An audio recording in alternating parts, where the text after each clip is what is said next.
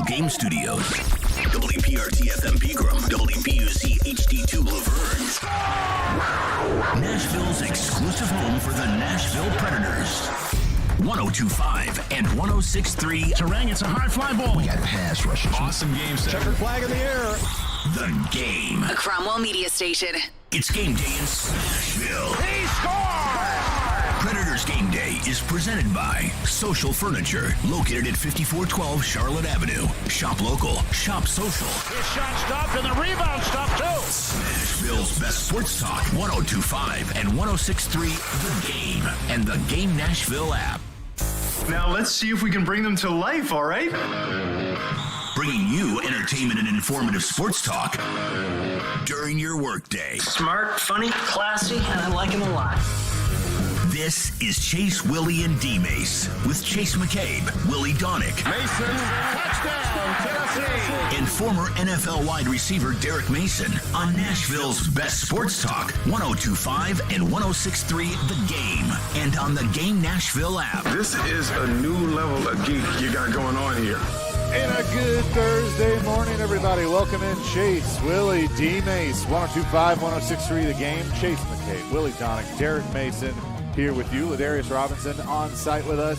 Nick Keyser is back at our Hillside Medical Game Studios. And look, guys, I can already tell you in the first 30 seconds of this show, in the words of Derek's former teammate Ray Lewis, we are pissed off for greatness today. Oh, yeah. There is no doubt. Nick is feisty this morning. Woo. He's feeling the cold brew. I had to sit in the cold with Ladarius for like 30 minutes, so I'm feeling it. Yeah, we are ready to rock and roll. The Predators taking on the St. Louis Blues tonight. And what I'm going to dub a very important game because, quite frankly, this team needs to get off the schneid, and hopefully they can do that later on tonight. Titans taking on the Texans this weekend. Will they have quarterback Ryan Tannehill available to them? I'm not feeling great about it, but who knows? Yeah, who does? Hey, so I saw Willie's old school, what do you call it, a notebook sort of binder. It's a manila folder. Yeah, the old school ones with the metal little swirly things. His blue notebook. Yeah, I got the spiral. I got the spiral notebook. Yeah. That's so just old for school, some everyday stuff. So I thought that was the holy grail of books, which means I thought that was the Silly Underdogs books. He said, no, that's not the Silly Underdog. So he pulled out the actual Silly Underdogs holy grail book. And you remember Pulp Fiction when they opened up the I'm going to show it to the people. When the briefcase at the end. When in Pulp Fiction, when they opened up the briefcase, that light came out. Yeah. When Willie pulled it out, that light was like, ah. And Derek says, we good? Yeah. Willie, we good? Oh, we good. Yeah, this is like. We happy. We happy. That's what it is. We happy? Come on, Yolanda. Come on, Yolanda. We happy? Work with me. We happy. This piece of paper right here, this vanilla piece of paper, or what do you call it? Folder. Yeah, the manila folder. This is worth a lot. See, those were the type of folders that my teachers had with all my bad grades, all my bad papers that were marked up. They had the McCabe file. They had the red mark. Yeah. Yeah. That's what they had. But this is I got a chance to touch it. Those are the official records. Those are official. Do you keep all your records, Willie? All your Silly Underdog records? Silly Underdog records, and I do the Preds games with that. That's my cheat sheet. He does. I put the chart out. Okay. I handwrite the chart. I don't a lot of people use it on the computer. I go old school. I think if you write down your notes and stuff, it's easier to remember than type them into the computer. That's been for me anyway. So I got my color code. We're not doing the game tonight. It's ESPN. We don't get to do the home games. Seriously? Seriously. Like, I was going to ask, do you guys ever get to do home games? We've done one home game so far. Yeah. And we're 1 for 4. Yeah. Man. Yeah. That's not cool, man. We got to talk about that. Well, we'll get our people on. Get them out of the way early. So it is a Preds game day, and it's all presented by our friends over at Social Furniture on the west side. Love those people. Stop by Social Furniture this weekend to get your home ready for the holidays with package deals on new living room, dining room, and bedroom sets. I could use that, actually. Shop now at Social Furniture on the west side. Chase McCabe, Willie Donick, Derek Mason with you. All right, so let's talk about Ryan Tannehill. So the injury report comes out yesterday, and it was long. It was long for It the was Titans. very long. Not David Long. No, not David Long. Just very long. He's on it, but Torrey Carter, Jeffrey Simmons, Ryan Tannehill, Rashad Weaver, all did not practice. And I believe yesterday was like a walkthrough. Okay, kind of thing. yeah. But look, we got a peeper into the window here. Who we got? Big Joe Dubin. Big Joe hanging out. We're in a fishbowl. Yeah, we are in a fishbowl. But Dang it, he left. Aaron Brewer, Dylan Cole, Morgan Cox, Nate Davis, Bud Dupree, Ben Jones, David Long were limited. Zach Cunningham, Joe Jones, full participants in practice. But the big one to me is Ryan Tannehill. He did not practice. He did speak to the media. Now, I don't know how you guys feel about this, but if a guy's hurt, but they let him talk, that actually makes me feel better because you know, if you let him talk, then that kind of makes me think, okay, well, he might play. If he's not going to play and you already know he's not going to play, he's not going to talk. Do you guys buy into that? I thought about that, and then he comes in without the boot on, not a real visible limp, but these are all, to me, this is a little bit of cat and mouse. I'm keeping my hand close. I'm not playing my hand. I just don't think they know right now because he said he'll probably be limited today, and then he's on the injury report as did not practice. Right. So he was asked about it, and he said it doesn't feel that great. Well, and Joe specifically said, is it a high ankle sprain or a regular ankle sprain? And he said, it's an ankle sprain. I'll leave it at that. Which it's tells a sprain. you it's. I'm sorry. I'll leave it at that. I should have done that better. I was setting up a clip, and then they started talking. Let's try this again. Tannehill was asked yesterday about the ankle and how it felt. I don't know what I expected. I didn't plan to feel too good after the game, and I didn't feel too good, and we're heading in the right direction. There you go. Hold Gives on. us nothing. That wasn't he said, did y'all listen to what he said? He said, I didn't expect to feel too good after the game, and I didn't feel too good, so we're making progress. Huh? I don't know what I expected. I didn't plan to feel too good after the game, and I didn't feel too good, and we're heading in the right direction. What does that even mean? Well, there's nowhere to go but up. It's the ceiling. Every day it gets a little bit better, but. Derek, you and I think are in the same thing. I think we're a little skeptical that because if he plays, I'm concerned that he won't be able to move around the way he needs to be able to move around. And so I think you have to weigh that. What is it going to look like? As Herm Edwards always says, I know you can start the game, but can you finish the game? Exactly. And so you have to have plan A, plan B. As Mike Vrabel said when he was asked about Logan Woodside, do you keep a third guy? He goes, there's a lot of scenarios. And I think he's right. He's got to be weighing a lot of different ways this could go. My thing is if he feels as if Tannehill needs to play this game, regardless of – unless he just can't walk, but if he still puts him out there knowing his limitations as far as moving in the pocket, that says something about what Vrabel thinks about this team in this season. Because if it's the case, he thinks they need this game desperately. They can't afford to lose it. Sure. Which I don't think they can. Yeah, and they need Ryan out there through hell or high water. He needs to be out there, and we're going to do whatever we need to do to protect him. The only way you do that is run the ball 50 times. Because as soon as you drop back, you expose him to being, hit from the blind side or hit up the middle or, tackle, one of the tackles falling on him again. I mean, Chase and I was talking about this right before the show.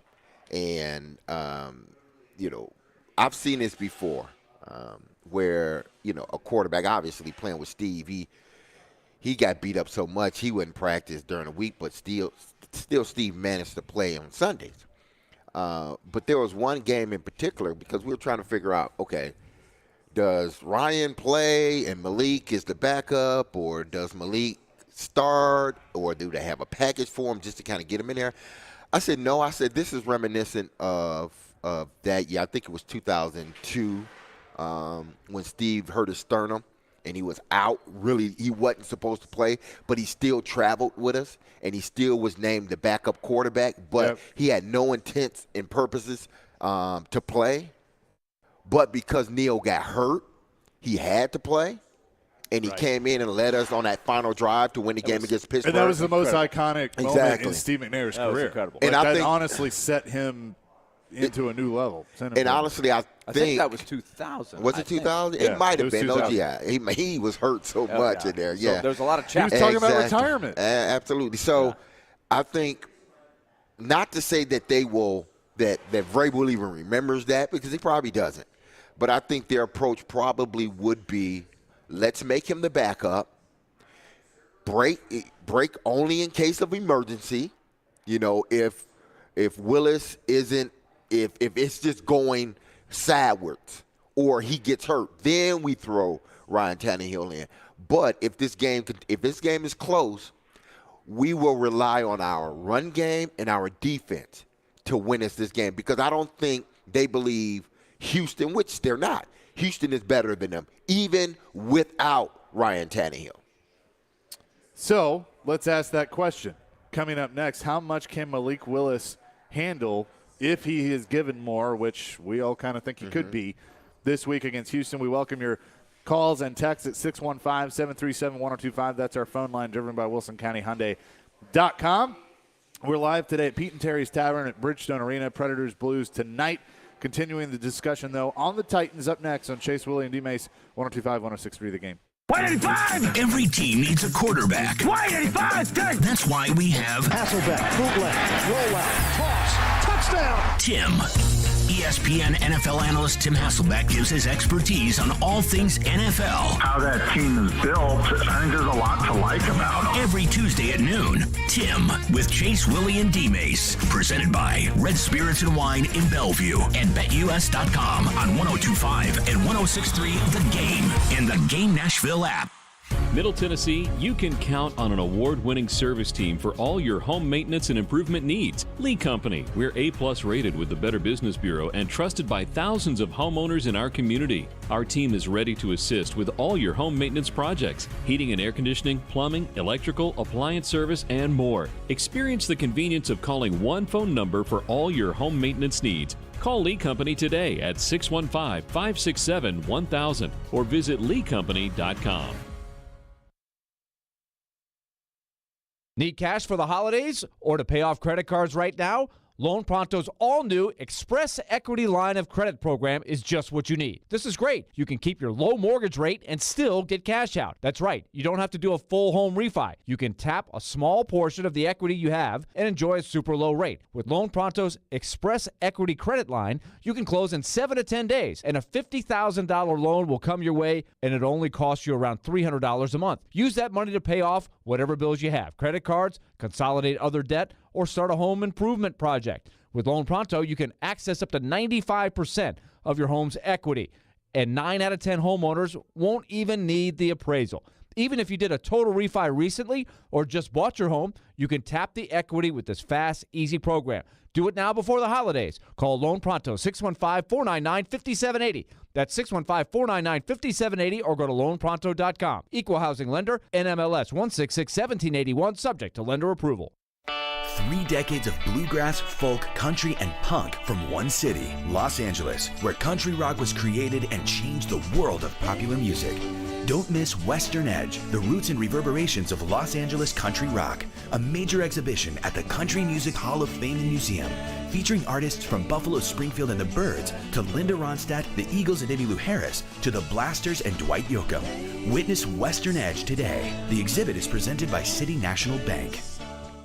Okay, who's excited for a little Thursday Night Football? Oh, yes, you should get excited if you have FanDuel, America's #1 sportsbook, because you can start NFL Week 8 off right with a no-sweat same-game parlay. Does not matter if you're new to FanDuel or if you have an account. You're going to get free bets back if your Thursday night same-game parlay doesn't hit. These parlays, of course, are the perfect way to combine bets for a bigger payday. Looking at a little Bucks-Ravens, oh, man, I got to say, first of all, I'm big on the under on this game after watching the Bucks offense. I'm big on Brady under passing yards, too.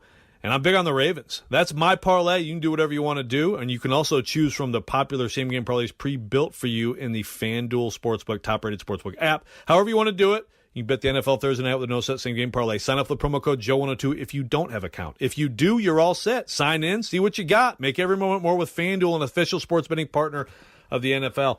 Must be 21 or older and present in Tennessee. 3+ legs, minimum dollar bet required. Refund issue is now available. Free bets expire 7 days after receipt. Max free bet $5. Restrictions apply. See turnsportsbet.fanduel.com. Gambling problem, call the Tennessee Red Line 800-889-9789. I love this show. Never miss a moment of the show. Okay, all right, okay. Subscribe to the Chase, Willie, and D-Mace podcast on iTunes, Spotify, and wherever you get your podcasts. I'm ready to step this up a notch. You're listening to Chase, Willie, and D-Mace on 102.5 and 106.3 The Game and on the Game Nashville app. Is there a scenario where Woodside might have to be considered a practice squad elevation for Sunday?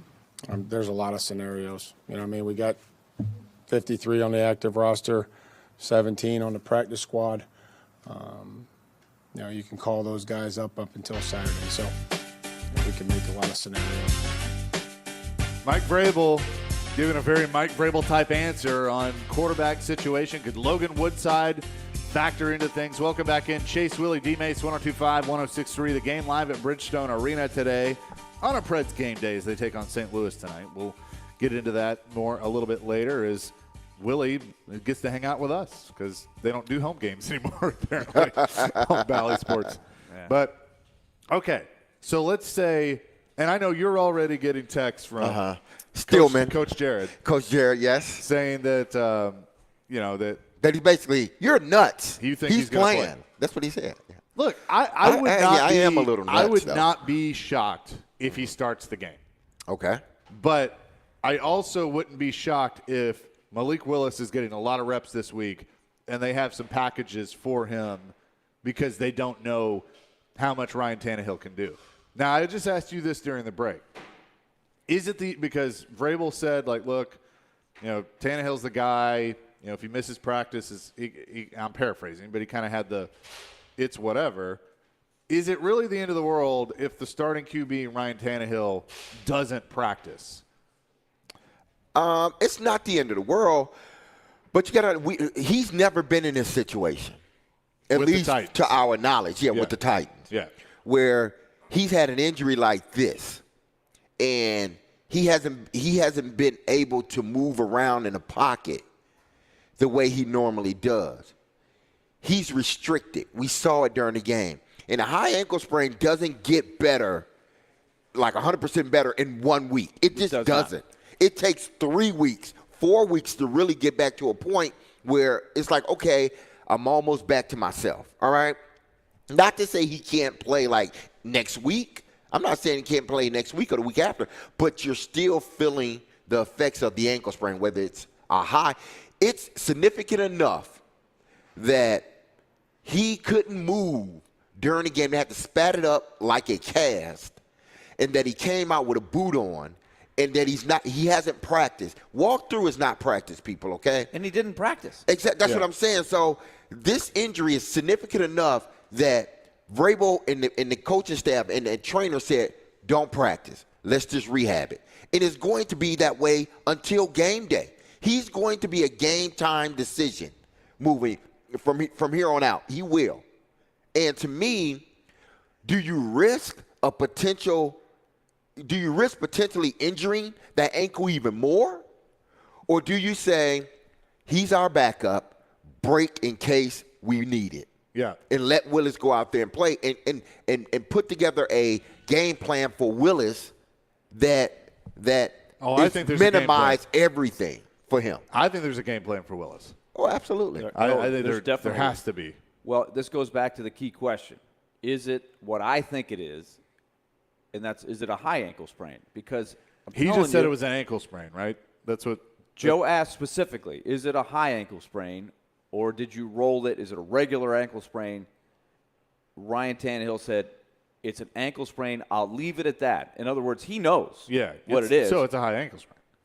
Well, the way that Petit Frere fell on it, it twisted it like a high ankle sprain happens. Yeah. Okay? That's all I can tell you.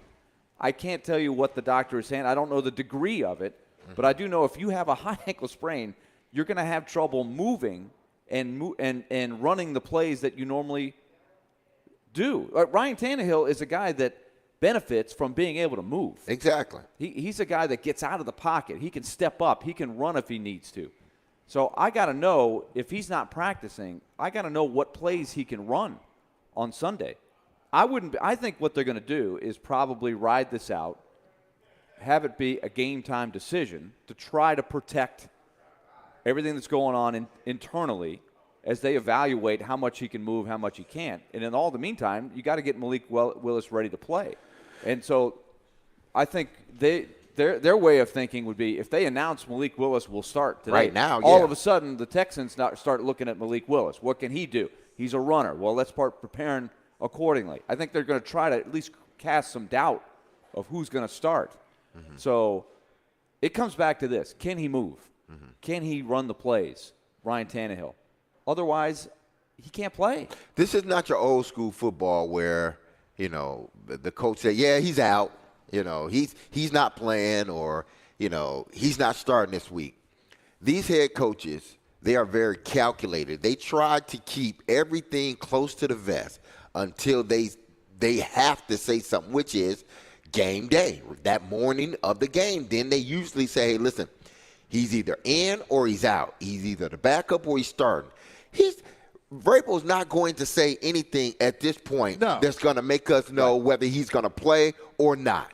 Of course not. And the one thing you can't see on the replay, you can't see how much it really twists in a high ankle sprain motion. So it may not be as bad as, say, Mac Jones. You watch Mac Jones, and you knew it was, it was pretty bad. But the way that high ankle sprain, it happens really quick. It's that action, and all of a sudden you wince in pain. You feel it right away, and then you start going on it. Your ankle just doesn't push off. Yeah. It's different than the way you roll it. Now, Jeffrey Simmons didn't practice yesterday. No, either. That's a concern, but too. But he rolled the ankle. But if you look at that replay, he rolled it pretty good. Mm-hmm.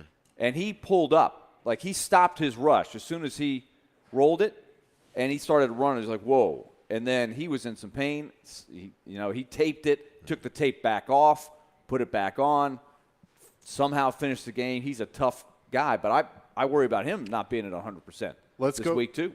Let's go to our text line, driven by WilsonCountyHonda.com. Terry in Clarksville says, here's the question. Can they win without Ryan? If the answer is yes, let him sit. I think they're better than Houston. I think, they play close games. I think they could beat Houston because it will be all up to their defense to take care of it. And you got Houston runs the ball really well, but they don't. Other than that, they don't do anything particularly, outstanding other than running the football. So you have your defense.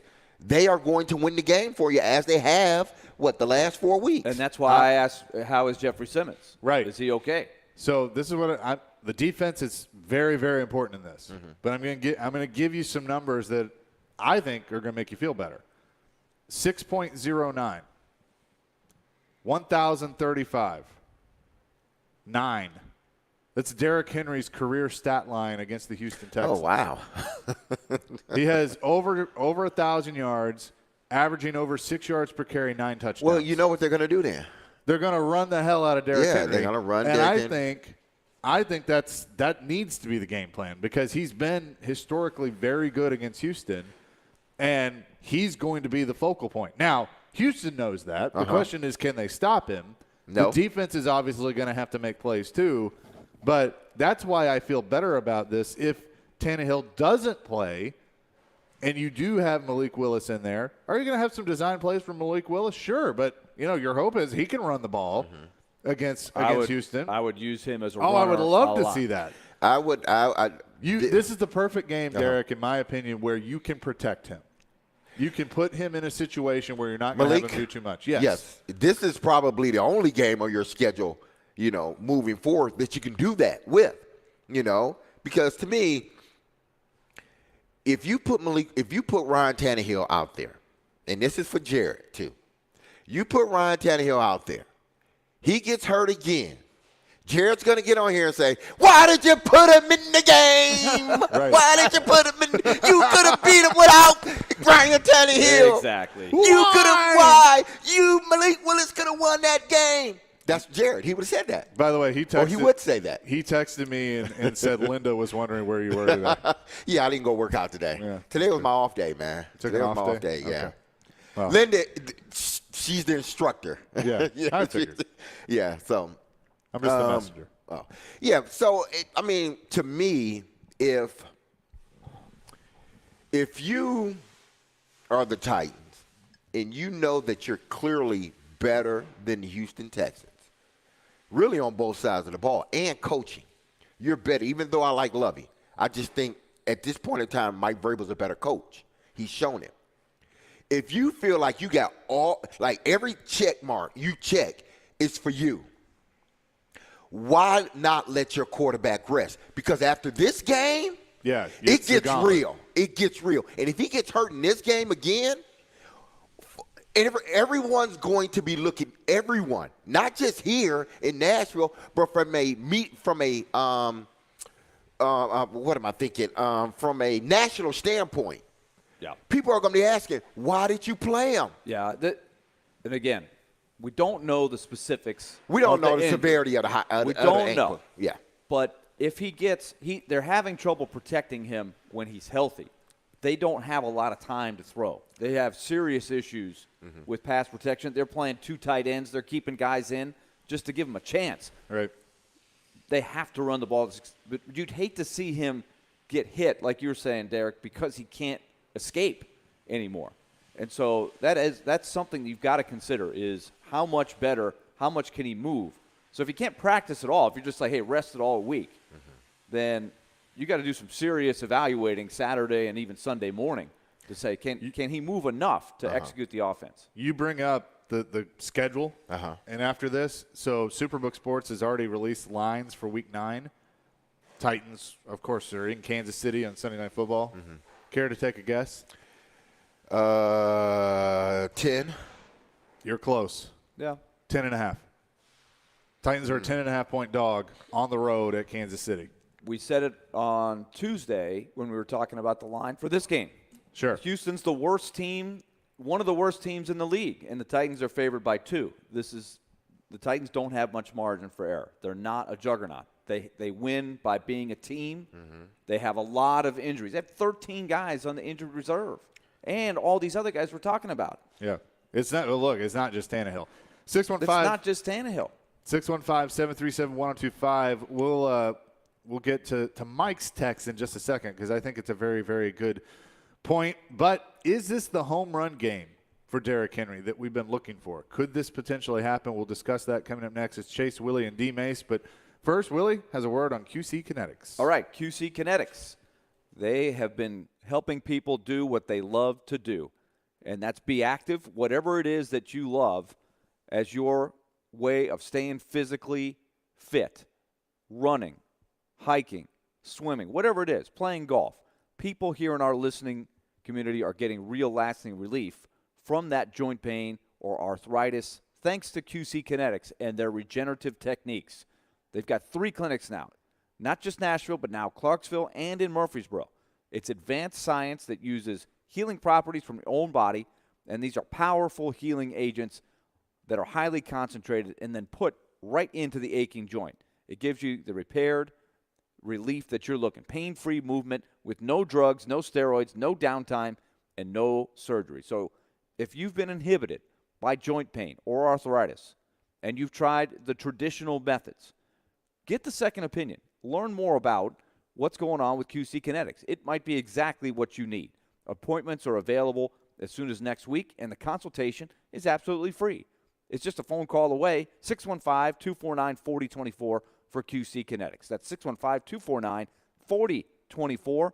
That's 615-249-4024. Hey, I'm Ryan Johansson, and this is Smashville. Back to Johansson, and Johansson tips it in with one hand on the stick. You're listening to the flagship of the Nashville Predators radio network, ESPN 102.5 The Game. Now is a fantastic time to sell in Nashville, but you can't do it without the intel. And no one has better intel than the Gary Ashton team. You may be wondering, what is this intel I keep hearing about? Intel so you can sell your home without any staging or showings. Intel on where to find your next home so you can sell your current one while the market's hot. Intel that helps you win the buyer battle and cash in on your home equity now. Everyone else is getting the same information and competing for the same properties. GaryAshton.com gives you the edge with the best real estate intel in Nashville. No one else even comes close. Plus, the Gary Ashton team is the official real estate agent for the Preds. Get the confidence to sell your home and find your dream address without the stress. Call the Gary Ashton team with RE/MAX Advantage today at 615-301-1650 or visit GaryAshton.com. And remember, don't sell without the intel. This is for the men who never settle, the ones who believe only quitters end a game in a tie, the type of guys who choose the bar with the biggest TVs to overcompensate for theirs at home. This is the Lodge mentality. This is Twin Peaks. There's no place like the #1 sports bar to finish out baseball season. Which team are you batting for? Twin Peaks in Cool Springs. Made from scratch food, signature 29-degree draft beers, and all the scenic views. When it comes to procuring my adult beverages for the big games, I saddle up and head to Red Spirits and Wine. Red's titanic selection of beer, wine, distilled spirits, and cigars is second to none. And Red's Cracker Jack crew always delivers a winning combination of service and value. There's no two ways about it. Red is top of the range. Open 7 days a week at Highway 70 South in Bellevue. And check us out at redspirits.com. When joint pains cause you to sit out on everyday activities, it's time to make an appointment with Dr. Matthew Beal at Houston Clinic Orthopedics. Dr. Beal can diagnose your problem and treat the joint pain for both surgical and non-surgical matters. Board certified and fellowship trained, Dr. Beal specializes in hip, knee, joint replacement, and adult joint reconstruction. Visit tn.houston.com to learn more about Dr. Beal and to book an appointment online. Houston Clinic Orthopedics, when experience matters. Jonathan Hutton. You have to put the ball in his hands in that moment. And Chad Withrow. My kicker's making no decisions on a football team. Are in the game. Join them for NFL postgame after every Titans home game. Live from Landshark Bar and Grill in Margaritaville on Broadway. They'll break down that day's game and look ahead to the next one. NFL postgame is presented by Two Rivers Ford, Renter's Warehouse, and Superbook Sports on 102.5 and 106.3 The Game and the Game Nashville app. What's happening in Nashville? This is Scott Van Pelt. You're listening to Nashville's best sports talk, ESPN 102.5 The Game. Has done particularly well running the ball against Houston, that Derek has had the big days he's had against them? I mean, just trying to get on guys, cover them up, and we've had, that's not going to help us run the ball this week. I mean, we've got to make sure that we're handling, Lopez, Collins inside, fast linebackers, multiple schemes. They've pressured us. They've brought backers up on the line of scrimmage, and so that's our focus is on how we can continue to do it, not what we did in the past. Mike Vrabel talking about the Titans' run game as they have had success specifically with Derrick Henry in the past against the Houston Texans. Welcome back in. Chase, Willie, and D-Mace, 102.5, 106.3 The Game, live at Bridgestone Arena today, discussing this matchup between the Titans and the Texans, and that, is this the home run game for Derrick Henry?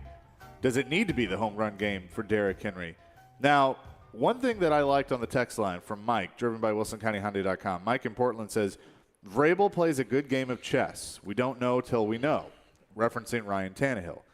I think this is where the Titans have a huge advantage and why they're in the position that they're in atop the AFC South right now, because I do think I agree with that text. Mike Vrabel is one hell of a chess player. Like, you listened to his whole press conference yesterday, he didn't tell you anything.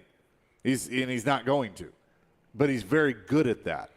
And that's something that – and then we also know that how he can rally his troops like he's done, and he used 91 players last year to get them the number one seed. They got players that are beat up again this year and guys on injured reserve, and they're leading the division right now. So the Mike Vrabel factor is a real one in all of this. Yeah, it is. And you don't expect him to give you anything. I mean, it doesn't benefit his team that he would come out on a Wednesday or a Thursday and say, hey, listen, our quarterback's not playing. He's dealing with this ankle sprain. He's not playing this week. We're going to hold him back. That doesn't benefit anybody. Actually, it helps Houston because now they can, game plan for Malik Willis or whoever else. So he's going to keep it close to the vest. Again, I just think it's going to be a game-time decision. But if he – because you're going to be able to see Sunday whether he is able to go or not, because you're going to see him warming up. He's going to try to warm up before anybody else gets there. He's going to do whatever he needs to do in the locker room, so once he come out, his body is warm and he's ready to go to try to see if he can play in the game. But it's just going to be a game-time decision to me. And,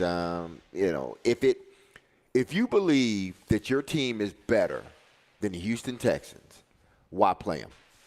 Sure.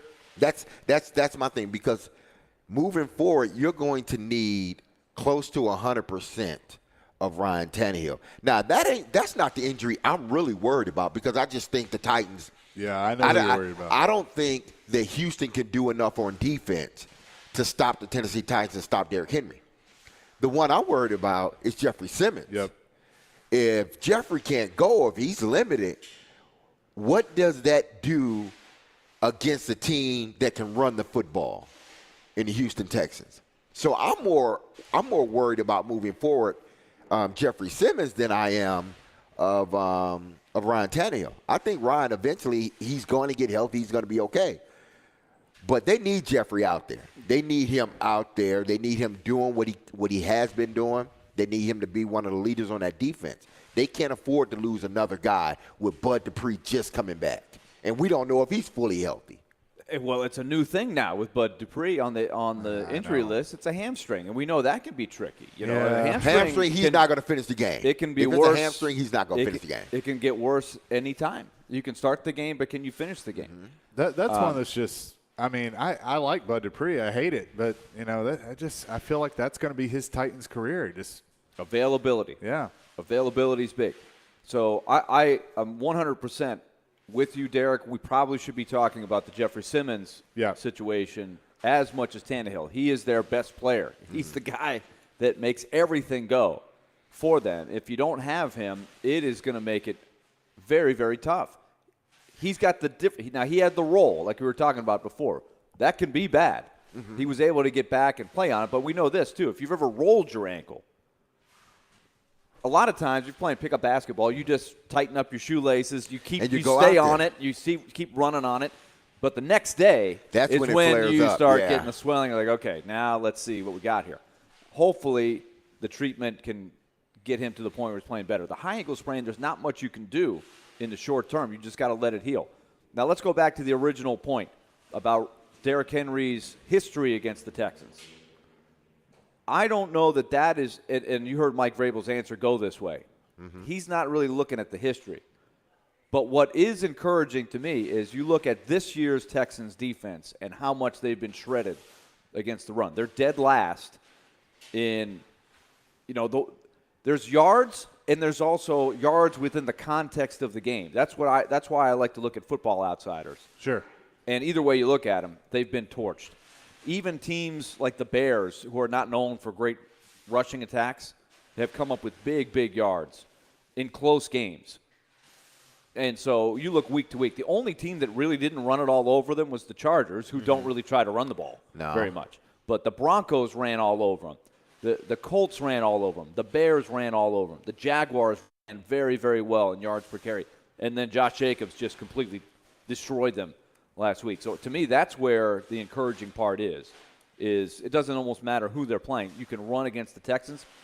The key is to stay in the game, don't fall behind, and slowly but surely, hopefully, take advantage of your drives, run consistently, hold the ball, and win the way you won last week against the Colts. You may not have to throw it more than 20 times, regardless of whether the quarterback is Tannehill or Willis. So what would be the number of carries for Derrick Henry to make you feel like, okay, they got this? It all depends on if he gets those explosive plays. Now, if he gets, 2 or 3 of those explosive plays, which means 20 yards or plus, then I don't think he needs to run the ball 35 times. But if he's just getting, 7, 4, 3, 10, they need to get him the ball 35 times. This needs to be that type of guy. Well, and that can play into your decision on Tannehill. If I go into the game and I'm thinking, okay, Tannehill, he can't move. Okay, we got to get through this though. You can call the game as long as you don't fall behind. You can call the game a certain way. You don't call any plays where he's got to drop back 7 steps and wait because there's going to be protection issues even regardless of injury. But also you don't want to ask him to have to dance around and move. So it's play action. It's hand the ball off. It's quick hitters. And if you don't score, punting is okay. You may not have to score 30 to win this game. I'm telling you this. If they put him out there and he shows any sign of being restricted, Lovie Smith will blitz him until he can't blitz him no more. Yeah. And then what do you do? Yeah, and you've got to cheat. They got to cheat up to stop Henry anyway, exactly. Right? That's what everybody does. does. They're going to blitz, and this offensive line can't handle a consistently blitzing team coming from every angle. That's why I said if you can sit him, let him have the week off because you should win this game anyway. You would think that they're going to dare them to try to beat us deep. Sure. Try to beat us deep. Try to win the game by throwing the ball deep. We don't think you have the weapons to do it. That would seem to be the scouting report on the Titans. I have another offensive option that we haven't talked about yet that I want to get your guys' thoughts on. I'm not coming out of retirement, okay? Not you. No, I don't. I mean, I know this would be the Derek Mason revenge game against Houston, but I'm going to say probably not. But we'll bring that up coming up next. But catch the Eddie George Show featuring Jonathan Hutton on 102.5, 106.3 The Game, Monday at 6, live at 6 in Peabody. The Eddie George Show is brought to you by the Low T Centers and Zander Insurance. Zander gives you more options, and more options means more savings for you. Free quote at ZanderInsurance.com. And I have it on good authority that there could be a pretty special guest Monday night if certain things happen for the Eddie George Show. More coming here, 102.5, 106.3 The Game.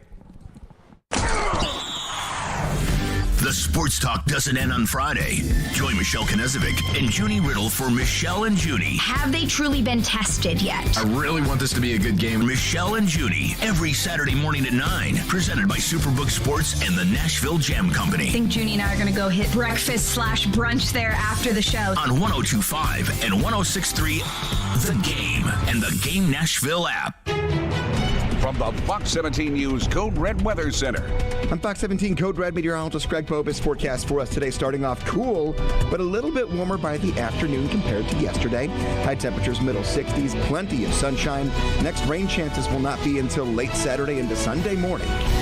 Brought to you by Hiller Plumbing, Heating, Cooling, and Electrical. Call the Happy Face Truck today. How can a half-carat diamond magically grow into a 2-carat diamond? With Genesis Diamond's 110% diamond upgrade guarantee. Our trade-up policy is the best in the United States. That's Stasia at Genesis, explaining how if you buy a diamond today and want to trade it in for a bigger one next year, Genesis always gives you back your original purchase price plus an extra 10%. We will gladly give you every single penny you paid for the diamond plus an extra 10%, which is amazing. No one does that. As a real-life example, take Stasia's customer Paul. When he first started, he got a half-carat, and then as he became more successful, we rewarded him. He came in and he got a 3/4 carat, and then he's traded for a carat. I'm sure I'll see him this year for 1.5 carats. As they grow and change and become more successful, their engagement ring can grow with them also. And there's no catch, no minimum trade-up requirement, and it works on diamond studs and diamond pendants as well. You get every single investment dollar you put into the diamond, you will get an extra 10% towards the new diamond. Genesis Diamonds and luxury pre-owned Rolexes. You can trade as many times as you wish. Continuously voted best jewelry store and best place to buy an engagement ring. Green Hills and Cool Springs. The Parker Store at 1909 Nolensville Road in Nashville is the Parker Factory Authorized Store for your Parker hydraulic, pneumatic, water, and chemical hose needs. They stock metric tubing and hose connections to 42 millimeters in size, and they'll fabricate while you wait up to 6,000 PSI hydraulic hoses in a 2-inch size. Call the Parker Store at 615-248-8245 for all the Parker requirements you have. The Parker Store, 1909 Nolensville Road.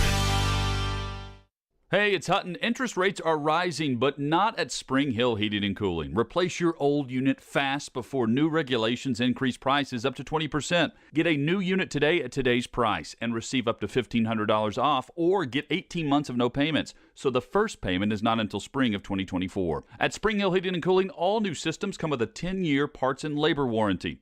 Schedule your appointment now at springhillac.com. That's springhillac.com.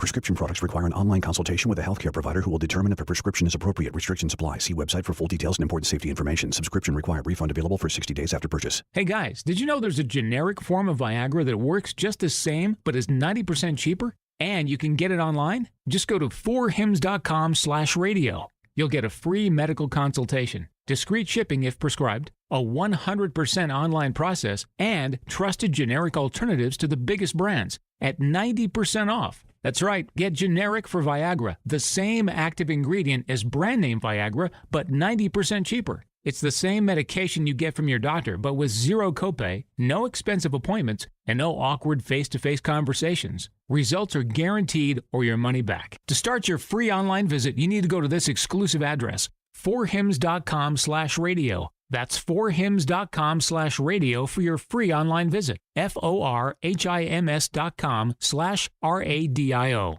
Robbie Stanley. They get a lead in that game and just totally close the door. Joe Rexrode. If he plays next year, it's disastrous. Robbie and Rexrode. Mornings from 6 to 10 on Nashville's best sports talk. ESPN 102.5 and 106.3 The Game. And on the Game Nashville app. This is Chase, Willie, and D-Mace on 102.5 and 106.3 The Game. And on the Game Nashville app. You mentioned turnovers. I know you talked a lot last year about the defense getting more takeaways. You had 3 last week. Obviously, the goal line interception the game before that. How pleased have you been with your defense's ability so far to take the ball away? Well, I think it's the awareness is the most important thing.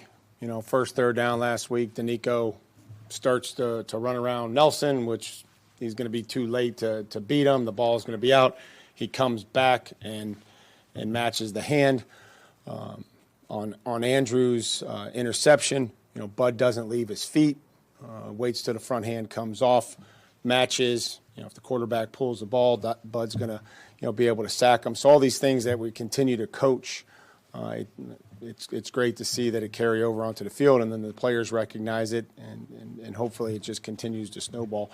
You know, Roger stabbing and not swatting, all these things that we try to preach. Mike Vrabel talking about getting takeaways on defense for the Titans. They'll take on the Texans this weekend. Chase, Willie, D-Mace, 102.5, 106.3 The Game. We're live at Bridgestone Arena today. We'll get into the Preds and that matchup against St. Louis here in a little bit after morning skate, see how the lineups look. But before we get into the actual defensive side of this, and you know, we've talked about Jeffrey Simmons. You know, he's that's the worry. You know, is he able to go? There's something offensively that I would be curious about if the Titans were able to run this. Let's say Malik Willis is the starter. Would you not, and you want Derrick Henry on the field, but would you not have some packages with Dontrell Hilliard and run some RPOs with Willis and Hilliard? Because I feel like against a team like Houston that is relatively inept defensively, that could catch them off guard and really help you offensively.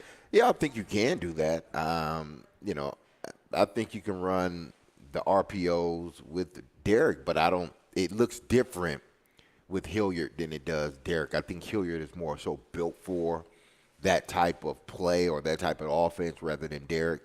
Not to say he can't do it, but I think that's more so for Dontrell Hilliard.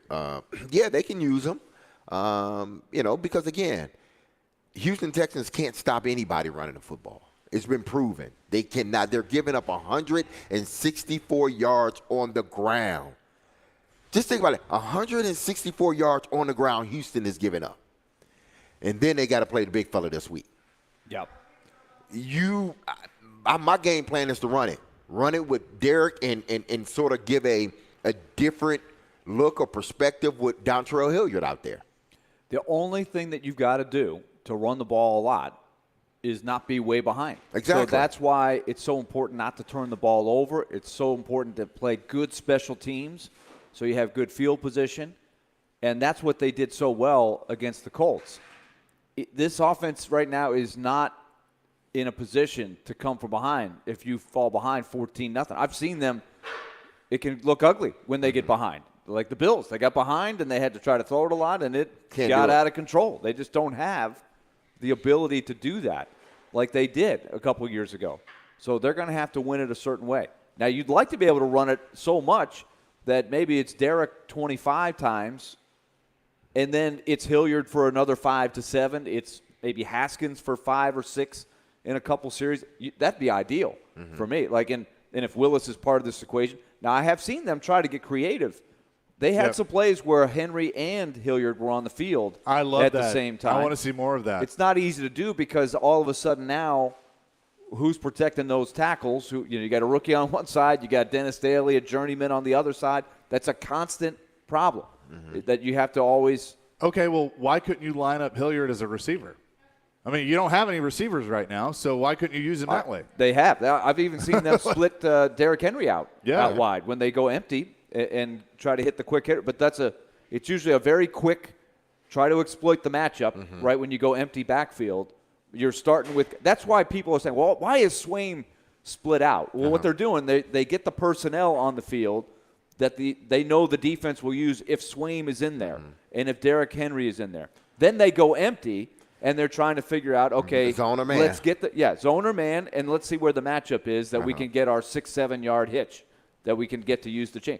I mean, it's a 10 yards at a time mentality. If you put in your 5 best receivers, the defense would have a different personnel grouping in there. Well, they don't have quote unquote 5 they best don't. receivers. They just don't. They got one maybe, and the other one's hurt. And one of them didn't catch a pass last week. Exactly, and one, you're right. So.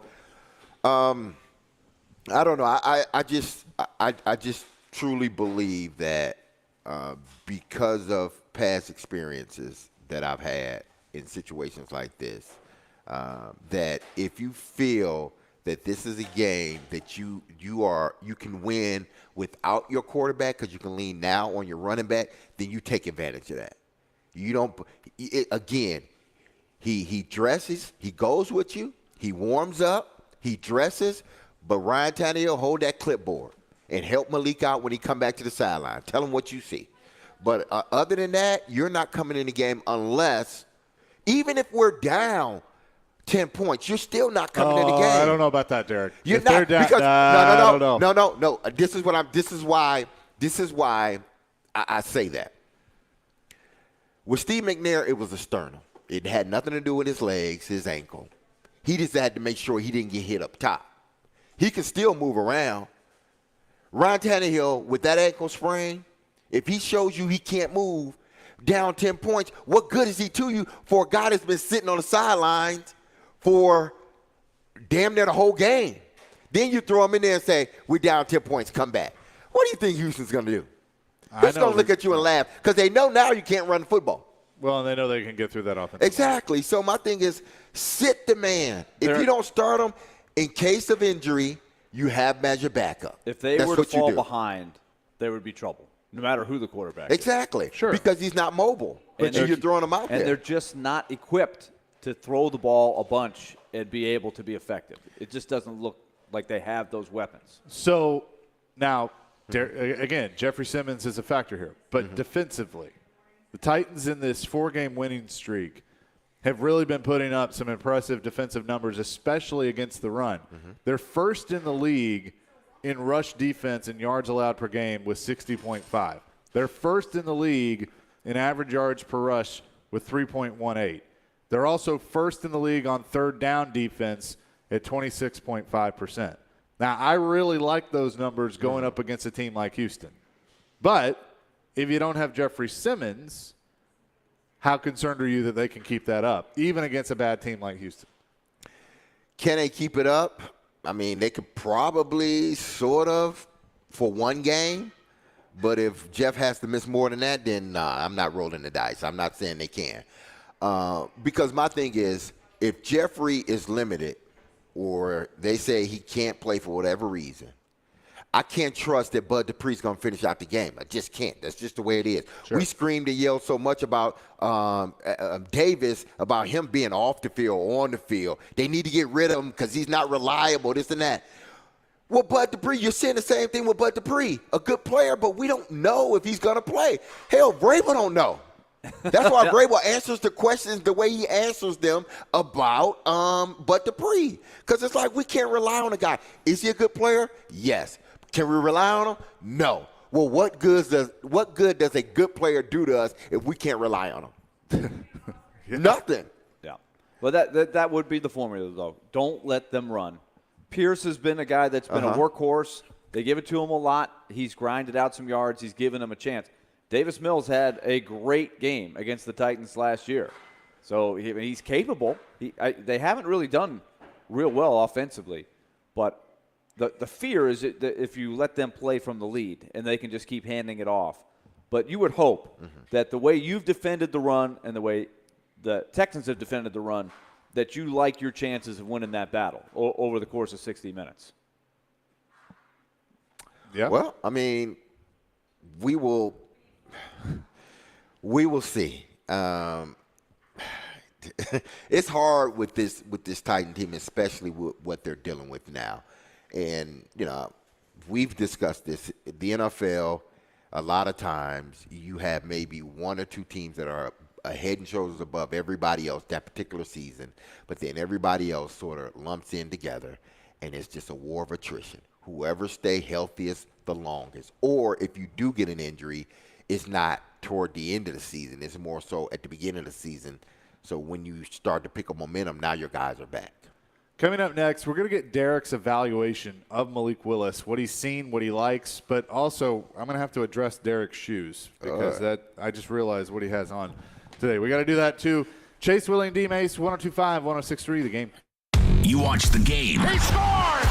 Philip Forsberg! We talk the game. Philip Forsberg stays here in Nashville. Hearing the deal is done. 8 years, close to $70 million total. We are the game. Nashville's best sports talk. 102.5 and 106.3 The Game and the Game Nashville app. ElectronicExpress.com. We make it happen. Preds fans, you coming out for tonight's big game? The pre-party action is at Landshark Bar and Grill in Margaritaville, steps away from Bridgestone Arena. Enjoy great specials like $3 off any appetizer in the bar area and $20 bucket specials on Bud, Bud Light, Mick Ultra, and Landshark beer. A sports TV viewing mecca, the Landshark Bar and Grill is a Lower Broadway must-see. That's the Landshark Bar and Grill in Margaritaville on the corner of 4th Avenue and Broadway. Stop in before the Preds game tonight.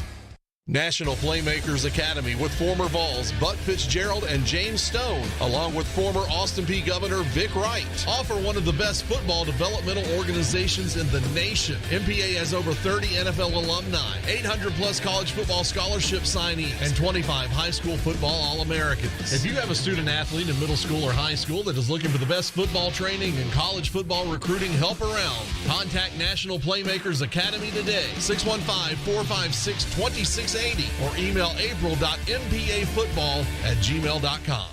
Hey everybody, Big Joe here for Apple Collision Centers. And I'm always on the go, but the distraction that an automobile accident causes could even slow my pace down to a stop. But my friend and CEO of Apple Collision Centers, Stan Harrison, has a plan to get you and I back on the road and fast. We at Apple Collision Centers know you deserve the best quality service. We always recommend original equipment parts, and we use only the best Sherwin-Williams finishes. 3 convenient locations, Hendersonville, Gallatin, and Oak Hickory. And you can always visit us online for your estimate needs at applecollisioncenters.com. Are you looking for Tennessee grown and crafted THC, CBD, Delta 8, Delta 9 products? Then float on over to ounceofhope.com. On top of the widest selection of luxury edibles and smokables, their customer service team is high quality and prepared to help select the right cannabis product for your needs. Their knowledgeable team will have you flying high with a smile. That's ounceofhope.com, made locally in Memphis. Ounce of Hope is Memphis Flyers' best cannabis shop 2 years in a row. Legal THC delivered to your door. ounceofhope.com. The Nashville Jam Company is already a super popular weekend breakfast and brunch destination. But with summer over, it's time to put the beach body away for a while. So for fall, they've expanded their offerings and added what they call the Meat and 3 menu. Yeah, cool weather and Southern comfort food go hand in hand. And the stars of this show are the hefty meatloaf, Southern fried catfish, slow-cooked pot roast, fried chicken, Salisbury steak, and a slew of other rib, stick, and delicacies. And they have salads, too, if you're into that kind of thing. Come see the new menu Monday through Friday from 10:30 till 2. Joe Rexrode here for OrderGreen.com. Listen, to do the job I do, got to stay on the move at all times. Lots of travel, early mornings. Sometimes it can catch up with you, and when it does, I always enjoy natural and enjoyable ways to de-stress my mind and body. That's why I use a high-quality, wide selection of THC and CBD products from OrderGreen.com. It's not just me. Lots of my friends are on the bandwagon here, including a sick family friend of ours who has gotten great benefits. OrderGreen.com. You subscribe, you save 25% off shipments of gummies, or use promo code Joe20 for 20% off your first purchase. OrderGreen.com. From the Hillside Medical Game Studios, your Nashville Predators take on Central Division rival St. Louis. Coverage begins at 6. We are your home for Smashville. WPRT-FM Pegram, WBUC HD2 Laverne. A Cromwell media station. It's game day in Smashville. He scored! Predators Game Day is presented by Social Furniture, located at 5412 Charlotte Avenue. Shop local, shop social. His shot stopped and the rebound stopped too. Smashville's best sports talk, 102.5 and 106.3 The Game and the Game Nashville app. Now let's see if we can bring them to life, all right? Bringing you entertainment and informative sports talk during your workday. Smart, funny, classy, and I like him a lot. This is Chase, Willie, and D-Mace with Chase McCabe, Willie Donick, Mason, touchdown, Tennessee, and former NFL wide receiver Derek Mason on Nashville's best sports talk, 102.5 and 106.3 The Game, and on the Game Nashville app. This is a new level of geek you got going on here. Chase, Willie, D-Mace, 102.5, 106.3 The Game. We're streaming on Twitch, Twitter, YouTube, Facebook Live, all presented by the law offices of Amanda Gentry. You can also listen on the Game Nashville app.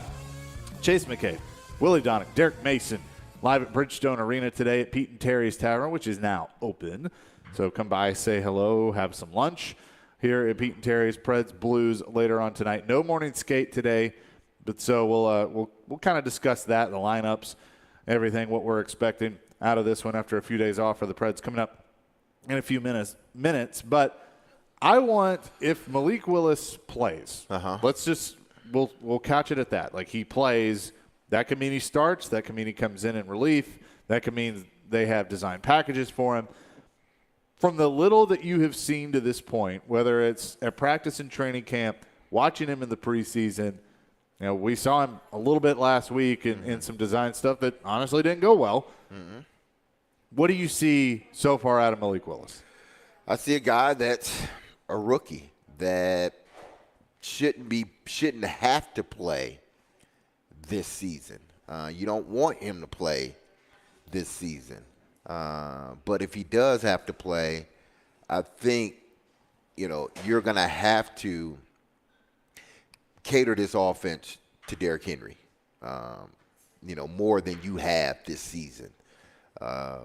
Can Malik make you a player too? I think he can. Matter of fact, I know he can. But even when he came in against Buffalo, you just saw the deer in the headlights, him just and every rookie goes through it. It doesn't matter who it is. They all go through it. Like, your first opportunity, because I remember my first getting in the game, my first chance during the regular season versus the Oakland Raiders, it was like my eyes were just huge. It was like, oh my goodness, like, am I lined up right? Am I doing this right? So much is going through your head.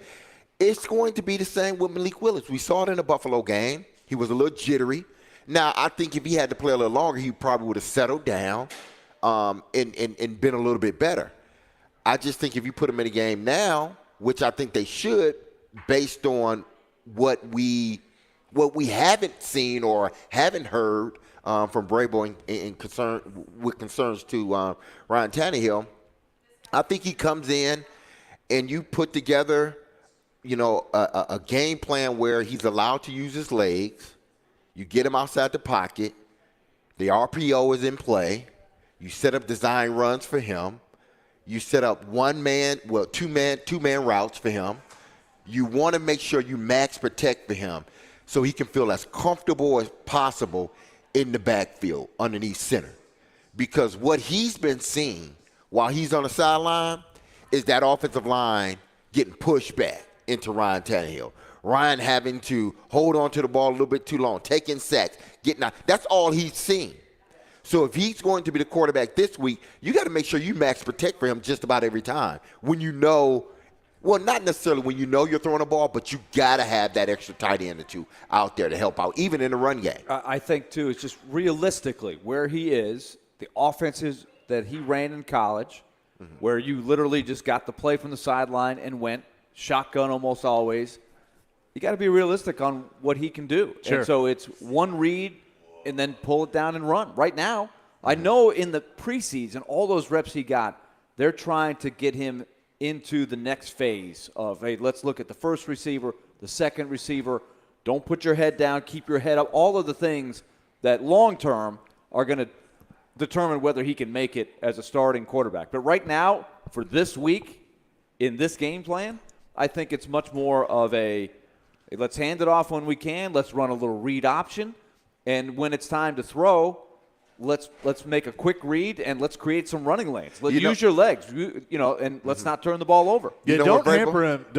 I agree. Use his legs because, that is a strength of his. You know what Vrabel needs to tell him? And I'm pretty sure if Vrabel knows there's a high possibility of him playing, I'm sure Vrabel has already told him in Downey, just play football. Yeah. Just play. Don't worry about – just go out there and play. Be yourself. If that means you don't see the first guy up and you run, then run. Do whatever you need to do to keep this offense on the field. And hang on to the ball. Exactly. So, this could be a stretch, what I'm going to say. But I do think this factors in. What did Mike Vrabel live in 2001? He lived Tom Brady, who was the third-string guy, a sixth-round pick, coming in and having to play because the starter got hurt, because Drew Bledsoe got hurt. Vrabel was a part of that. Vrabel was on that team. Now, this happens across the league, but he lived it. And now I'm not saying Malik Willis is going to turn into Tom Brady. That's not what I mean at all. But he's lived those situations. He's coached those situations that, hey, dude, play your game. We're not going to make it too complicated for you. We're going to go in there. We're going to build around you. We're going to play around you. Go do your thing. And he knows that his thing is being able to run the football. You don't make. That's why I was bringing up using Dontrell Hilliard, because he can have some safe throws out of the backfield. You're not going to ask him to sling it downfield too much. Now, as he gets comfortable, and if guys he might are getting take a shot or two, then you open it up for him. You say, hey, Todd, open up the playbook for him. But like you said, you have your plays that these are Malik's plays that he ran a lot at Liberty. You build the offense around him. That's what, and this is going to be a Todd Downing prove-it game if Malik Willis plays, because this is where you show how good of a coordinator you can be. Can you build around the guy? He's been doing it every week. He's been having to do it every week with no weapons. To me, the game plan is no turnovers for me, no turnovers for you. I think my team is better. We'll win. No turnovers for me, a couple turnovers for you. Now we're really talking here. I think the game plan is do not turn the ball over. Run the heck out of the ball. I don't care if the score is 10-7 in the fourth quarter. Just don't turn it over. They will crack. They've been cracking. They're a team that doesn't win much. Our team knows how to win. So I'm keeping my expectations up. I don't think I have to score a ton of points in this game. The number one priority, run the ball, do not turn the ball over. Well, this is where, the other players have to step up just a little bit. Even if Malik Willis doesn't play and Ryan can play, he's going to be limited. The mobility is not going to be there like it was in week 1, 2, 3, 4, and 5. This is where the receivers, the tight ends, they got to step their play up. This is where the offensive line has to say, listen, we can't let our quarterback get hit no matter what. We need to do whatever we need to do to make sure Ryan doesn't get hit. Because if he gets hit, now we might be subject to losing him for multiple games. So everybody needs to. It's a check yourself game. This is what this is.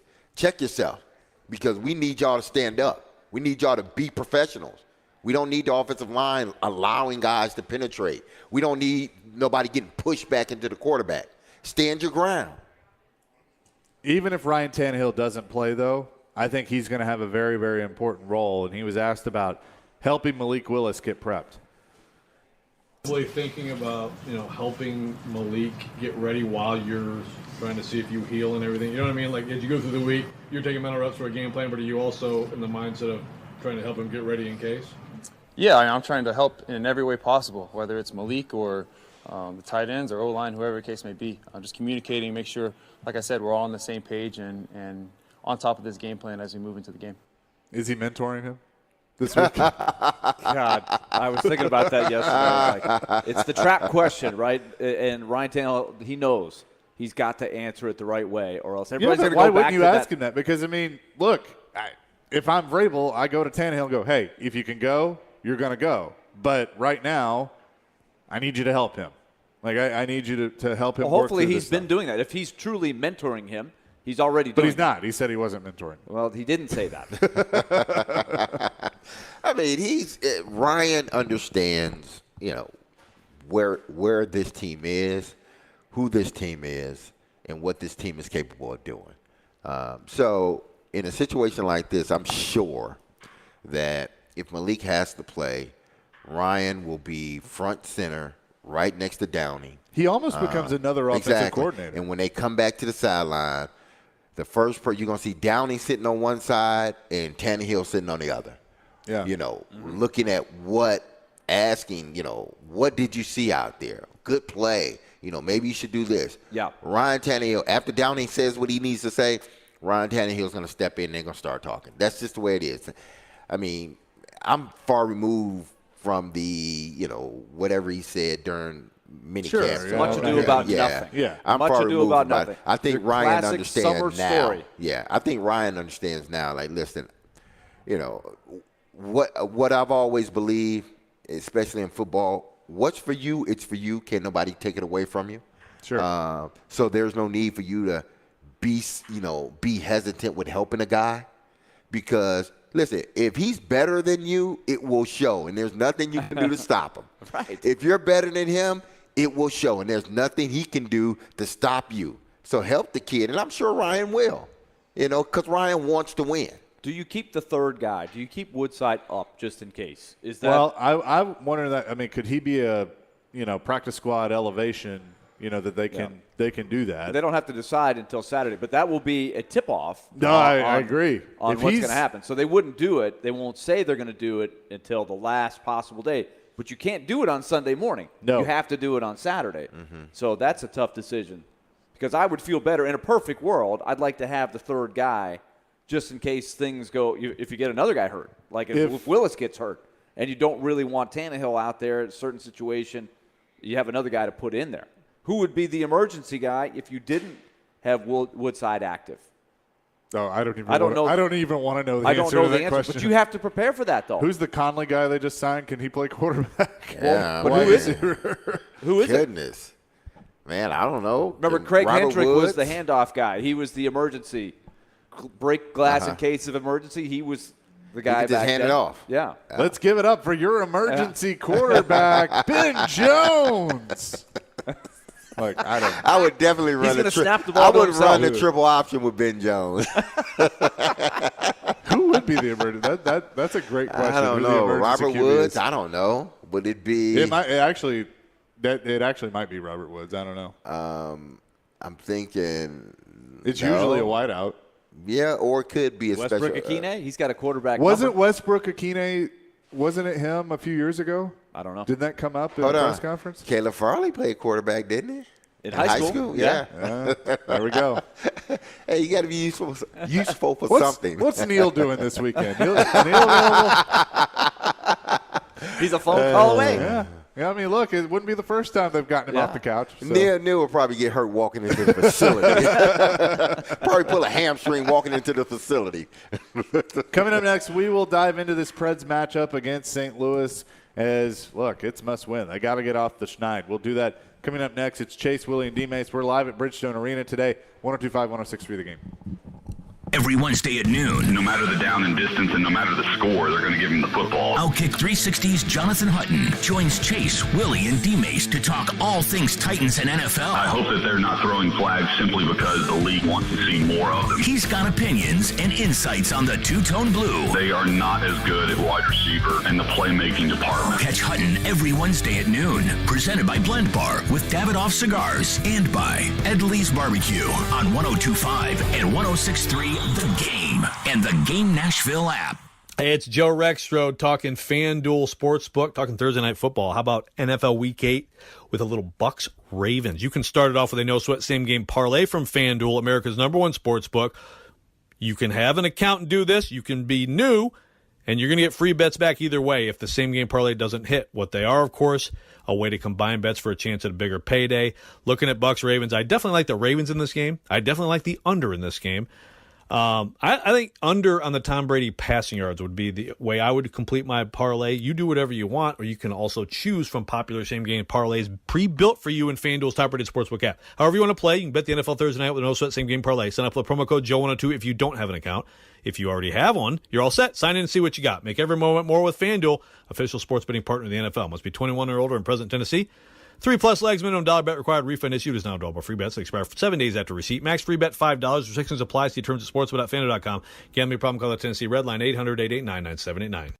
It's Quaz with Little Harvest, and I'm just having one of our Chicken Scratch American Pilsners. It's one refreshing beer and a good example of the German lagers that we craft right here in Nashville. Chicken Scratch is made with locally sourced raw white corn, giving it a subtle cornbready sweetness. And speaking of sweetness, Chicken Scratch's closest associate goes by the name of Deer Crossing Hellas, also a lager with a light, crisp body and golden color, and it won us a gold medal at the Great American Beer Festival. So be on the lookout for our craft lagers. And as always, thank you for supporting our little brewery. Need cash for the holidays or to pay off credit cards right now? Loan Pronto's all-new Express Equity Line of Credit program is just what you need. This is great. You can keep your low mortgage rate and still get cash out. That's right. You don't have to do a full home refi. You can tap a small portion of the equity you have and enjoy a super low rate. With Loan Pronto's Express Equity Credit Line, you can close in 7 to 10 days, and a $50,000 loan will come your way, and it only costs you around $300 a month. Use that money to pay off whatever bills you have. Credit cards, consolidate other debt, or start a home improvement project. With Loan Pronto, you can access up to 95% of your home's equity, and 9 out of 10 homeowners won't even need the appraisal. Even if you did a total refi recently or just bought your home, you can tap the equity with this fast, easy program. Do it now before the holidays. Call Loan Pronto, 615-499-5780. That's 615-499-5780, or go to loanpronto.com. Equal housing lender, NMLS 166-1781, subject to lender approval. Finishing jobs on time, never being idle, and powerful equipment. Meade has the John Deere excavating equipment and the smart grade technology solutions for you and your business. Power your business with a new, used, or rented excavator and get the performance you expect and service you can rely on. Call us today for the equipment built as tough and reliable as you, or visit us at meadtractor.com. That's meadtractor.com.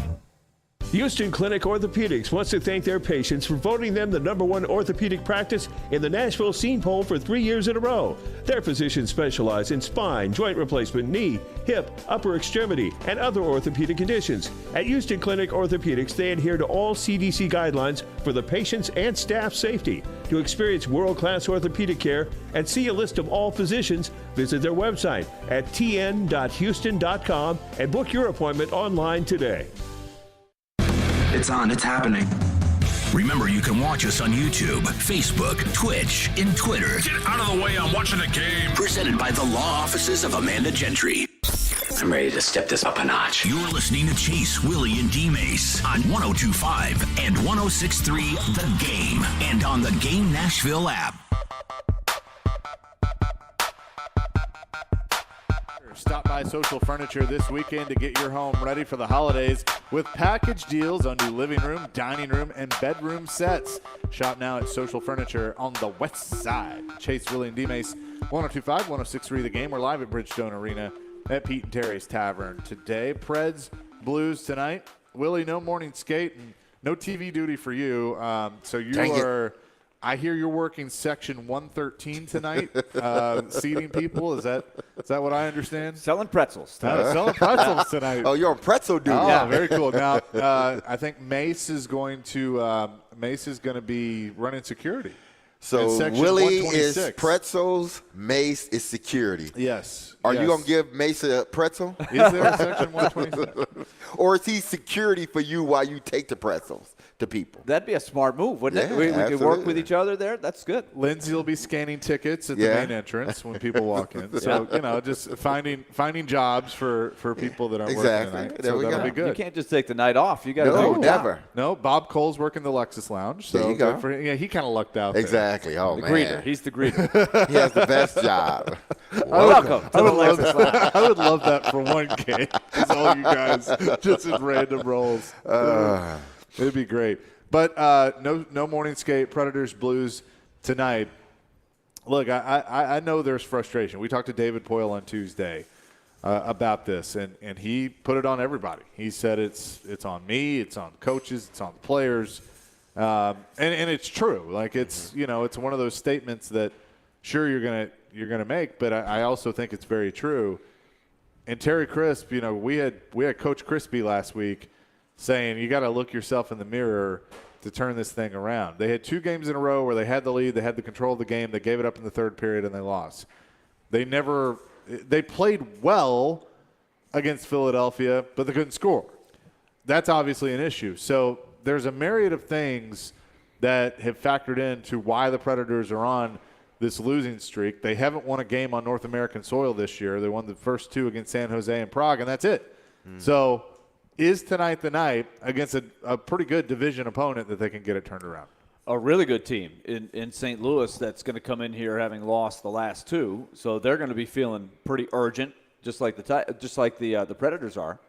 The Blues lost last night at home to the Oilers in a game that could have gone either way, pretty even in chances.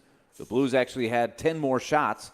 The Oilers, what's been their question mark a lot over the years, goaltending. They got a great game from their backup goaltender last night, a great game. So that was a huge lift for Edmonton.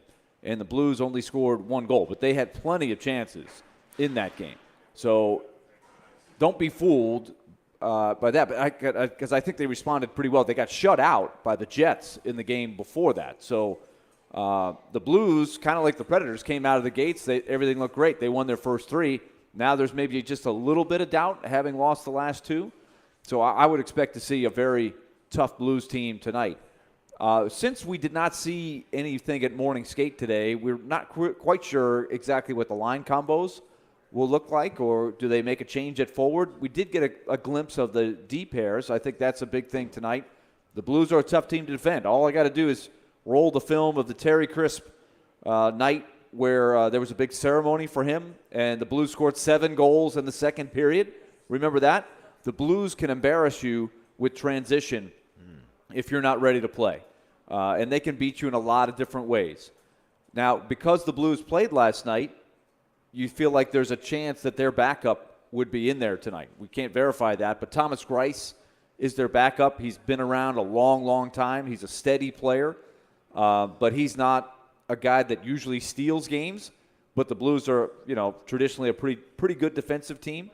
So a lot of things to consider tonight. But like you said, Chase, it comes down to one thing. You got to play your best game. Sure. If you play a really good game against the Blues and you lose by 1 on a fluky bounce or something, it will sting a lot. But I want to feel better about how the team is playing. I want to see them make a breakthrough in defending a little bit better, cutting down on mistakes, getting the key power play goal, making the key save. These are all the little things that have added up when you're winless in your last 5. Yeah, and you start to think about it. That's the problem. It becomes a mental block. Right, yes, the mental aspect of it, because Derek, I'm sure you've been through this in your career of you're doing the right things, but you're not getting the results. And so then you start overthinking, okay, well, am I doing the right things? Or can I do this better? And then you hear the phrase gripping your stick a little too tight, which I'm starting to see that some from these guys. And one guy in particular, and I mean this as a compliment, but this is what happens. Roman Josi starts putting the world on his shoulders, and he starts trying to do too much. And he's one of the guys that we've talked about. Yeah, and he does look at himself in the mirror. Yeah, right? and So I know he does. It's got to be me. He puts a lot of. But he puts that yeah. cape on and tries to be Superman, and more times than not, he can. But then there comes a point where you got to get help. You're trying to do too much. Yeah, you're going to have to. And you hear the frustration in Poyle. I'm sure you hear the frustration in John. It's not. I think it's more so of because listen, they're trying this new pairing. They're switching guys. They're trying to do everything from a schematic standpoint or personnel standpoint, like changing who plays better. Should I put you on this side? But what it ultimately comes down to, and Poyle said it, our best players got to play good every night. Right. They have to. They have to come in every night and make a contribution to the team in a good way.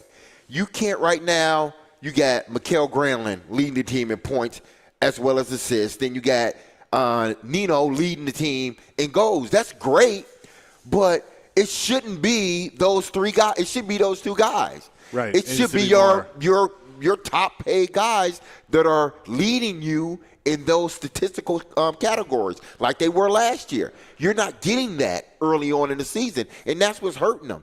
They're marquee guys or the guys that they depend on every game, especially last year, where they haven't stepped up and play.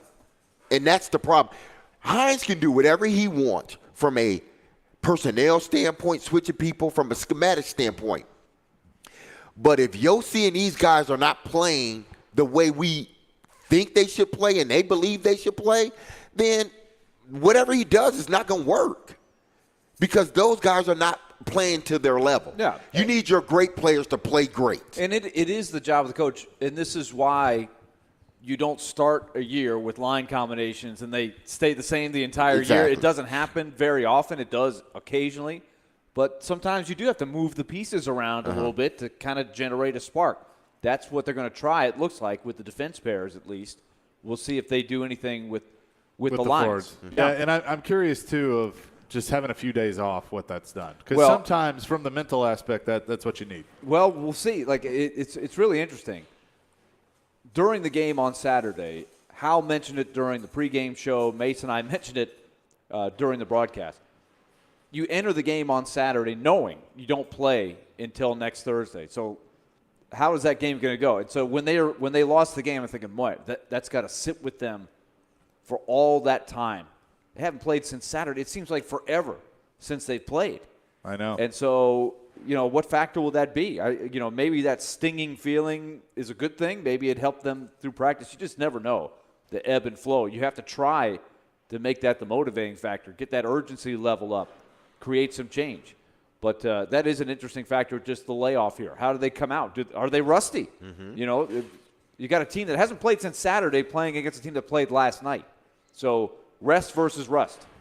We will see how it all shakes out. There's a cool thing that's going to be happening later on today. Our buddy Shane Foster, of course, former Vanderbilt Commodore, is going to join us coming up next. We'll tell you more about that. It's Chase, Willie, and D-Mace. We're live at Bridgestone Arena, 102.5, 106.3 The Game. Every Monday at 6, it's the Eddie George Show live from 6th and Peabody. When we hit the turf, we clock in, we're locked in, and we're committed to our craft. Each week, the former Titan and current TSU head coach will be joined by Outkick 360's Jonathan Hutton. Props to you and your staff, but also to the kids that have bought into everything you're saying. And special guests to break down the Tigers' latest game and talk all things football. The Eddie George Show, Mondays at 6 on 102.5 and 106.3 The Game and the Game Nashville app. This segment of ESPN 102.5 The Game is brought to you by Train Heating and Cooling Systems. Tested, retested, engineered, and re-engineered to keep up with you. We run together. Visit traininfo.com to find your local independent train dealer. Traininfo.com. It's hard to stop a train. Get your game on at Social Furniture with their fall specials. Entertain in style and make your social experience more comfortable and inviting. Everyone loves to socialize. That's why you need new furniture. Shop today at Social Furniture to get your home ready for the holidays with package deals on new living rooms, dining rooms, and bedroom sets with top brand names. Save big. Professional same-day delivery and installation. Finance interest-free. Huge selection in stock. Shop local. Shop social. Visit Social Furniture at 5412 Charlotte Avenue. Here's another remarkable success story from QC Kinetics. This one from Chad, who hurt his knee at the gym one day, and it just kept on hurting for months. From my high school football and wrestling days, I already had a little bit of damage in there, but this just sent it over the edge. Chad tried traditional treatments with no improvement when he turned to the non-surgical regenerative treatments at QC Kinetics. It was really fascinating how they did their work, and the science behind it was very intriguing, and it works. Extracting the cure out of my own body blew my mind. It's like I'm brand new again. It was fantastic. That's because the QC Kinetics natural biologic treatments use your body's own healing power to restore damaged tissue in your hips, shoulders, back, and knees, providing long-lasting relief. Now I'm back at the gym. I'm 100% feeling great. If you're tired of suffering with pain from arthritis or injury, call QC Kinetics now for a free consultation. Call QC Kinetics, 615-249-4024. That's 615-249-4024. 615-249-4024. Hey, it's Jared. Are you looking to move? If so, do yourself a favor and reach out to my friends at TriStar Moving. You can be assured your move will be stress-free because they've got new utility vans to help with pack jobs to separate your high-value or fragile items from the bulk of your furniture, and their movers are carefully picked and highly trained. No one in the game is doing this. TriStar Moving is raising the standard in the moving industry. When you're ready to move, give them a call. TriStar Moving, 615-640-1219, or online at nationalmoving.org/radio, and tell them Jared Stillman referred you for 10% off. That's TriStar Moving. Harman Energy is now hiring drivers for their Nashville team. Harman Energy is Tennessee's petroleum solution for major industries. Right now, they're offering competitive compensation. Fuel tank wagon drivers start at $26 an hour. Fuel transport drivers, $29 an hour. Plus, there's a $4,000 sign-on bonus for CDL drivers. Top quality benefits and a great place to work, Harman Energy employees provide totally outrageous customer service. Come be an employee owner with the Harman team. Apply now at harmanenergy.com. Hi, I'm Mike Johnson, PNC Regional President for Tennessee and Chair of the Leukemia and Lymphoma Society's Nashville Light the Night. Please join us October 28th as we bring light to the darkness of cancer. Visit lightthenight.org today to register. Jonathan Hutton. You have to put the ball in his hands in that moment. And Chad Withrow. My kicker's making no decisions on a football team. Are in the game. Join them for NFL postgame after every Titans home game. Live from Landshark Bar and Grill in Margaritaville on Broadway. They'll break down that day's game and look ahead to the next one. NFL postgame is presented by Two Rivers Ford, Renter's Warehouse, and Superbook Sports on 102.5 and 106.3 The Game and the Game Nashville app. Hey Nashville, this is David Poyle. You're listening to Nashville's best sports talk, 102.5 The Game. Chase, Willie, D-Mace, 102.5, 106.3 The Game, streaming on the Game Nashville app, live at Bridgestone Arena today. A little dynamite bringing us back, of course, for the Vanderbilt Commodores, and one of the Commodore legends from the hardwood, from basketball. No, it's not Willie Donning, even though his bio is floating out there today on Twitter. From the media guide. It is, of course, Shane Foster, our buddy who is on the line with us. Shane, how you doing? I'm doing well. Thank you so much for having me. Hey, Shane, hold it quickly. Shane, can I read you Willie's first line of his bio? Yeah, this is pretty good, man. Just don't read the stats. Yes, don't read the stats. Pretty good. I can't wait to hear this. This is what they classify Willie. Willie will, as they called him, Willie will contend for a starting role at either the point guard or the big guard position. Like, what is a big guard? Is that true? That is hilarious. What is that, man? Come on. What's a big guard? Yeah, what is a big guard, Willie? I guess that would be the two guard. I contended, but I only started one game. So I think I lost the contention. Yeah, I was about to say, was there truly a contention there? Or was Coach Fogler just being nice? No, I definitely did. My junior year, I did contend, but there was a kid named Ronnie McMahon that was a freshman who turned out to be a pretty good player. So he ended up being the guy that started. So I'm sure Shane's bio didn't start out like that. I'm pretty sure Shane played quite a bit more than I did. Shane didn't have to contend. You just kind of yeah. By the time Shane was a junior, there was no contending anything. He was the man. Shane was on some pretty good Vanderbilt teams. But, Shane, I know that you're a part of something really cool tonight with the YWCA and the Nashville Predators. We've had you on before to talk about Amend and the Amend Together program, but podcast debuting tonight, 4:30 to 6 at the Tennessee Sports Hall of Fame, and it's also a relaunch for Amend Together as a whole. Tell us a little bit more about that, because I know it's something that means a lot to you. Yeah, so I appreciate you all having us on as always, and our partnership with the Nashville Predators is so critical and important to ending violence against women and girls. They've been with us from the very, very beginning, and this is an opportunity for us to not only just relaunch but reunite as partners in this work. The Men Together will from now on be synonymous with the Nashville Predators brand. We will be synonymous with them as a Men Together, empowered by the Nashville Predators. We have a brand new logo, tagline. All of that's going to be released today, as well as the brand new Men Together podcast that we're really, really excited about, that's going to be discussing all things healthy manhood.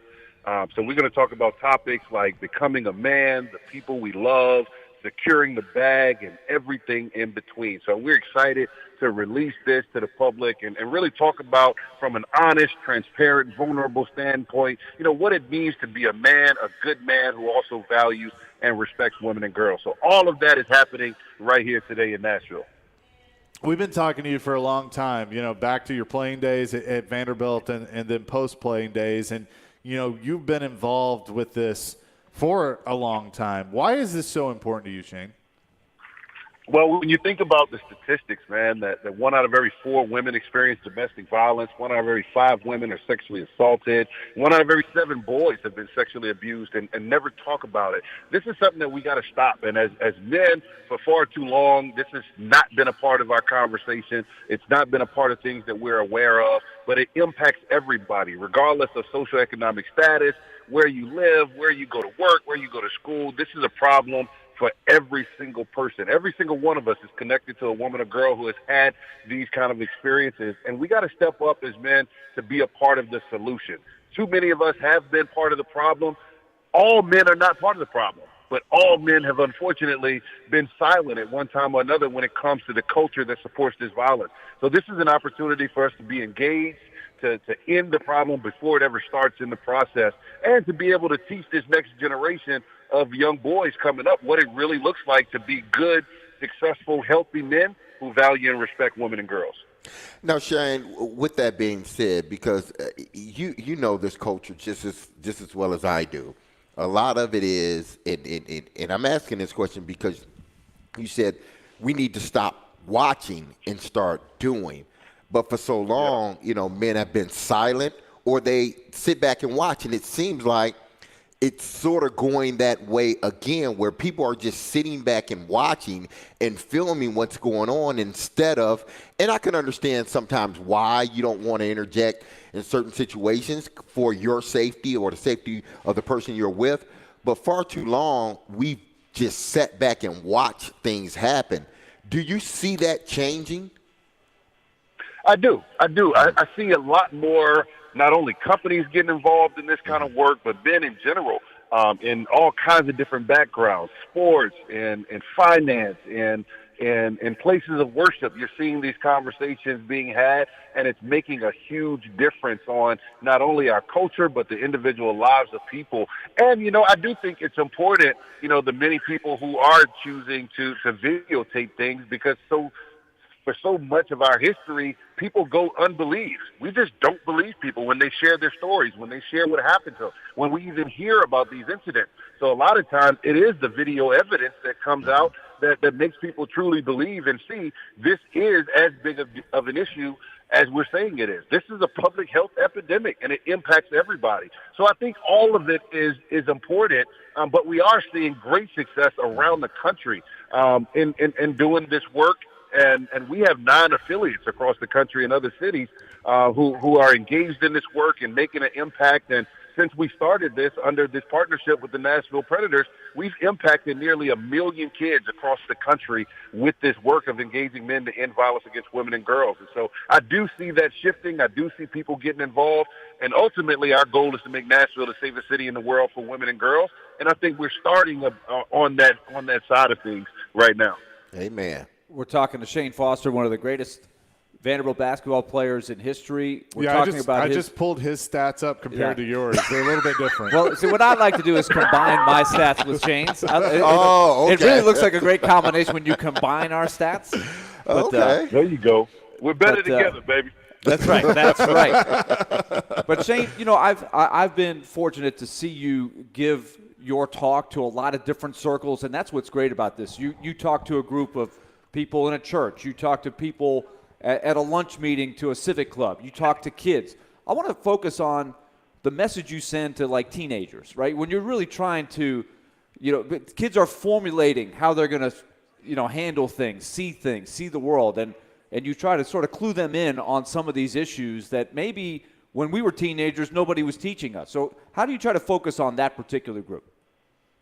Well, I think it's important for them to have safe spaces where we can just be honest, right? Violence is a learned behavior.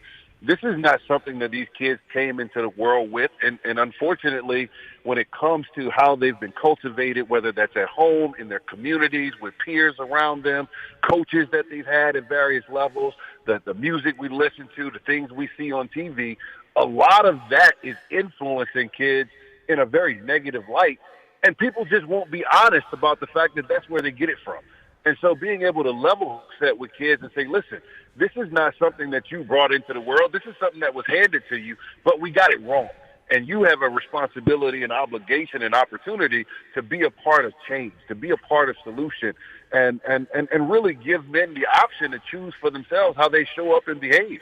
So many of our kids are getting pressured and bullied from other guys in their circles about how they show up and how we define manhood and what it means to be a man. And so really empowering these young people to be able to choose for themselves how they show up so that it's in a way that's not harmful to themselves and to others.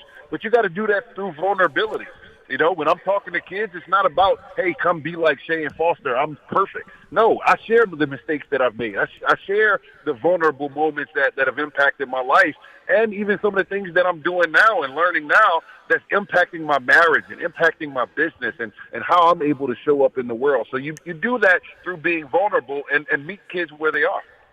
How does social media figure into this, and how do you try to address that part of it? Well, it's huge. There's so much cyberbullying that happens on the social media space. And then also, to be honest, I didn't grow up with social media the way that these teenagers did. Social media didn't come around until I was in college, right? And so also being able to be honest with the kids about that this is a space that you all are having to navigate and live your lives on this public stage that wasn't there when I was growing up. And so not only are we able to really talk about these things, but also glean from them what the solutions are as it relates to this. This is not about telling people what to do. It's about us collectively being honest about our circumstances and situations, but also being honest about the possible solutions and how we engage people as a whole to be involved in something that's going to change how we do life and how our kids do life after us and for generations to come, where people get to choose for themselves. And it's a life that doesn't have to include violence against women and girls. And so we are very intentional about, as we talk about social media, what are we listening to? What are we liking? What are we feeding ourselves, right? And what are the things that we're constantly looking at, and how is that shaping our actions and behaviors? How is that shaping how we think about women and girls? And how do we use social media to then also put out messaging that's important to us, that matters to us, that's going to have a positive impact on other people's life? He is Shane Foster. Men Together, the Nashville Predators partnering up, and tonight they'll debut a new podcast, 4:30 to 6 at the Tennessee Sports Hall of Fame before the Preds and Blues game tonight. Shane, real quick, November 7th, we're 10 days away. Vandy taking on Memphis. What do you think about that one at Memorial Gym? Oh my goodness, I'm excited. Like I'm going. I can't wait. Remember, man, I remember when UT came to Nashville and they were number one in the country. This has that kind of vibe around it. Yeah. I know the kids are excited. Jerry's excited. Commodore Nation is excited, and I hope Penny is excited too, because he's gonna get a whooping when he comes to Nashville. It started already. Yes. I love it. Hey, Shane, thanks so much as always. We will do this again soon for sure, but thanks again, and we'll see you. Thank you so much. Always appreciate it. All right. Vanderbilt basketball legend Shane Foster joining us, a Men Together, partnering with the Nashville Predators. He's done such a tremendous job with that, and you know, we always enjoy the conversations with Shane here on the show. Coming up next, we'll get back into the Predators because Coach John Hines has confirmed the D pairs for tonight. We will tell you those coming up next. It's Chase, Willie, and D. Mace. But first, Willie, tell us about Lee Company. All right. Let's talk Lee Company, big sponsor of our Nashville Predators coverage. If you come down to Smashville tonight, you'll see the Lee Company display on hand. You'll also hear Max Hers and Company. Note their sponsorship of our pregame coverage, which will start at 6 o'clock tonight as the Predators get set to take on the St. Louis Blues. Also, at this time of the year, it's starting to get a little bit colder. Is your heating unit running efficiently and properly? That's something Lee Company wants to ask you. And also, just in general, if you got maintenance issues at home or at work, you got windows that are cracked or doors or something like that that is throwing you off and you need to get it addressed and you're not Mr. Handyman, I know I'm not, call Lee Company. They're just a phone call away, 615-567-1000, or go to leecompany.com and make an online appointment. They're ready for you all the time. Lee Company, proud sponsor Nashville Predators, and they've got decades of expertise. Let them go to work for you.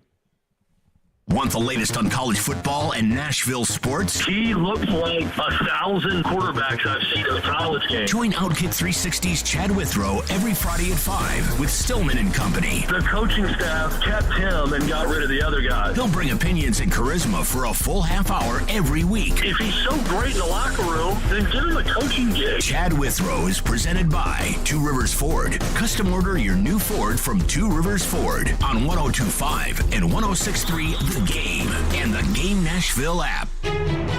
From the Fox 17 News Code Red Weather Center. I'm Fox 17 Code Red meteorologist Greg Pobis. Forecast for us today starting off cool, but a little bit warmer by the afternoon compared to yesterday. High temperatures middle 60s, plenty of sunshine. Next rain chances will not be until late Saturday into Sunday morning. Brought to you by Hiller Plumbing, Heating, Cooling, and Electrical. Call the Happy Face Truck today.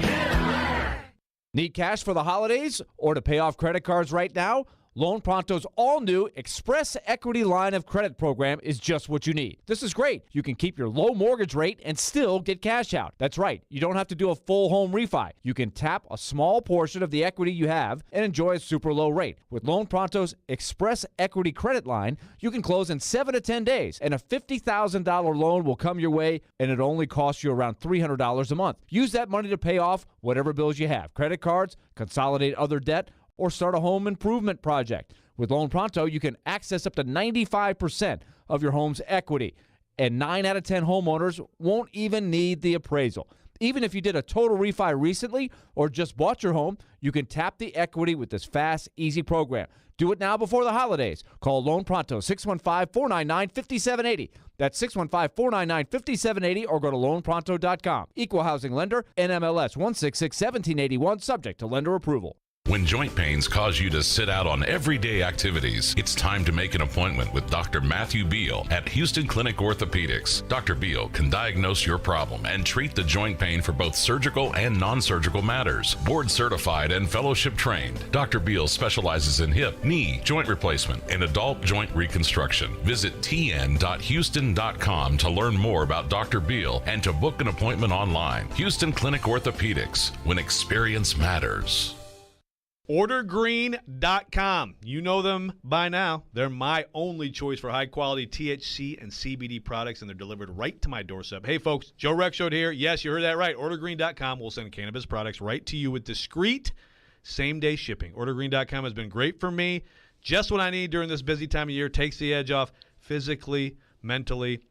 Terrific products. And if you use promo code Joe20, you're going to get 20% off your first purchase at ordergreen.com. Do you have a subscription to ordergreen.com? It'd be a lot cooler if you did. You won't be able to tell if you're in Colorado or Tennessee. Trust me. That's ordergreen.com. Jared Stillman. This is a team that the entire city is losing their minds over. Caroline Fenton. It's one of the youngest teams in the league. They don't have a single player over the age of 30. Stillman and Company. Afternoons from 2 to 6. Presented by TriStar Moving. On Nashville's best sports talk. ESPN. 102.5 and 106.3 The Game. And on the Game Nashville app. This is Chase, Willie, and D-Mace on 102.5 and 106.3 The Game and on the Game Nashville app.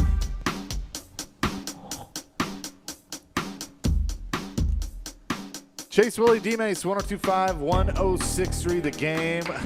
Thank you to our studio audience today, the Pete and Terry's Tavern, Max Hers, stopping by as he'll get ready for pre-game tonight starting at 6 o'clock here on 102.5, 106.3 The Game. We do have some line combinations and things tonight for the Predators. Coach John Hines confirms, this coming from Emma Lingen of the Nashville Predators, the D pairs for tonight. We talked about this the other day. Yossi Fabro, Ekholm Carrier, McDonough, Lausanne for Nashville against St. Louis, as John Hines has put that out there. Also, a little bit of movement in the forward lines. Mikhail Granlund will move up to the wing to allow Cody Glass to center a top six line between Granlund and Nino Niederreiter. Ryan Johansson will center the other top six line between Forsberg and Duchesne. What do you think about that? Well, that's an interesting maneuver, and David Poyle talked about that with us on Tuesday. It was just time to shake some things up. Now, go back to last year. Johansson, Forsberg, and Duchesne was a really, really good line for a lot of the season.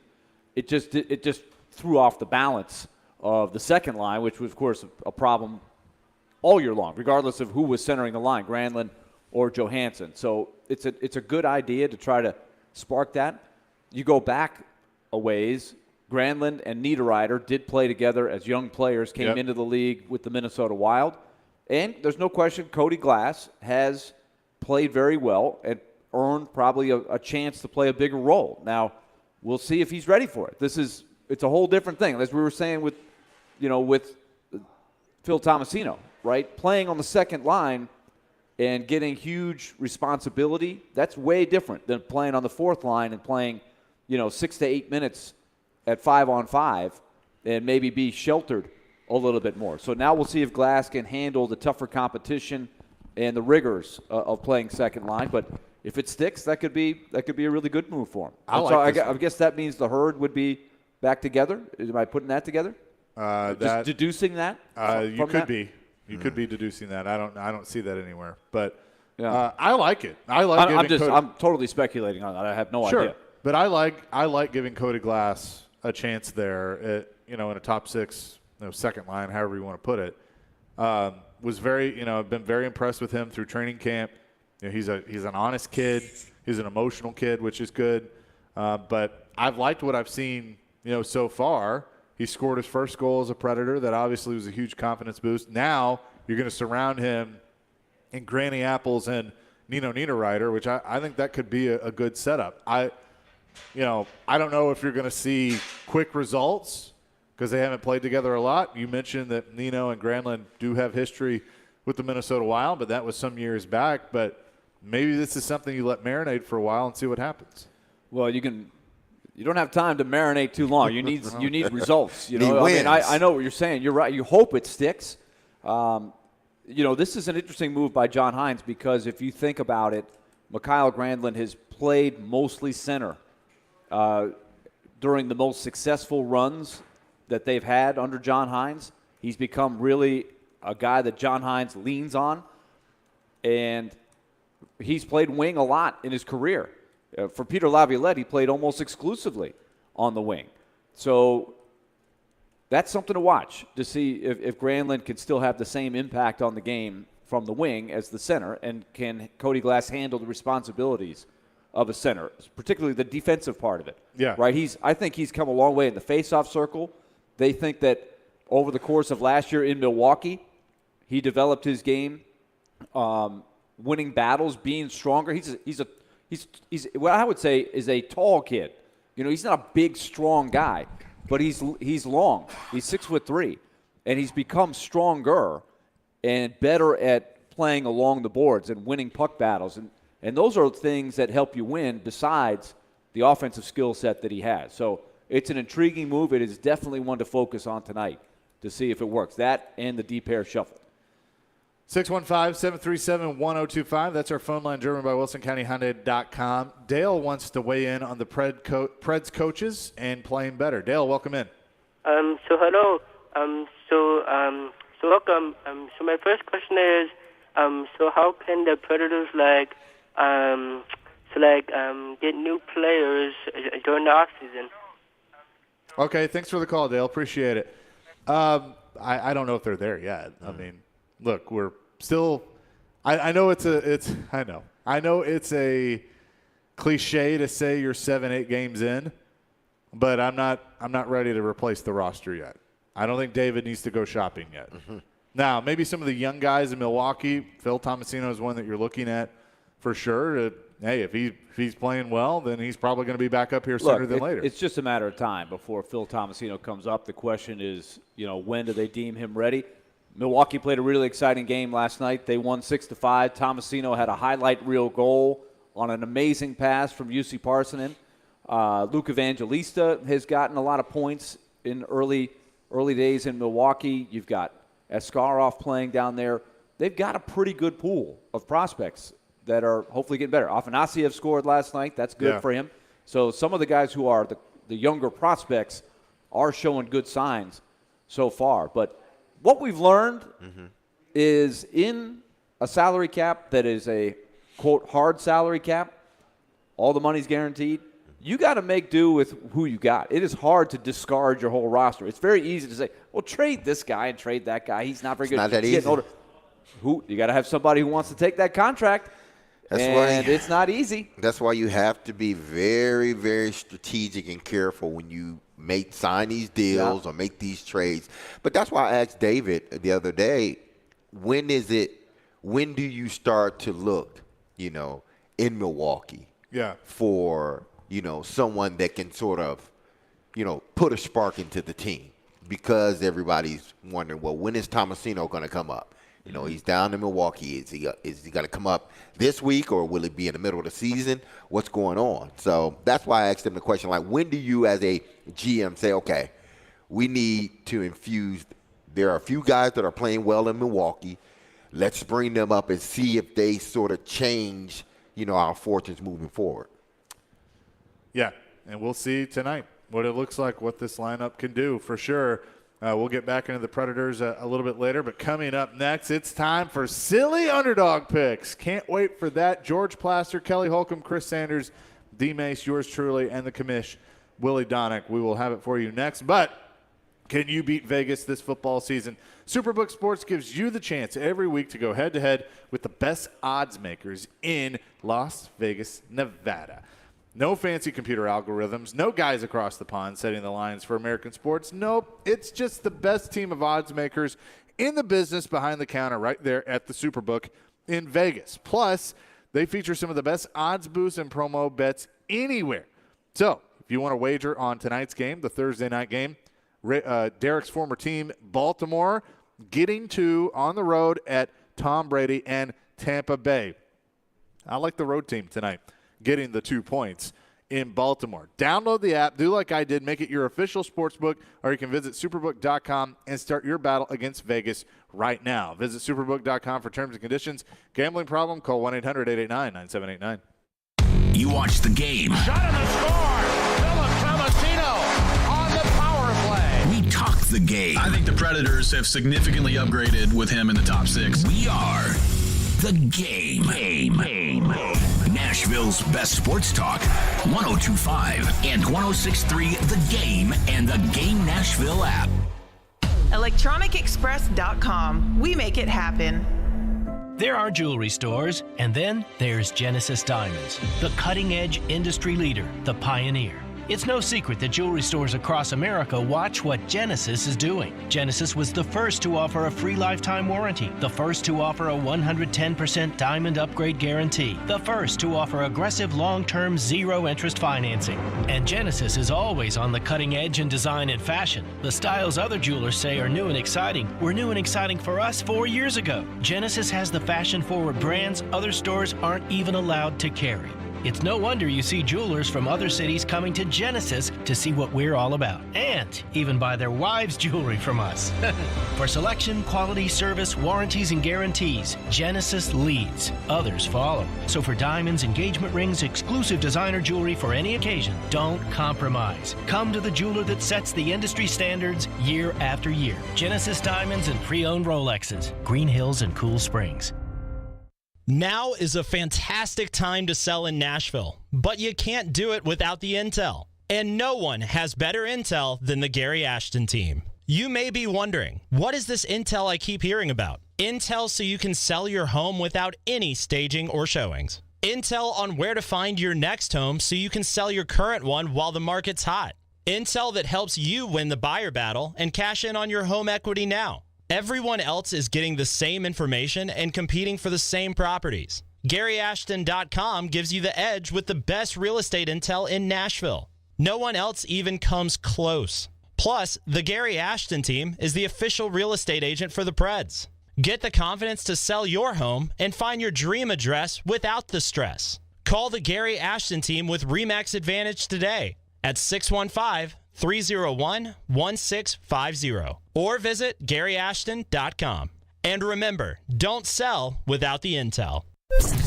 From the Hillside Medical Game Studios, WPRT-FM Pegram, WPUC HD2 Laverne, Nashville's exclusive home for the Nashville Predators. 102.5 and 106.3. Terang, it's a high fly ball. We got pass rushers. Awesome game set. Checkered flag in the air.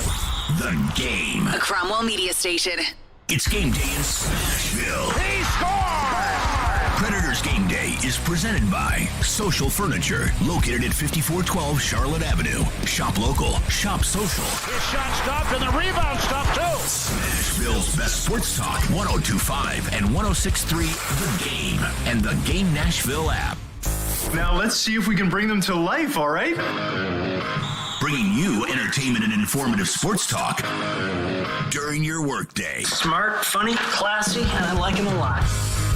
This is Chase, Willie, and D-Mace with Chase McCabe, Willie Donick, Mason, touchdown, Tennessee, and former NFL wide receiver Derek Mason on Nashville's best sports talk, 102.5 and 106.3 The Game, and on the Game Nashville app. This is a new level of geek you got going on here. There's no need to fear. Underdog is here. Yes, it is. Chase, Willie, D-Mace, 102.5, 106.3 The Game. Chase McCabe, Willie Donick, Derek Mason with you. It is time for Silly Underdog Picks.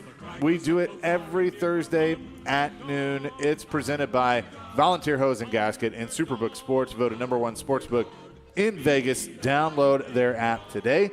We say hello to the panel. George Plaster, Kelly Holcomb, and Chris Sanders. Gentlemen, how are we? Good. How you doing? We're fantastic. Good. What up? We are great. We are all feeling good live at Bridgestone Arena today, and some of us are probably feeling better than others. Mm-hmm. So with that, I turn things over to your commissioner, one William Donick.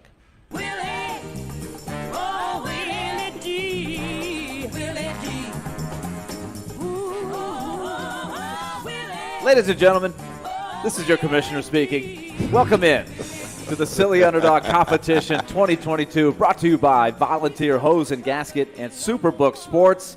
Oh, what a competition we've got going this season. Unbelievable. Great drama last week. We'll go over the results in a moment. But first, let's check our online contest. It's been awesome, and we've got the winner last week, Lisa Smith from over in Whites Creek, 34 points. With her 3 games, and it got her a championship. Nice. Well done, Lisa. The most popular picks on the board by our listening audience, the top one last week was Syracuse. 31% of the audience had 1 Syracuse Orange, who led in the game. We're going to talk about that more because it was one of our picks on the panel. Syracuse, though, unable to pull off the upset against Clemson. The next most popular pick was the Vanderbilt Commodores, another pick used by our panel. 29% took the Commodores, a tough loss for that one as they fell just short. The next most popular pick, Oklahoma State, a home dog against Texas. So you can play our contest every week. Even if you haven't played to this point of the season, you can still join the fun. See if you can win by going to thegamenashville.com. Just get your picks in before Saturday morning on kickoff. Before you get to the review, hey, George. Yes, Chase. How are you? I am fantastic. I just want you to know we had Shane Foster on earlier today, and Willie tried to pull this. We're going to combine our stats to try and make him look better. I don't know if you've looked at Willie's stats lately, but he averaged a half a point a game, whereas Shane was a little better than that. Not a half a point. It was. Let's be fair. What was it, Willie? 1.7 points per game. Oh, wow. Okay. Oh, wow. Yeah, well, it wasn't very good.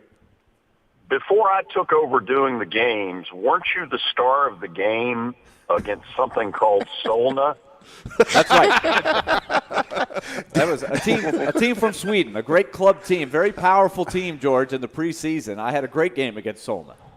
So I was great against the Swedish teams. What does that mean exactly? Did that put you in the running for the Naismith Award? Unfortunately, the stats didn't count. When you say great, what kind of give us what great is in your mind? 7 points, a couple of assists. It was kind of like, hey, the stars of the team, your Bruce Elders, your Kevin Anglins, they're probably going to be the player of the game on radio a bunch of times. So let's use Willie. It's a preseason game. Get him in there.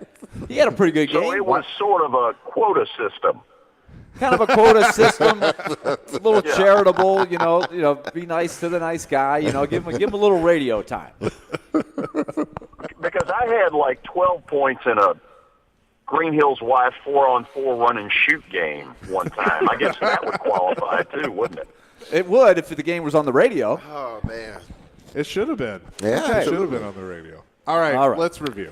Let us review. Week 8 for the panel. Kelly Holcomb came into the game. He needed some points, and he had a really good week. He comes up with Liberty, a 7-point home dog against BYU. Not only did Liberty win, they won easy, 41-14. So the Flames playing good ball as they have the last few years. They are building something pretty good over there. So Kelly picks up 7 big ones. Kelly, good start. I appreciate it, man. The best part of the weekend, no stupid text from the commissioner. I gave you the week off.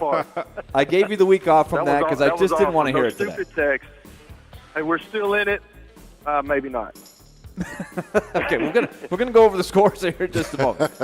Plaz had the next pick. He went with Vanderbilt. It was a heartfelt pick, 14-point dog at Missouri. They're down 17-0 at the half after throwing an interception in the end zone late in the first half that may have cut it to 14-7. Instead, Missouri comes down, kicks a field goal for a big swing at 17-0. But Vanderbilt gets back in it, down 3 late, just could not get the ball one more time to go for it. So George, the alma mater went down. Yeah, show your gold. Show your gold. D-Mace had the next pick, the aforementioned Syracuse. D-Mace was ticked. He was ticked on Saturday because Syracuse had a 21-10 lead at Clemson as a 13.5-point dog. Everything's looking good. They're in great position, but the cream rose to the top. It wasn't even a cream rising to the top because there's no cream when it comes to Clemson. Excuse me, Lemansky, I'm so sorry for saying that. Wow. But, listen, if the guy doesn't hit the man clearly out of bounds, Syracuse wins that game. He hits him out of bounds on 3rd and 25. That was the quarterback is running out. They score on that drive. Why would you do that of all? Dino Babers, come on, man. They had a chance. Gosh. They had a chance. They let him. That was a Dennis Green. They let him off the hook. They let him off the hook. Man. You all right, man? Oh, man. Oh, no, I'm not all right. Hey, I'm going to come give you a hug or something, man. You all right? Now we get to Chris Dino's Sanders. also not real great at clock management. Yeah, they were walking around as if they had like 8 minutes left in the game. Yeah, Derek was angry during that game. He was not happy at all. Then we get to Chris Sanders. At first, Chris, I have to say, I watched the Big Red play on Friday night. Great win for them in a very exciting high school game. A lot of big-name guys playing. Big Red pulled it out against Baylor. And then a real unfortunate situation with his pick. New Mexico State was his pick. 21.5-point dog against San Jose State. The young man who played for San Jose State had a terrible accident on one of these scooters. He passed away, so they have postponed the game. So if and when that game will be rescheduled, Chris will get the results of that game. So we're going to have to wait, but certainly a really, really tough thing for the San Jose State program. So I support that ruling from the commissioner's office. Thank you. Appreciate it. All right, so we'll have to wait and see how that one turns out down the road if it is rescheduled. If it's not, then we'll have to figure something out. In the meantime, we move on to Chase McCabe. He took the Duke Blue Devils. Now, Duke had played a really tight game the week before with Plaza's pick, came up short against North Carolina. Chase went back to the well, and Duke won big at Miami as a 9-point dog, 45-21. Duke, football. Yeah. What about it? Yeah, they're rolling. I like it. You like that a lot. Feel good about that. So Chase comes back. Well, I tell you what, that has to be a great moment for the U. The U. They're not very good. What is going on at the U? Mario Cristobal. They're a total fraud. Shaky. Chase had the first pick in the NFL. He went with the Bengals, coming off the big win against the 49ers. Why not? They played in Cincinnati, and they got lit up by Joe Burrow. Holy cow. Did he have 500-yard passing? 489? He had a lot. It was all day. It's not good. Atlanta struggling in that one. So Chase came up short. He goes 1-1. I was feeling good about Mariota and company, but didn't work out. Now, Chris Sanders had the pick on the Sunday night game, Steelers-Dolphins. It is a tight game. The Dolphins elect not to kick a field goal on 4th down inside the 10. They don't get it, and so it's 16-10. And the young rookie from the University of Pittsburgh, Kenny Pickett, he's trying to get the game-winning drive. He throws a pick very, very late in the end zone that could have perhaps put the Steelers ahead, but the Steelers fall 16-10 against the Dolphins. So no points this week for Chris Sanders, which has been rare. Oh, man, I was sick to my stomach. I mean, when you throw 2 interceptions when you have a chance to win the game, I mean, it was terrible. But if I'd have won, y'all definitely would have got a text. We know. You guys I'm telling you, you guys make smart picks, but no points for a cover. The underdog must win outright in this competition. That brings us to D-Mace. He took the Texans, a 7-point dog.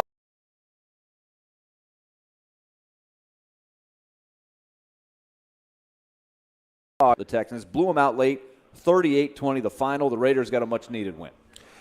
Man, they couldn't stop that running game if they had, the 1985 Bears team. They still couldn't stop that running game. Gosh, I'm mad. The Raiders, they ran it well. Plaz took the Commanders, a team that he just loves rooting for every week. He is such an admirer of Daniel Snyder that he mentions every week. And the Commanders came through. 4.5-point dogs against the Packers. The Pack has now lost to the Giants, Jets, and Commanders in succession. What is going on in Lambeau? I think it's called meltdown. Yeah. I will say this, though. For Aaron Rodgers, these press conferences are getting more and more bizarre. Oh, yeah. And then he does a podcast with who knows what, and you get weird quotes in those as well. So Pat McAfee. Yes. Crossroads for the Packers here. Meanwhile, the Commanders pull it off. So George gets 4.5. And then Kelly caps it off with a 2-0 week. He took the Giants, 3-point dogs at the Jags, and they hung on. 23-17. They tackled the receiver at the 1-yard line on the last play to preserve the win. And the Giants are 6-1. Kelly, G-Man, baby. I told you. G-Man. Way to go, Kelly. Kelly got a little pep in his step. Yeah, right? he's not quite as sour this week. He's not getting down on you Willie. I know. I think I did See what winning does. I gave him his space. this weekend, and he's much happier. Winning makes everything better, man. It makes it taste. The steak tastes better. It makes doing things better. It's awesome. So Kelly has vaulted out of the cellar. Here are the standings after 8 weeks. Chris Sanders, 7 wins, 83 points. Derek Mason, 5 wins, 52 points. Chase McCabe, 6 wins, 40 points. Kelly with 6 wins, 32 points. And Plaz bringing up the rear with 5 wins and 26.5 points, even though he got a win this week. Yeah, whatever.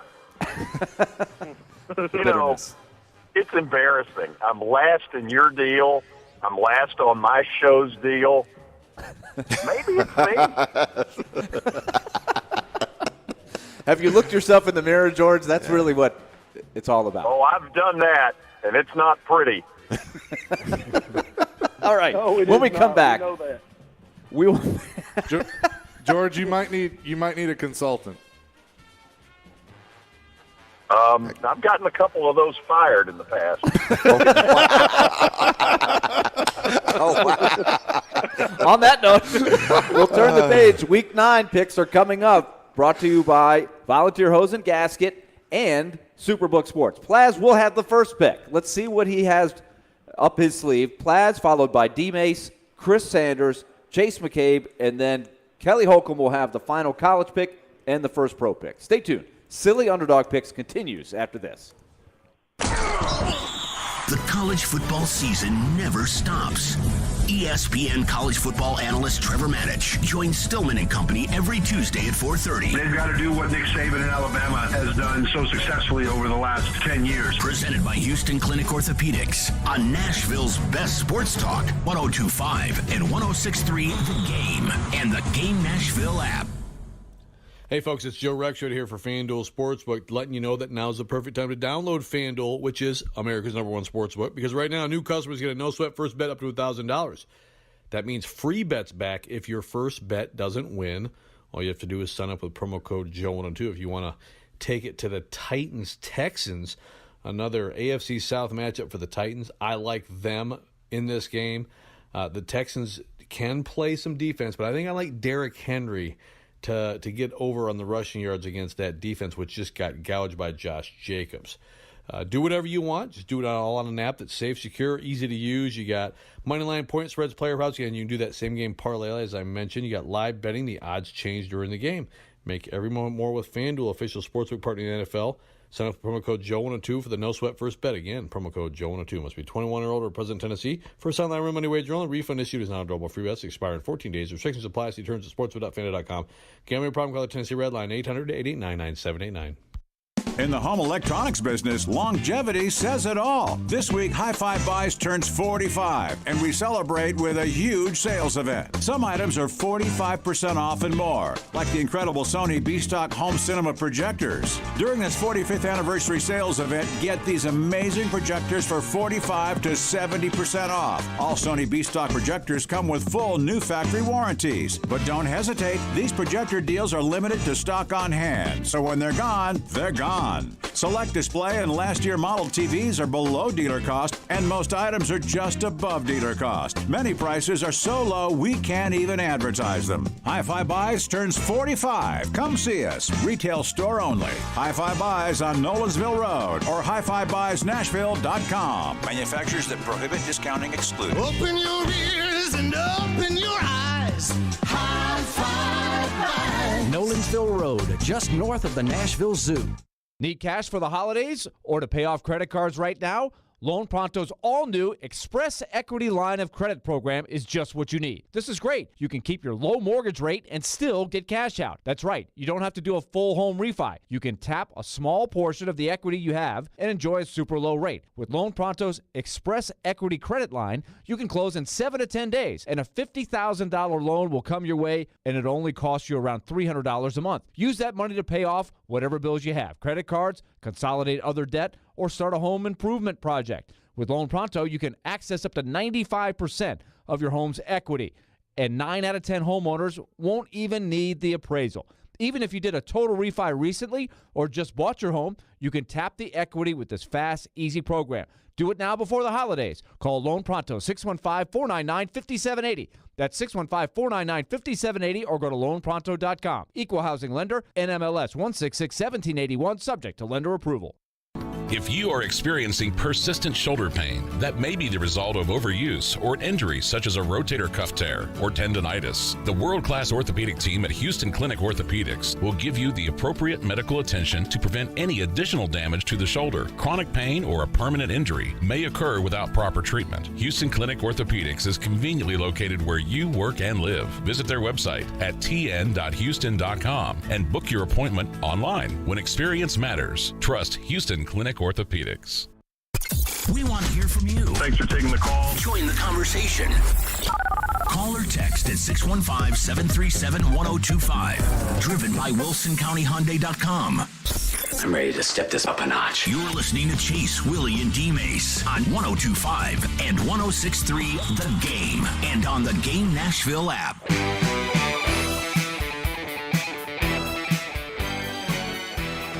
It is time for Silly Underdog Picks, week number 9. George Plaster will have the first pick. D-Mace, Chris, Chase, Kelly. The competition still belongs to Chris Sanders, a commanding lead with 83 points. Let's see what happens in week 9. Let's start it off with George Plaster currently in 5th place of 5.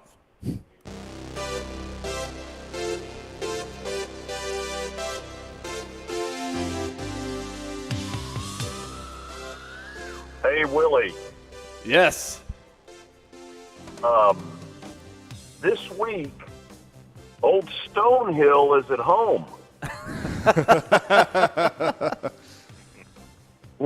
They play, and this is a noon game, so you can see this one and not miss a lot of the big games. They play Merrimack. And Merrimack. They are they're a 7.5-point dog. Okay. This is food for thought, but you're passing, I'm guessing, on Merrimack in this one. And well, let me ask you this. How many points do I need to get out of last place? To get out of last place right now, you trail Kelly Holcomb by 5.5. Oh, that's gettable. That's pathetic. Here's a pathetic pick too. I didn't think there was a lot out there this week. No, I'm going to go not. with Colorado. Colorado, who, it's funny. Carl Durrell was the toast of the town not long ago, but man, what a mess that is, and Arizona State. Now, Colorado is a 13.5-point dog taking on Arizona State, who, of course, fired Herm Edwards earlier in the season. Wow, how those two programs have fallen on hard times. Yeah, these are two teams that are playing interims. They don't even know who the hell their coach is. That is true. Crossroads. So Colorado, a 13.5-point home dog. Why not against Arizona State? All right, that brings us to D-Mace with the second pick. Now, he's been contemplating all morning. I've seen the wheels turning. I know what he wants to do, I don't know if he'll do it. Will he take his alma mater, Michigan State, in their huge matchup with undefeated Michigan? Let's see what he does. Up the heat latcher. Grease lightning, go grease lightning, go grease lightning. The heat lap trial. Oh, D-Mace. Grease lightning. Willie's right. Is that a Christmas carol? No, I love Grease, man. Come on. No. If you don't love Grease, then I don't know what's wrong with you, okay? For those who don't like Grease. Now, Grease 2 is a different story. I'm not going to speak on that. Don't watch Grease 2. Yeah, absolutely. But you're right, Willie. I did want to go with Michigan State. I did want to go with State. But then go green. It's like, man, I can't watch the game the way I want to watch it, if I do indeed pick them. So I'm staying within the conference, the Big Ten, and I'm going with Rutgers. Ooh. Minnesota's quarterback is still in concussion protocol. They got a freshman playing. He did okay last week, even though they got blew out. I I don't think if their starter doesn't play or if he does, I just think Rutgers is going to put this one out. Rutgers at 4-3 is on the road at Minnesota. And Minnesota has lost 3 in a row. They have. 14 points. Is that correct? Cross-check with Superbook? I am cross-checking, but I believe that is, yes. 14-point dog at Minnesota. Okay. So Derek will stay emotionally detached from the Michigan State game from the underdog standpoint and just be loose. Yes. And watch the Spartans. Do their hope thing. for the best. Yeah. Okay. Let's now go to Chris Sanders, the leader in the competition. He is ready to go. And let's see what he's got up his sleeve to try to add to his commanding lead.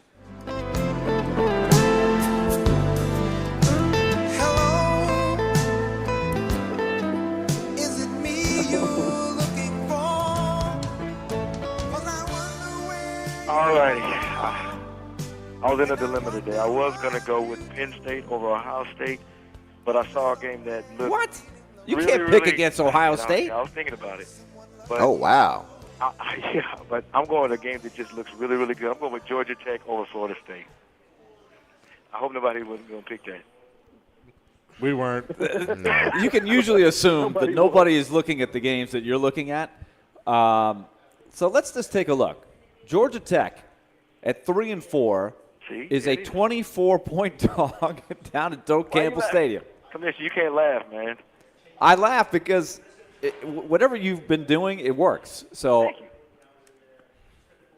24 points. Georgia Tech at Florida State. A lot of texts will be coming on Saturday night. I blocked your number. Willie, did I tell you I was once an announcer at Georgia Tech? Yes, you have. See? That's Back in the days of CSS. Whatever happened to CSS, George? What a great channel that was.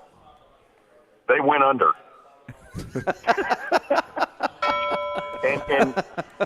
and before they went under, they didn't pay worth a damn.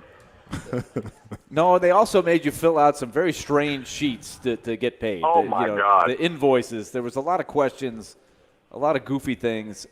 So those days are in the past. All right, we move on. And God forbid that you stay at a hotel. Oh, yes, the expense reports. Oh, boy, there was a lot of questions. All right, we move on to Chase McCabe with the 4th pick. Behold the king, the king of kings.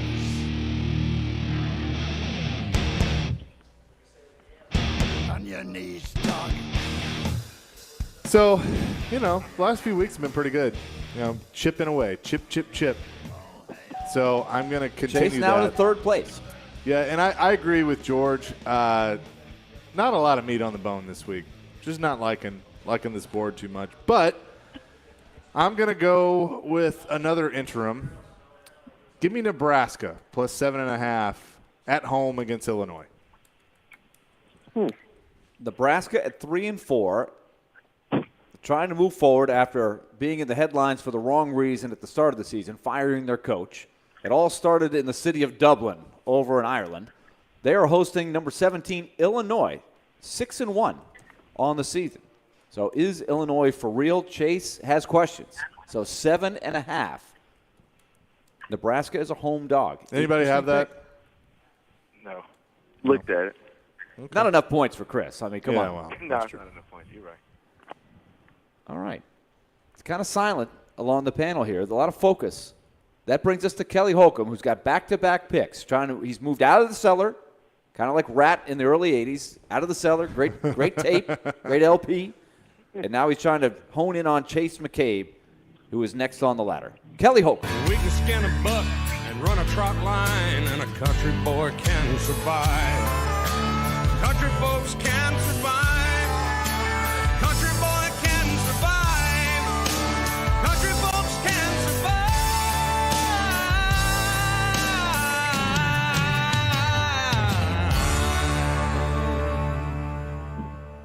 I'm hunting me some gizzards this weekend. Hey, is there any way that we can put a mute button on George? Like, he's getting diarrhea of the mouth here the last couple of episodes, and I'm just like, nobody cares about where he worked 50 times ago. You know what I'm saying? I mean, nobody cares. Like, can he be quiet? We don't need like commentary on everything. Okay. I mean, can we find him or something? Well, come on. He is a Hall of Famer. It's what he does. Yeah, but it's not his show. Tell him to pipe down. It's not his show. Will he take control of that, please? You're the commissioner for a reason. Wasn't Kelly just getting on the commissioner a week ago? Yes. So that's every week. Okay, You are a grumpy old man.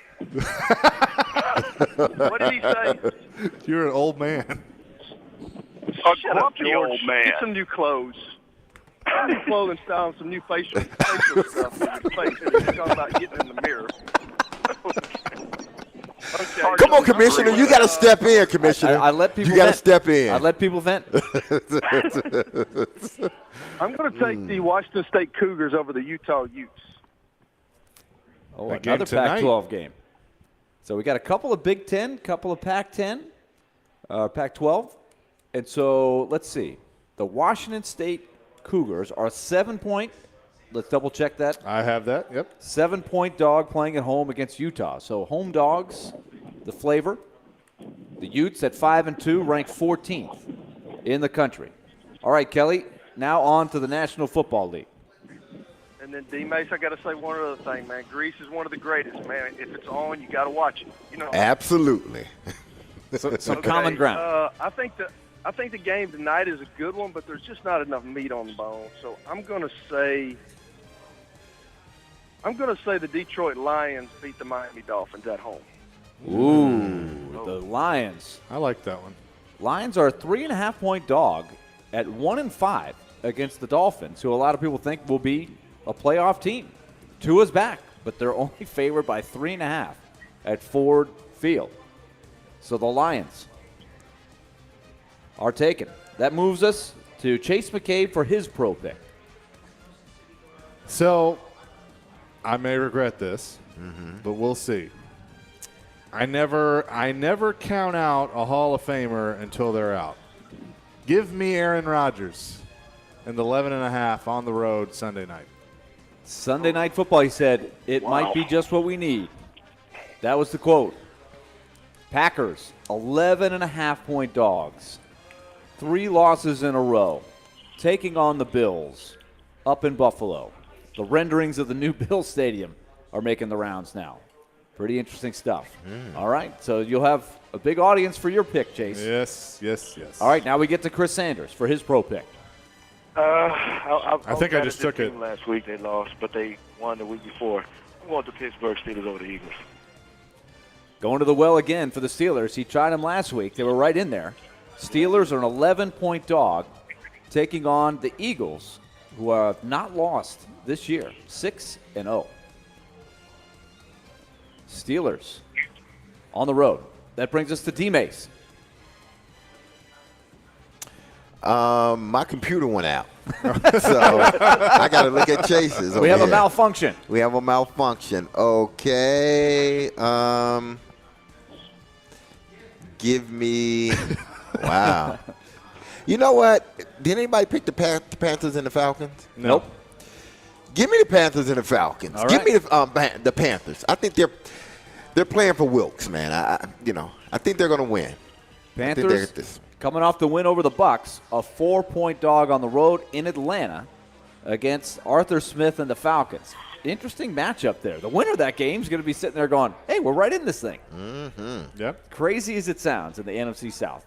And finally, let's get to Plaz. Commanders. Again, Joe? She's on the bandwagon. Man. Oh, my goodness. The Commanders are a 3-point dog on the road against the Colts. So you're just not buying into Sam Probably Ehlinger? not a bad pick. Not a bad pick. So this was supposed to be Carson Wentz against Matt Ryan, and neither of them will be in the lineup. Nope. Big wild card for sure. All right, let's review and give you the picks for Week 9 as we wrap things up here on Silly Underdog Picks. Plaz had the first pick. Right now, 5th in the field of 5. He needs points. He goes out to the Pac-12 and takes 2 teams that have been miserable, interim coaches, all kinds of issues. He takes Colorado, a 13.5-point home dog against Arizona State. D-Mace goes to the Big Ten, but not.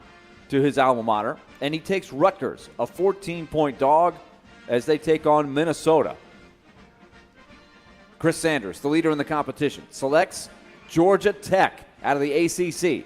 They're heading down to Tallahassee to take on Florida State as a 24-point underdog. If he wins this game, he is going to bust into triple digits, and I don't know. I mean, the competition will never be the same. Chase McCabe, trying to inch back up into the competition, goes with Nebraska. 7.5-point dog at home as they take on 17th-ranked Illinois. Kelly Holcomb had back-to-back picks. He goes out to the Pac-12. Goes with Washington State, a 7-point home dog, taking on 14th-ranked Utah.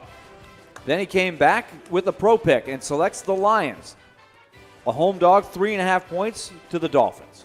Chase McCabe with his pro pick goes Sunday Night Football, selects the embattled Green Bay Packers. 11.5-point dogs on the road against the powerful Buffalo Bills. Chris Sanders goes back to the Pittsburgh Steelers. Close loss last week, right in it. They're an 11-point dog against the undefeated Eagles in Philadelphia. Then D-Mace goes with the Panthers. After his computer went kaput, he had to scramble. He goes with Carolina, a 4-point dog in Atlanta to take on the Falcons. Big NFC South matchup. And then finally, Plaz is on the Commanders bandwagon. He takes Washington. They won for him last week. He says, why not? 3-point dog on the road at Indy against the Colts. The Carson Wentz Bowl that did not materialize. Those are our picks. You can play online by going to thegamenashville.com. Brought to you by Volunteer Hose and Gasket and Superbook Sports. The picks are complete. Gentlemen, good luck. Yeah, whatever. Tell Kelly to get back on the medication.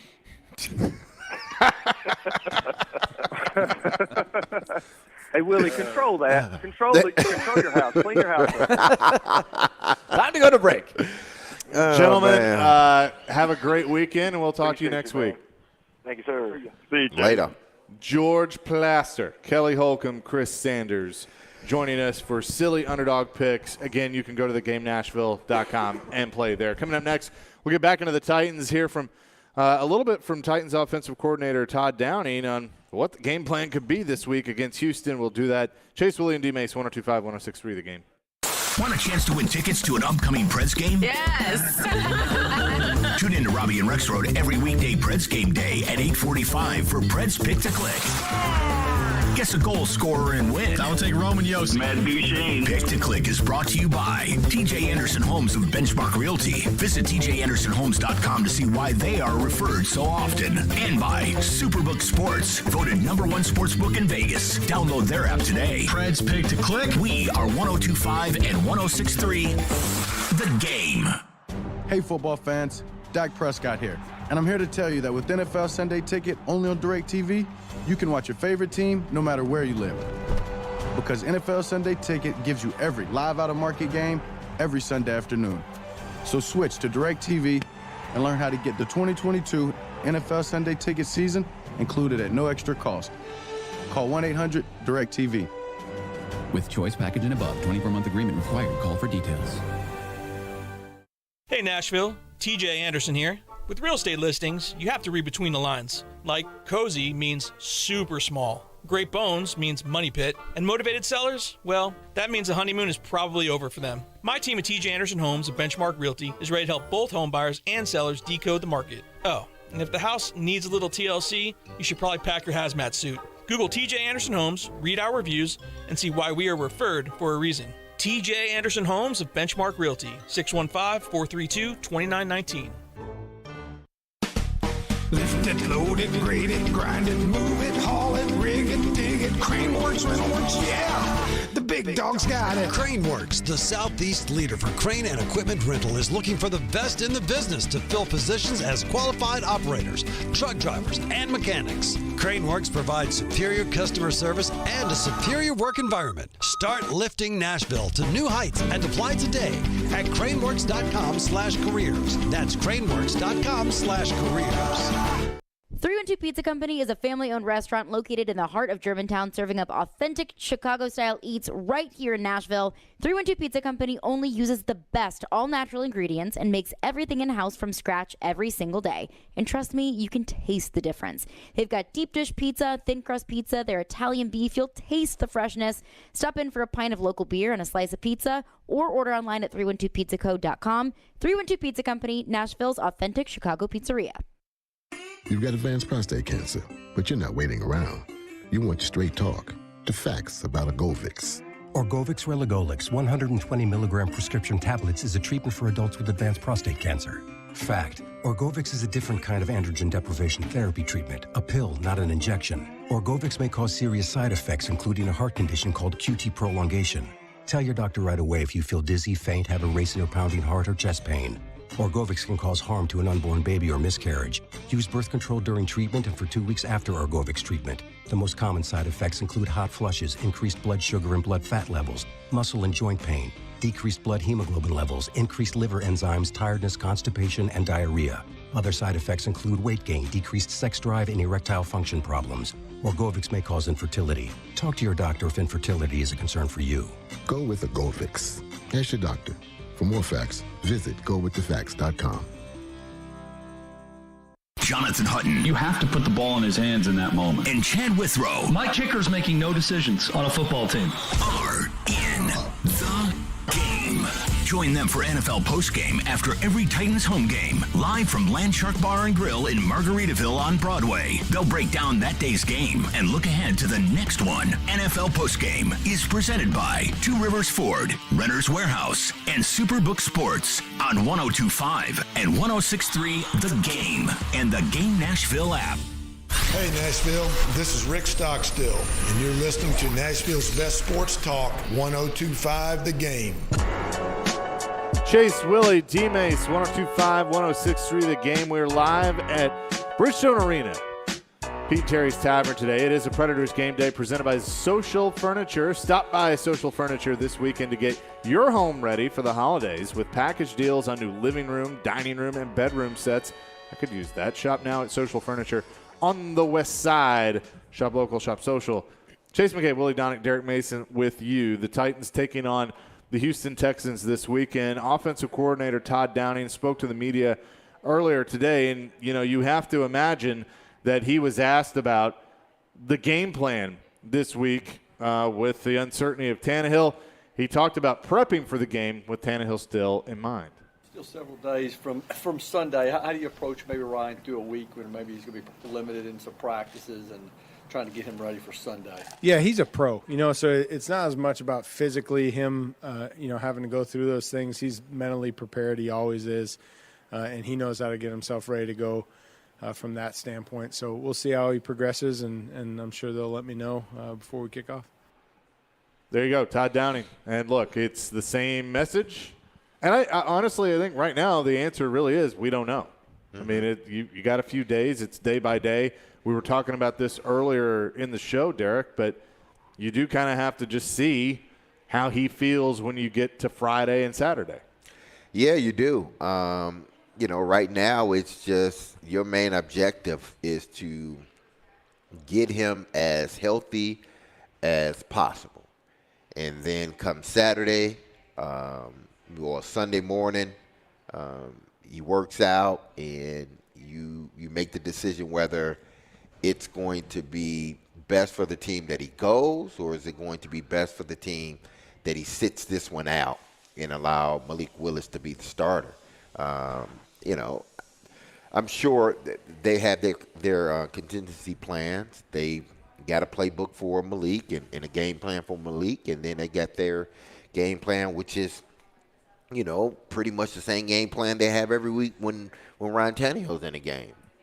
But the common thread in both game plans needs to be run the football and run it a lot. And I'm sure Downey, watching that film of Houston, I wouldn't want to do anything else but run the football because Houston can't stop anybody. So this might be, if you're going to be out any week, this might be the week you can sort of get by without having your starting quarterback in the game. I think regardless who the quarterback is, and I agree with you, Chase, that I don't think the Titans can know right now if Ryan Tannehill would be available. As much as they want to present both publicly, I just think it's going to be about the treatment. How bad is the ankle? I have, if it's what I think it is, if it's turned inwardly like a high ankle sprain, then I really have my doubts on how mobile he can be after 1 week. And so you have a quarterback who's not very mobile. The other option is a guy who's very mobile but very inexperienced. So either way, it points to what Derek's saying. Houston has the worst run defense in the league, and so you have got to run it heavily. Don't turn the ball over. It's a simple game plan, and hope that your running game is better than the Houston running game. But the other part of this is, how's Big Jeff? This should make you feel good, though. Jill Jelinek, Fox 17, tweeted this out. Out of 17 outings versus AFC South opponents since the beginning of 2019, Derrick Henry has a dozen 100-yard rushing games and 4 200-yard performances.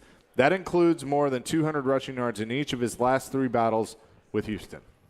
So I would say you feel pretty good about that. I don't know that the history means as much as the current situation with Houston's run defense. And, how Houston is going to defend them. They're going to come in there going, we've got to stop him. And they don't have any big weapons. They've got issues at quarterback. Let's force them to throw the ball. Can they do that? Can the Titans run it effectively knowing that everybody in the stadium knows they're trying to run it? Coming up next, what does the first-team reps for Malik Willis mean? Todd Downing talked about that. You'll hear from him coming up next. But can you beat Vegas this football season? Superbook Sports gives you a chance every week to go head-to-head with the best odds makers in Las Vegas. There's no fancy computer algorithms, no guys across the pond setting the lines. Nope, just the best team of odds makers in the business. They're right there behind the counter at the Superbook in Vegas. Plus, Superbook features some of the best odds boosts and promo bets anywhere. So if you're thinking about this game coming up this weekend between Tennessee and Houston, Tennessee minus 2.5 against the Houston Texans on the road. That line has fluctuated some, but you can put your money on the two-tone if you feel so inclined. Just download the Superbook Sports app or go to superbook.com and start your battle against Vegas right now. Visit superbook.com for terms and conditions. Gambling problem? Call 1-800-889-9789. At some point, it's a combination of who did you play and what does your skill set look like. Get the best analysis of the big stories in the sports world with ESPN's Jason Fitz. If you reach for a quarterback in the draft because you need one, you're going to set your franchise back 5 years. Join Fitzy every Wednesday at 4:30. Presented by Blood Assurance. Jason Fitz. I am 5'9.5" on ESPN 102.5 and 106.3 The Game and the Game Nashville app. From the Fox 17 News Code Red Weather Center. I'm Fox 17 Code Red meteorologist Greg Popis. Forecast for us today starting off cool, but a little bit warmer by the afternoon compared to yesterday.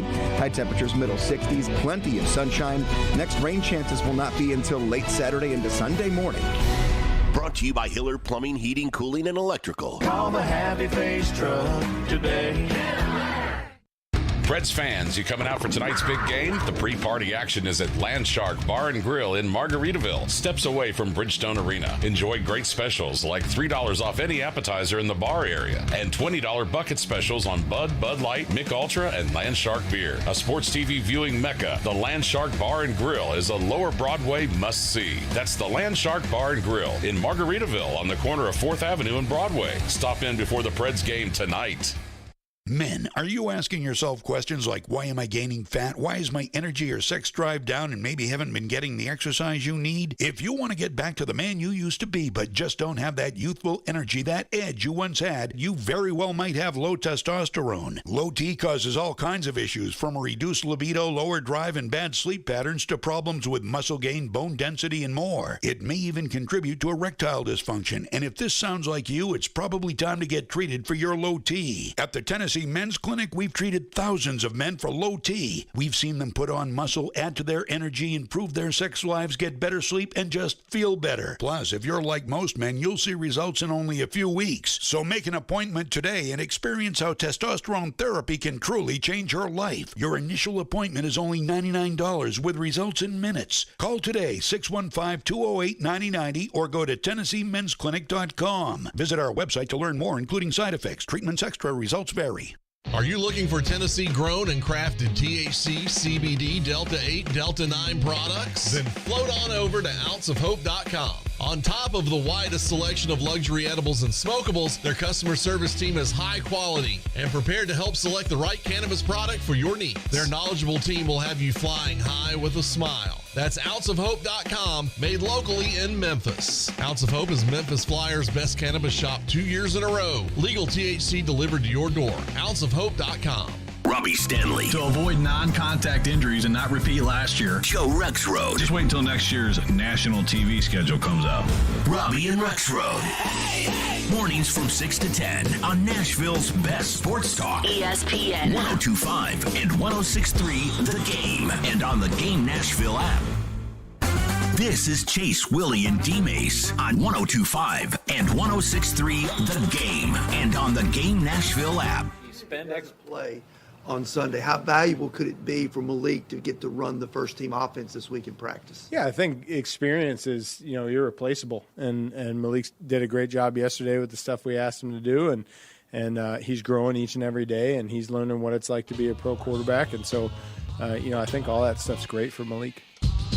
Todd Downing, Titans offensive coordinator, talking about Malik Willis getting the first team reps. Welcome back in. Chase, Willie, D-Mace, 102.5, 106.3 The Game. Be sure to give us a follow on Instagram at 102.5 The Game Nashville. All right, D-Mace, you hear that. Mm-hmm. Let's say he doesn't play. They go with Tannehill. But Malik getting to practice this week with the first team, I think that's only going to help you down the line. Yeah, and then I think it gives the Titans a better assessment moving forward, because it's not like he's playing with the scout team or, third stringers. He's playing with the starters, and how he performs, how he take command of the huddle, what is his poise like with the first team. That means a lot during this week, and it can mean a lot moving forward. So it's good that he's able to get these reps. Even if he doesn't play, he still knows the game plan. He still went through the game plan himself. So if he does need to come in on Sunday, it's not like, throw Malik in and he hadn't practiced with the first team all week. Well, he's going to do majority of the practicing. He will take up majority of the first team reps moving forward. And I think it'll be the same tomorrow when they finish up red zone in 2 minutes. I'm pretty sure Malik Willis will be under center. That's, even if Tannehill could play, I don't think they want to chance anything happening with Ryan. If he's progressing, they're going to let him progress in the training room. It's not going to come out on the field. So, but it's good for Malik that he's getting these first team reps. It's so you got to take advantage of every opportunity you have to develop a guy behind the scenes. It's so different than the other sports. Like, what were all the Predator fans doing last night? They were keeping an eye on what's going on with Phil Tomasino and a lot of the prospects. Tomasino in particular, because he's been up here. Everybody knows him. But the Predators had the option of sending him to Milwaukee to hopefully develop him so he's better the next time he comes up. The NFL, you can't do that. So you have to be working behind the scenes on your own, and you can't get into a game situation. So it's hard to know what you have in Malik Willis, but I think they're going to try it. Like you said, Derek, the biggest thing that popped out to me is, can he show that he has a good understanding of what he will need to try to do? It's different when you're in there and everything's live, but at least you can probably give the coaching staff a sense of how well you are grasping what the game plan is. Yeah, and I'm curious of if it gives them, you talked about confidence and trust and all of that, but how does a player, Vrabel talked about this earlier this week, Derek, that Malik Willis, had shown improvement on the show team, scout team. Basically where he lines up as the opposing quarterback. Can a guy learn something from that, though, of running the show team? Yeah, you can. You can learn how to go through your progressions. You still got to take command of the huddle. For a few years, scout team was my game. That was my game week. Sure. And so I wanted to make sure that, I treated it as such. So I went out there and I practiced hard. And even though these are not my plays, we do run similar routes. So I'm going to run my route as if I'm running the plays that the Tennessee Titans run. And it'll be the same for a guy like Malik Willis. When you're able to go out on that field, whether you are the starter, the backup, the scout team guy, it doesn't matter. Your main goal is to go out there and get better. Help your team get better. If it's scout team, you help yourself and you help the defense get better. And I'm sure that's what he's been able to do. So it's going to him having scout team routes, reps, and him learning how to be a professional. It's all going to play itself out. And, it helps that he's getting these, first team reps. I tell you that. But even before he can get the first team reps, he had to have shown something during the scout team reps that they feel comfortable with putting him or making him the starter for the week's practice. I'm not saying for the game, for the week's practice, because they could have easily said, Woodside, you're going to take the first team reps. Why? Woodside's been here the longest. He knows the offense. They could have easily said, Woodside, you're the starter. But they didn't. Well, I believe because Malik Willis has shown them something during the scout team practices that they feel comfortable with making him the true backup. Yeah, and I think if Woodside was going to factor into any of this, he would have. Yeah, he'd be doing more, but he's not. So, but they. Well, I mean, I guess we don't know what they're doing at practice, but remember they can't elevate him, or they don't have to elevate him until Saturday. Right, because then he could just go back. Yeah, but in theory, at practice, he could be taking every rep if they wanted him to. Mm-hmm. But I don't think. I think right now it doesn't feel like that's what's happening. No, definitely not. I think they want Willis to be the guy that is the first option. We did speculate that when they made the moves that they made, is could they still in this situation have Woodside be elevated and be the guy? But I think if they were at that place that they would have him elevated already. But I wouldn't rule out him being the third guy just to have an ace in the hole in case you get somebody hurt. It also depends on what Tannehill can do. Is he healthy enough to back up? Is that a level, or is it either he starts or he doesn't play? Well, Jared thinks he's playing. It's Thursday. I'm not ready to make a determination either way.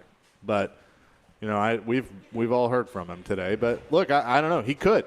I mean, it could very well be that they just think he doesn't need to practice and he'll be good enough by Sunday, and then you have Willis ready in case the ankle starts barking too much and he can't move around, and then you make the change. But I think having multiple game plans is going to behoove the Titans. And, again, nothing is given in the NFL, but if ever there was a week for this to happen, I'm glad it's this week against Houston. So we will find out. We'll get back into the Titans a little later on. But coming up next, our weekly visit with Elliot Friedman of Sportsnet Hockey Night in Canada, the author of the 32 Thoughts. We'll get his thoughts on the Nashville Predators and much more. That's next. Chase Willie, D-Mace, 102.5, 106.3, The Game. You watch the game. Tannehill, he can run, and he does. Touchdown. We talked the game. I think this is Vrabel giving Tannehill more authority over the team. We are the game. Nashville's best sports talk. 102.5 and 106.3, The Game, and the Game Nashville app. ElectronicExpress.com. We make it happen. Winning this award is truly like winning the Super Bowl of car dealer awards for Mercedes-Benz. Edwin Vickery, General Manager of Mercedes-Benz of Music City. Culture eats strategy for lunch. You have to hit on all cylinders to win this award. You can strategize all you want. You got to still have the right tools, and our tools are our people. Live the dream with 3-time Mercedes-Benz Best of the Best Award winner, Mercedes-Benz of Music City. Go to mbofmc.com. Now's the time to make a message known. All working-class Tennesseans vote no on Amendment 1 this voting season. Right to work does not belong in the state constitution. Hardworking families deserve to have their needs addressed in today's economy. Visit TennesseeWorkerAlliance.org, paid for by the Nashville Building Trades. Looking for a big diamond? Genesis Diamonds introduces our Elite Collection, all new for this year. These are large, rare diamonds in the top 1% of the world. 3 carat, 4 carat, 5 carat, up to 10 carat precious diamonds for the most discriminating buyers who appreciate quality. Genesis owners travel worldwide, tapping a vast network of diamond cutters, carefully hand-selecting each of these remarkable diamonds. We invite you to view this premium collection of GIA-certified diamonds, rounds, cushion cuts, emerald cuts, even fancy colored diamonds in size and quality never before seen here. And to showcase these exquisite stones, only Genesis has the finest handcrafted rings from all the world-class designers. If 2020 is the year you're upgrading her original diamond, or you just want to go big for the first time, no need to travel to New York or Los Angeles or Antwerp. Genesis Diamonds' elite collection of large, precious diamonds is here in Nashville. Genesis Diamonds and luxury pre-owned Rolexes, Green Hills and Cool Springs. Need cash for the holidays or to pay off credit cards right now? Loan Pronto's all-new Express Equity Line of Credit program is just what you need. This is great. You can keep your low mortgage rate and still get cash out. That's right. You don't have to do a full home refi. You can tap a small portion of the equity you have and enjoy a super low rate. With Loan Pronto's Express Equity Credit Line, you can close in 7 to 10 days, and a $50,000 loan will come your way, and it only costs you around $300 a month. Use that money to pay off whatever bills you have, credit cards, consolidate other debt, or start a home improvement project. With Loan Pronto, you can access up to 95% of your home's equity, and 9 out of 10 homeowners won't even need the appraisal. Even if you did a total refi recently or just bought your home, you can tap the equity with this fast, easy program. Do it now before the holidays. Call Loan Pronto, 615-499-5780. That's 615-499-5780, or go to loanpronto.com. Equal housing lender, NMLS 166-1781, subject to lender approval. Middle Tennessee football is back in action at home on Saturday, November 12th. The Blue Raiders will take on Charlotte in our 40th annual Salute to Veterans and Armed Forces football game.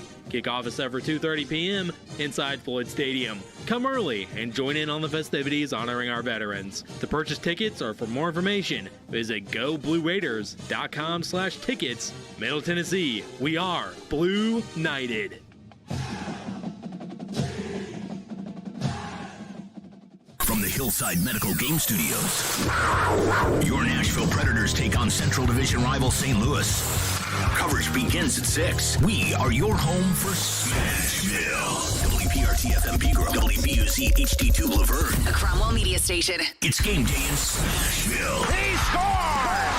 Predators Game Day is presented by Social Furniture, located at 5412 Charlotte Avenue. Shop local, shop social. His shot stopped and the rebound stopped too. Smashville's best sports talk, 102.5 and 106.3 The Game and the Game Nashville app. Now let's see if we can bring them to life, all right?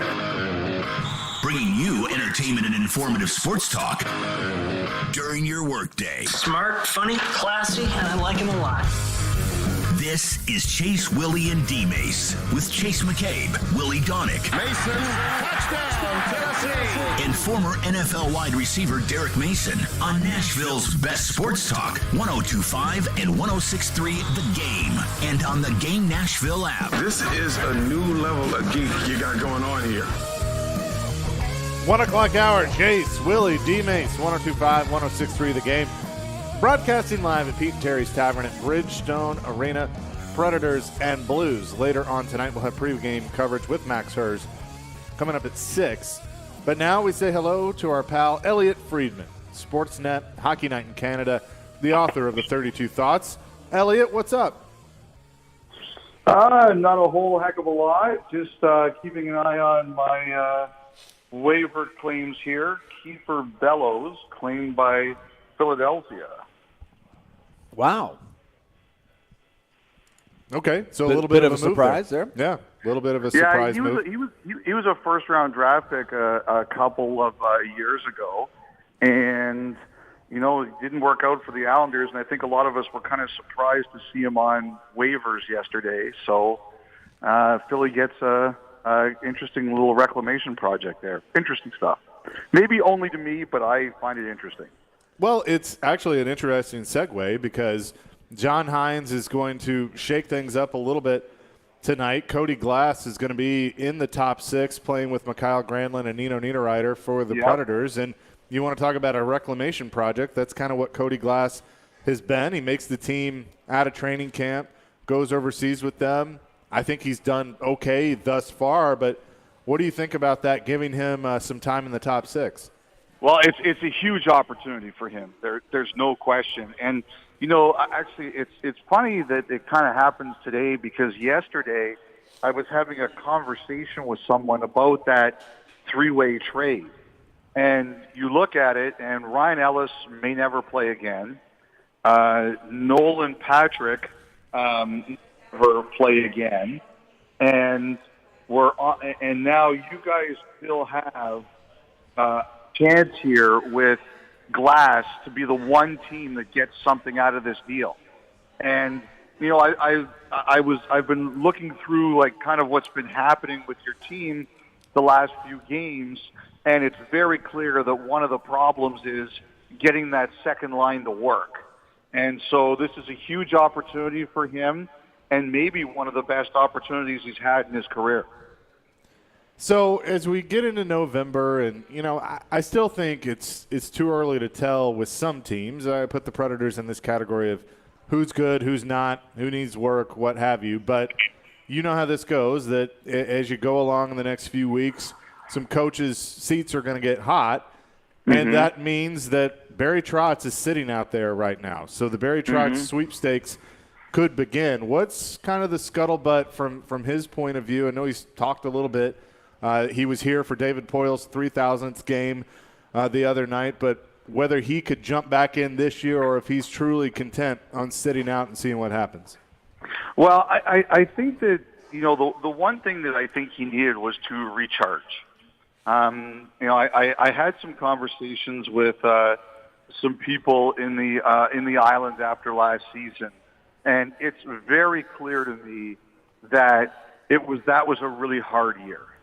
That was a really difficult and challenging year there. And, one of the reasons is, as you guys know, like there are some places that were a bit more loose during the pandemic, and there were some places that weren't.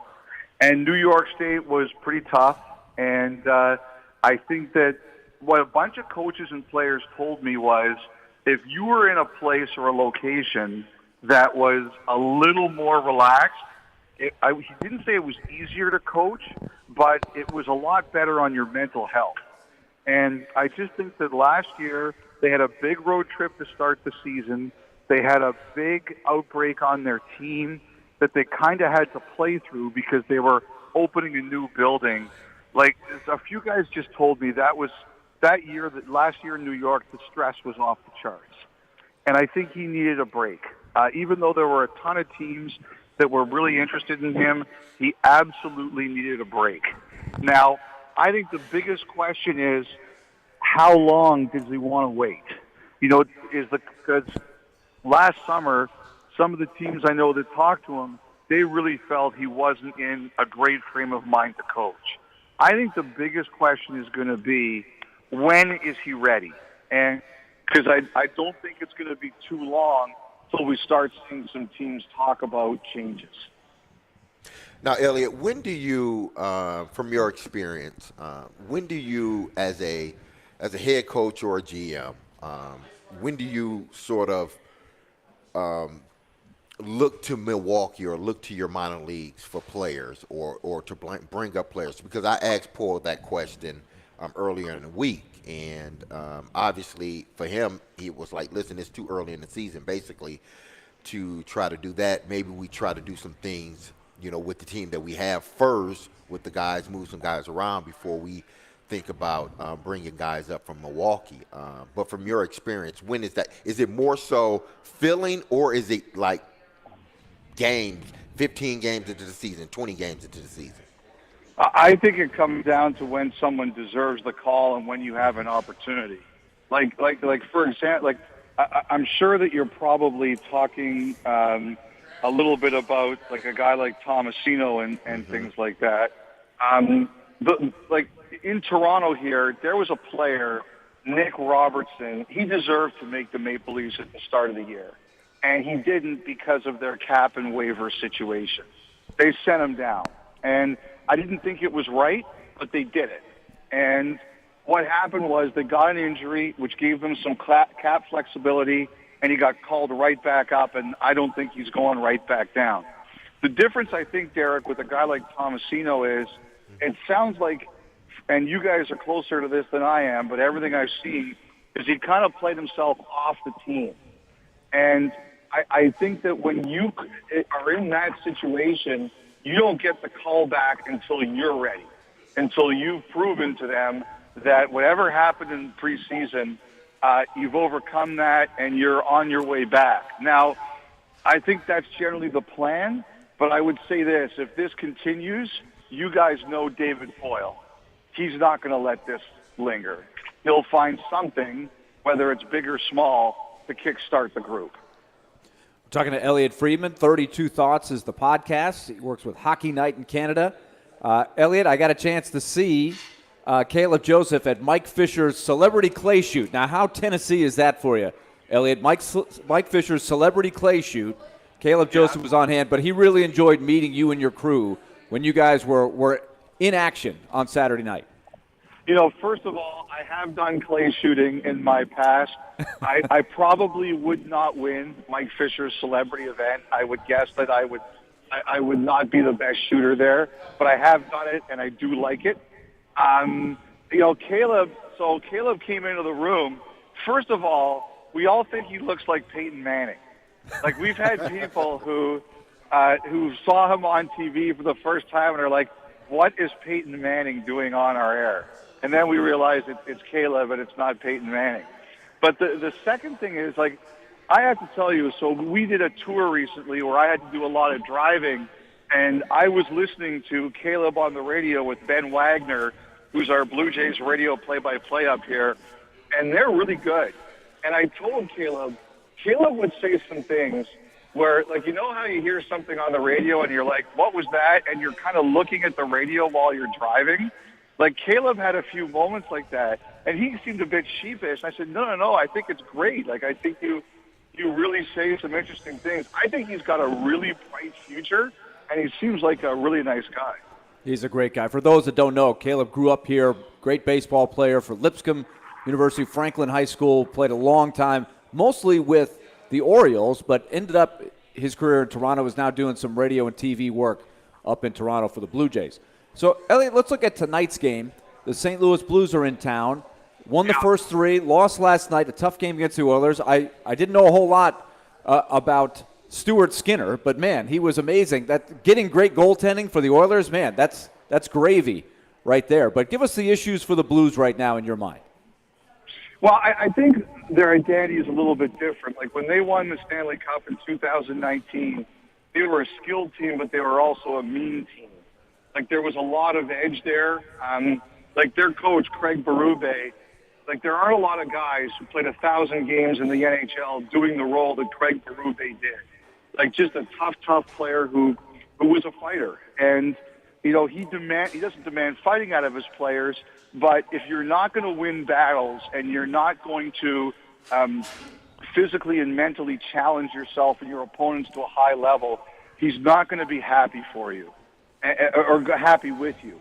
And I just think that this team this year, if you kind of look at them, they're not as big on defense as they've been in the past. They're not quite as physical a team as they've been in the past.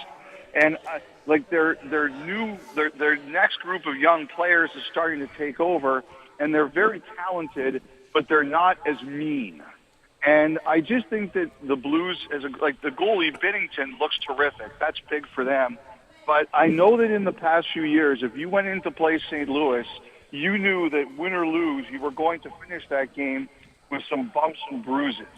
They just don't have that same identity right now, and I think it's something they'd like to get back to. Give it your thoughts from afar. You look at the scores, you see Roman Josi has no goals and 1 assist.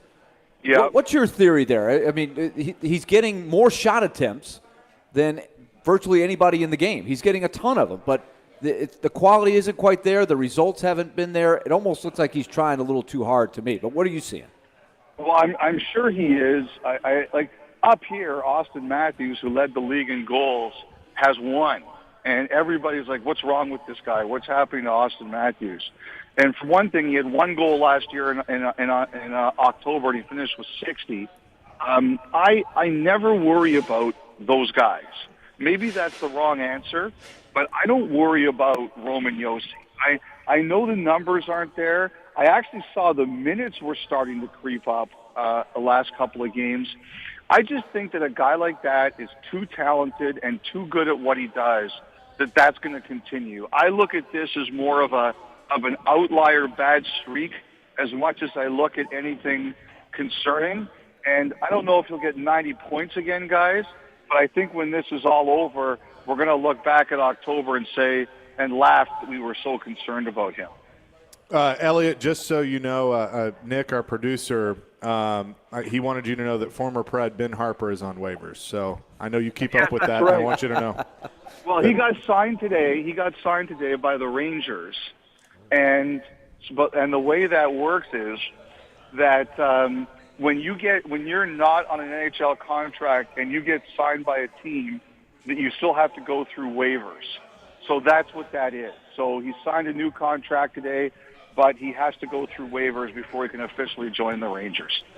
All right. Well, there you go. Elliot, great stuff as always. Appreciate it. We'll do it again next week.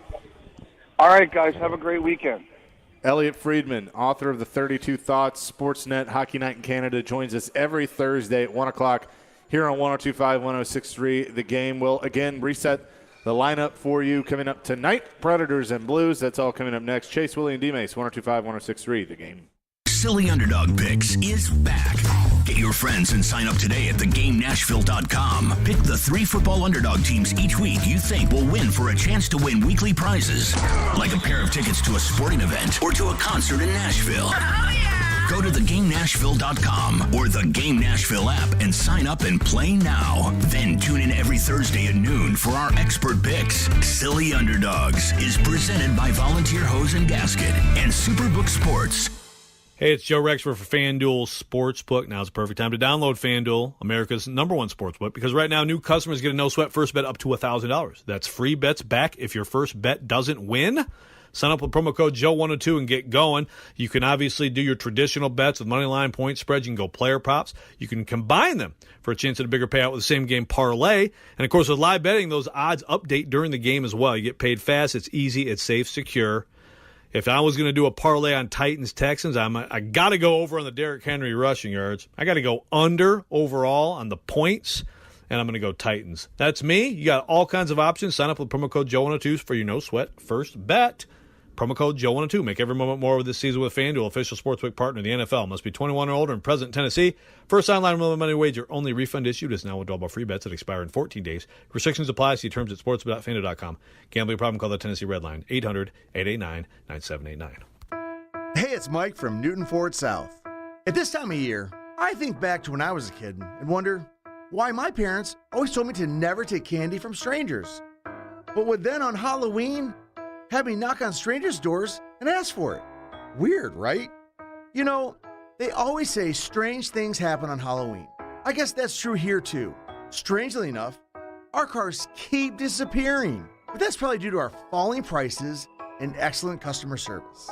At Newton, we put customers first, we actually listen to your needs, and try to find the best and most affordable option for you.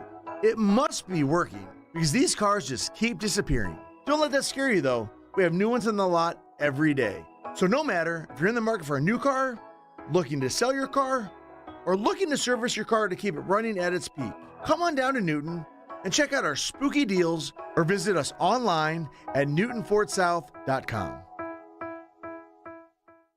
Bob's Steak and Chop House in the Omni Nashville Hotel. Hi, this is Chef Mark at Bob's Steak and Chop House at the Omni Hotel. Looking for a romantic dinner with that special someone? Be sure to join us and try one of our signature dishes, like our Australian cold water lobster tail, flash fried to perfection, and tossed in lemon butter. Did I also mention we've won the Wine Spectator Award of Excellence 7 consecutive years? Come join us for a memorable meal here at Omni and be sure to ask for Chef Mark. Attending an event downtown? Dine at Bob's Steak and Chop House in the Omni Nashville Hotel. Yo, Pablo Torre here, host of the ESPN Daily Podcast. When you want to go beyond your feed, when you want to get inside the score, when you want to get behind the highlight, there's ESPN Daily. Go deeper into the stories of the moment. Get the exclusive access and insider perspective that only ESPN can give you. ESPN Daily, hosted by me, Pablo Torre. Listen and subscribe wherever you get your podcasts. I love this show. Never miss a moment of the show. Okay, all right, okay. Subscribe to the Chase, Willie, and D-Mace podcast on iTunes, Spotify, and wherever you get your podcasts.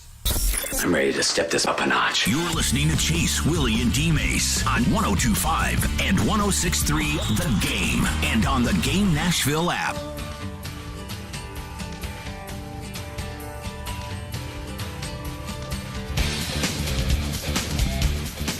Chase, Willie, D-Mace, 102.5, 106.3, The Game. Chase McCabe, Willie Donick, Derek Mason with you. This sounds familiar. Yep, this is the original Predators Come Out on the Ice song. That's what I thought. Ready to roll? Baby, Yeah. I'm ready to roll. Yeah. And now the starting lineup for your Nashville Predators. On defense, number 4, Jay Moore. Yep, those early days that Jay Moore was in there. Jay doing some radio for the Preds Radio Network. Funny story about Caleb Joseph. I saw him at the Clay shoot yesterday, and I wish because Mike Fisher was there, I would have loved to pull Mike Fisher in the conversation. Remember we had Kevin Bieksa on? Yeah. The famous fight where Mike Fisher knocked the tooth out. It was super slow-mo, and he punched Kevin Bieksa, who's now with Hockey Night in Canada. He punched the tooth out. The tooth kind of is dangling around. Stu Grimson was going crazy. He loves stuff like that on our telecast. And it went viral because it was a great moment, but also because Carrie Underwood retweeted it. Yeah. And said, look at my husband, how tough he is. He's hot. You know, it just went crazy. So it's been a big moment. But Kevin Bieksa came on with us during the playoffs last year and maintains that he won the fight. That he said, if you look at the fight as a whole. Elliott set that up. Elliott helped us set that up. He and Bieksa worked together a lot on the Hockey Night in Canada. So Caleb Joseph, who's now doing stuff with the Blue Jays, he was doing stuff on Sportsnet for their MLB playoff coverage. So I always told Caleb, you got to go meet Elliott and those guys and tell them you're a hockey fan. Because Caleb is a huge hockey fan, grew up going to Predators games while he was playing baseball. So sure enough, he goes over there.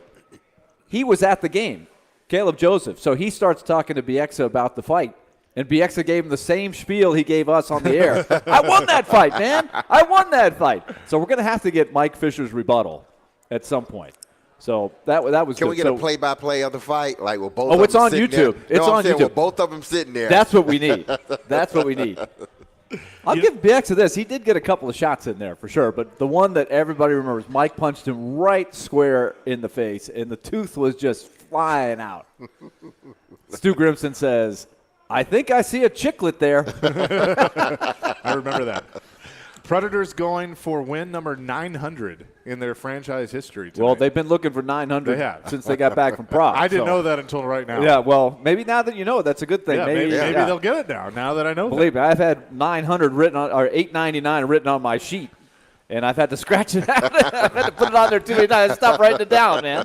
Come on, let's go. We know, and we talked about this with Elliott. Cody Glass is going to center Nino Niederreiter and Mikhail Granlund tonight, and then you're going to put Johansson, Duchesne, Forsberg back together as one of your top 6 lines.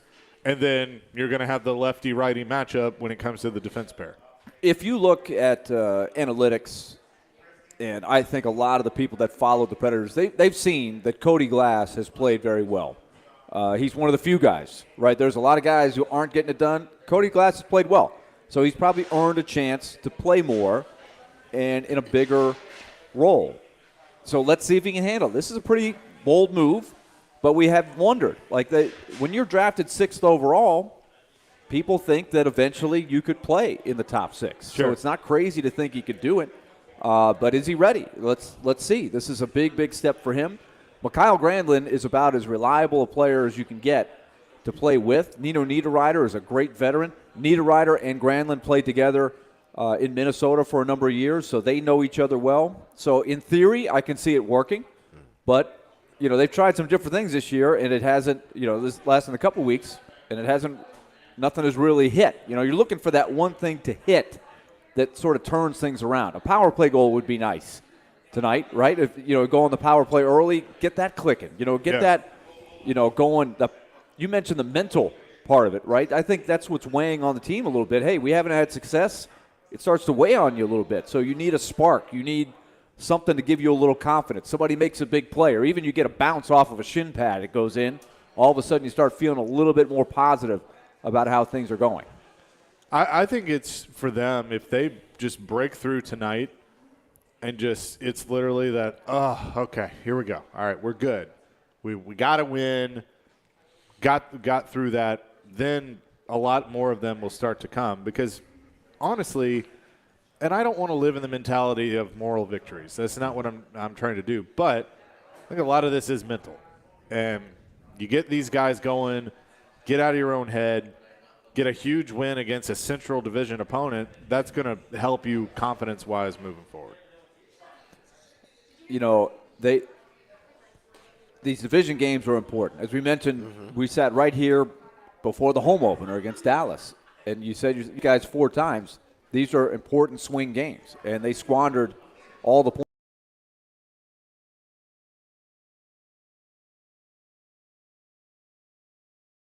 points tonight. So the urgency's got to be there.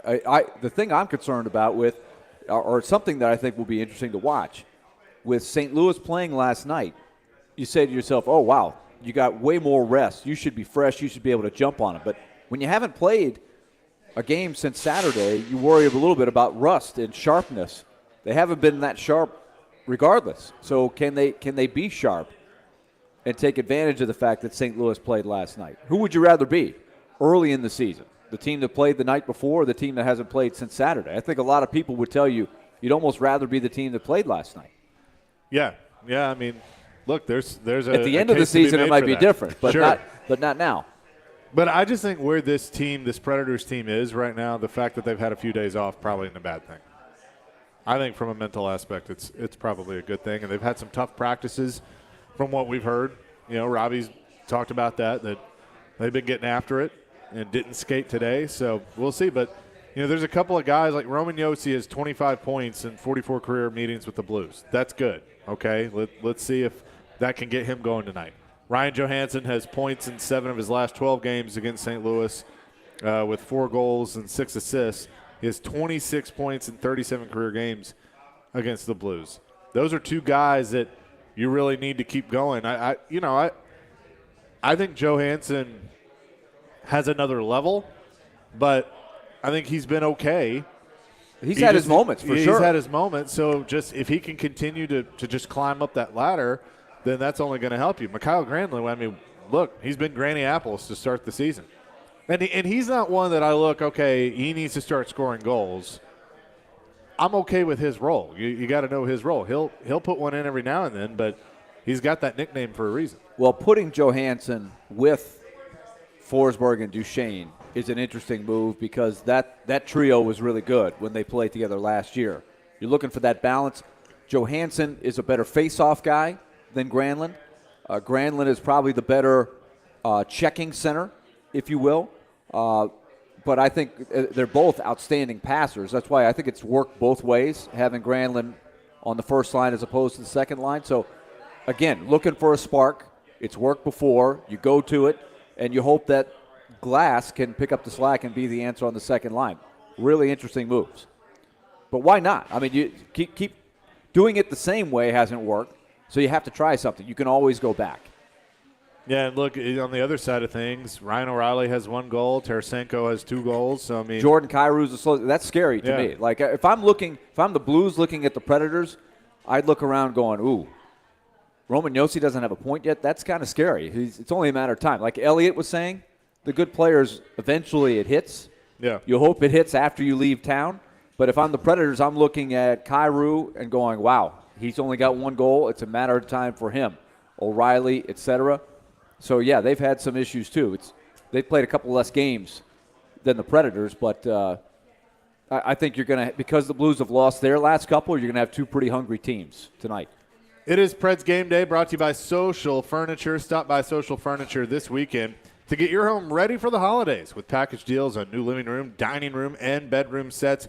Shop now at Social Furniture on the west side. Coming up next, your chance to win tickets to see Jason Bonham November 30th. And also we'll get back into the Titans and who could start at QB with Ryan Tannehill's injury. We'll do that next. It's Chase Willie, D-Mace, 102.5, 106.3, The Game. Hey, this is Phil with Forsberg. And this is Smashville. Forsberg a shot, broken up in front, give it back to Forsberg, and here come the Habs. You're listening to the flagship of the Nashville Predators radio network, ESPN 102.5, The Game. This segment of ESPN 102.5 The Game is brought to you by Train Heating and Cooling Systems. Tested, retested, engineered, and re-engineered to keep up with you. We run together. Visit traininfo.com to find your local independent Train dealer. Traininfo.com. It's hard to stop a train. Black Friday deals are here earlier than ever at Electronic Express. Come into our convenient locations for great deals on all of your favorite brands like Samsung, Whirlpool, Sony, Cuisinart, and more. Electronic Express has huge savings in every department: computers, appliances, 4K TVs, housewares, furniture, mattresses, and more. Save up to 40% with up to 36 months free financing. Shop in-store or online at electronicexpress.com and get free express delivery on most items. Electronic Express. We make it happen. It's Quaz with Little Harpeth, and I'm just having one of our Chicken Scratch American Pilsners. It's one refreshing beer and a good example of the German lagers that we craft right here in Nashville. Chicken Scratch is made with locally sourced raw white corn, giving it a subtle cornbready sweetness. And speaking of sweetness, Chicken Scratch's closest associate goes by the name of Deer Crossing Hellas, also a lager with a light, crisp body and golden color, and it won us a gold medal at the Great American Beer Festival. So be on the lookout for our craft lagers. And as always, thank you for supporting our little brewery. I can walk again. I can cross my legs again. I can wear heels again. After years of living with chronic joint pain, Andrea Southard is now living a normal life, pain-free, thanks to natural biologic treatments at QC Kinetics. We tried everything, and my husband had heard the commercial for QC Kinetics on the radio, and he told me to call him and check it out. That phone call changed Andrea's life. QC Kinetics used powerful natural biologics to treat her aching joints. It's high-tech precision medicine that can restore and repair damaged joint tissue with no surgery and no drugs, providing lasting relief. I felt like I was in my 20s again. I could tie my own shoes. Really the little things that you don't think about. Pain in your hips, knees, back, shoulders? Get rid of the pain now. Call QC Kinetics. 615-249-4024. That's 615-249-4024. QC Kinetics. 615-249-4024. Hey guys, Jeremy here, General Manager at Blend Bar with Davidoff Cigars at 508 Church Street. Blend was voted Best Cigar Lounge in the world in 2017 and the Best Cigar Lounge in the country in 2020. It is the perfect spot to unwind after your workday or at nighttime. We are a trendy, upscale, luxurious bar experience. Visit Blend Bar with Davidoff Cigars at 508 Church Street. Visit us online at blendbarcigar.com. We are luxury redefined. Joe Rexrode here for OrderGreen.com. Listen, to do the job I do, got to stay on the move at all times. Lots of travel, early mornings. Sometimes it can catch up with you, and when it does, I always enjoy natural and enjoyable ways to de-stress my mind and body. That's why I use a high-quality, wide selection of THC and CBD products from OrderGreen.com. It's not just me. Lots of my friends are on the bandwagon here, including a sick family friend of ours who has gotten great benefits. OrderGreen.com. You subscribe, you save 25% off shipments of gummies, or use promo code Joe20 for 20% off your first purchase. OrderGreen.com. Jonathan Hutton. You have to put the ball in his hands in that moment. And Chad Withrow. My kicker's making no decisions on a football team. Are in the game. Join them for NFL postgame after every Titans home game, live from Landshark Bar and Grill in Margaritaville on Broadway. They'll break down that day's game and look ahead to the next one. NFL postgame is presented by Two Rivers Ford, Renter's Warehouse, and Superbook Sports on 102.5 and 106.3 The Game and the Game Nashville app. What's up, Nashville? This is Stephen A. Smith. You're listening to Nashville's best sports talk, ESPN 102.5 The Game. Hey, tune in for the NFL pregame show this Sunday live from Twin Peaks at 6134 Galleria Boulevard in Cool Springs. Join Jared Stillman and forever Titans wide receivers Chris Sanders and my boy Derek Mason. Well, they're both my boys. Let's be honest. From 12:30 to 2:30 prior to the Titans taking on the Houston Texans. Remember, it's an afternoon game. NFL pregame is presented by TriStar Moving, Harmon Tractor and Equipment, Screwball Peanut Butter Whiskey, Superbook Sports, and Ounce of Hope Cannabis Company. It's now time for trivia. Our favorite. We do this every day, round 130, 615-737-1025. And on the line, this is a pretty cool prize. A pair of tickets to see Jason Bonham's Led Zeppelin evening at the Ryman Auditorium on Wednesday, November 30th. Jason Bonham, the son of the late John Bonham, the drummer of Led Zeppelin. Jason, a drummer in his own right as well. But you must answer this trivia question. Tell Nick Keyser, 615-737-1025. Predators number history.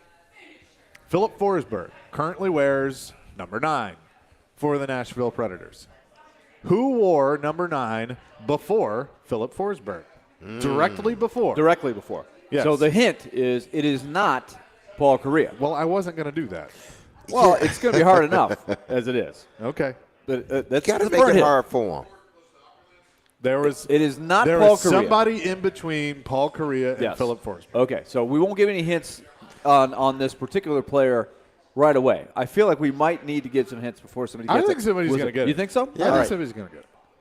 I liked this guy. I thought this guy was a good player for the team. He was a good player, yeah. He fit that Barry Trotz mold. 615-737-1025. Oh, you got it. He gave another clue. Yep.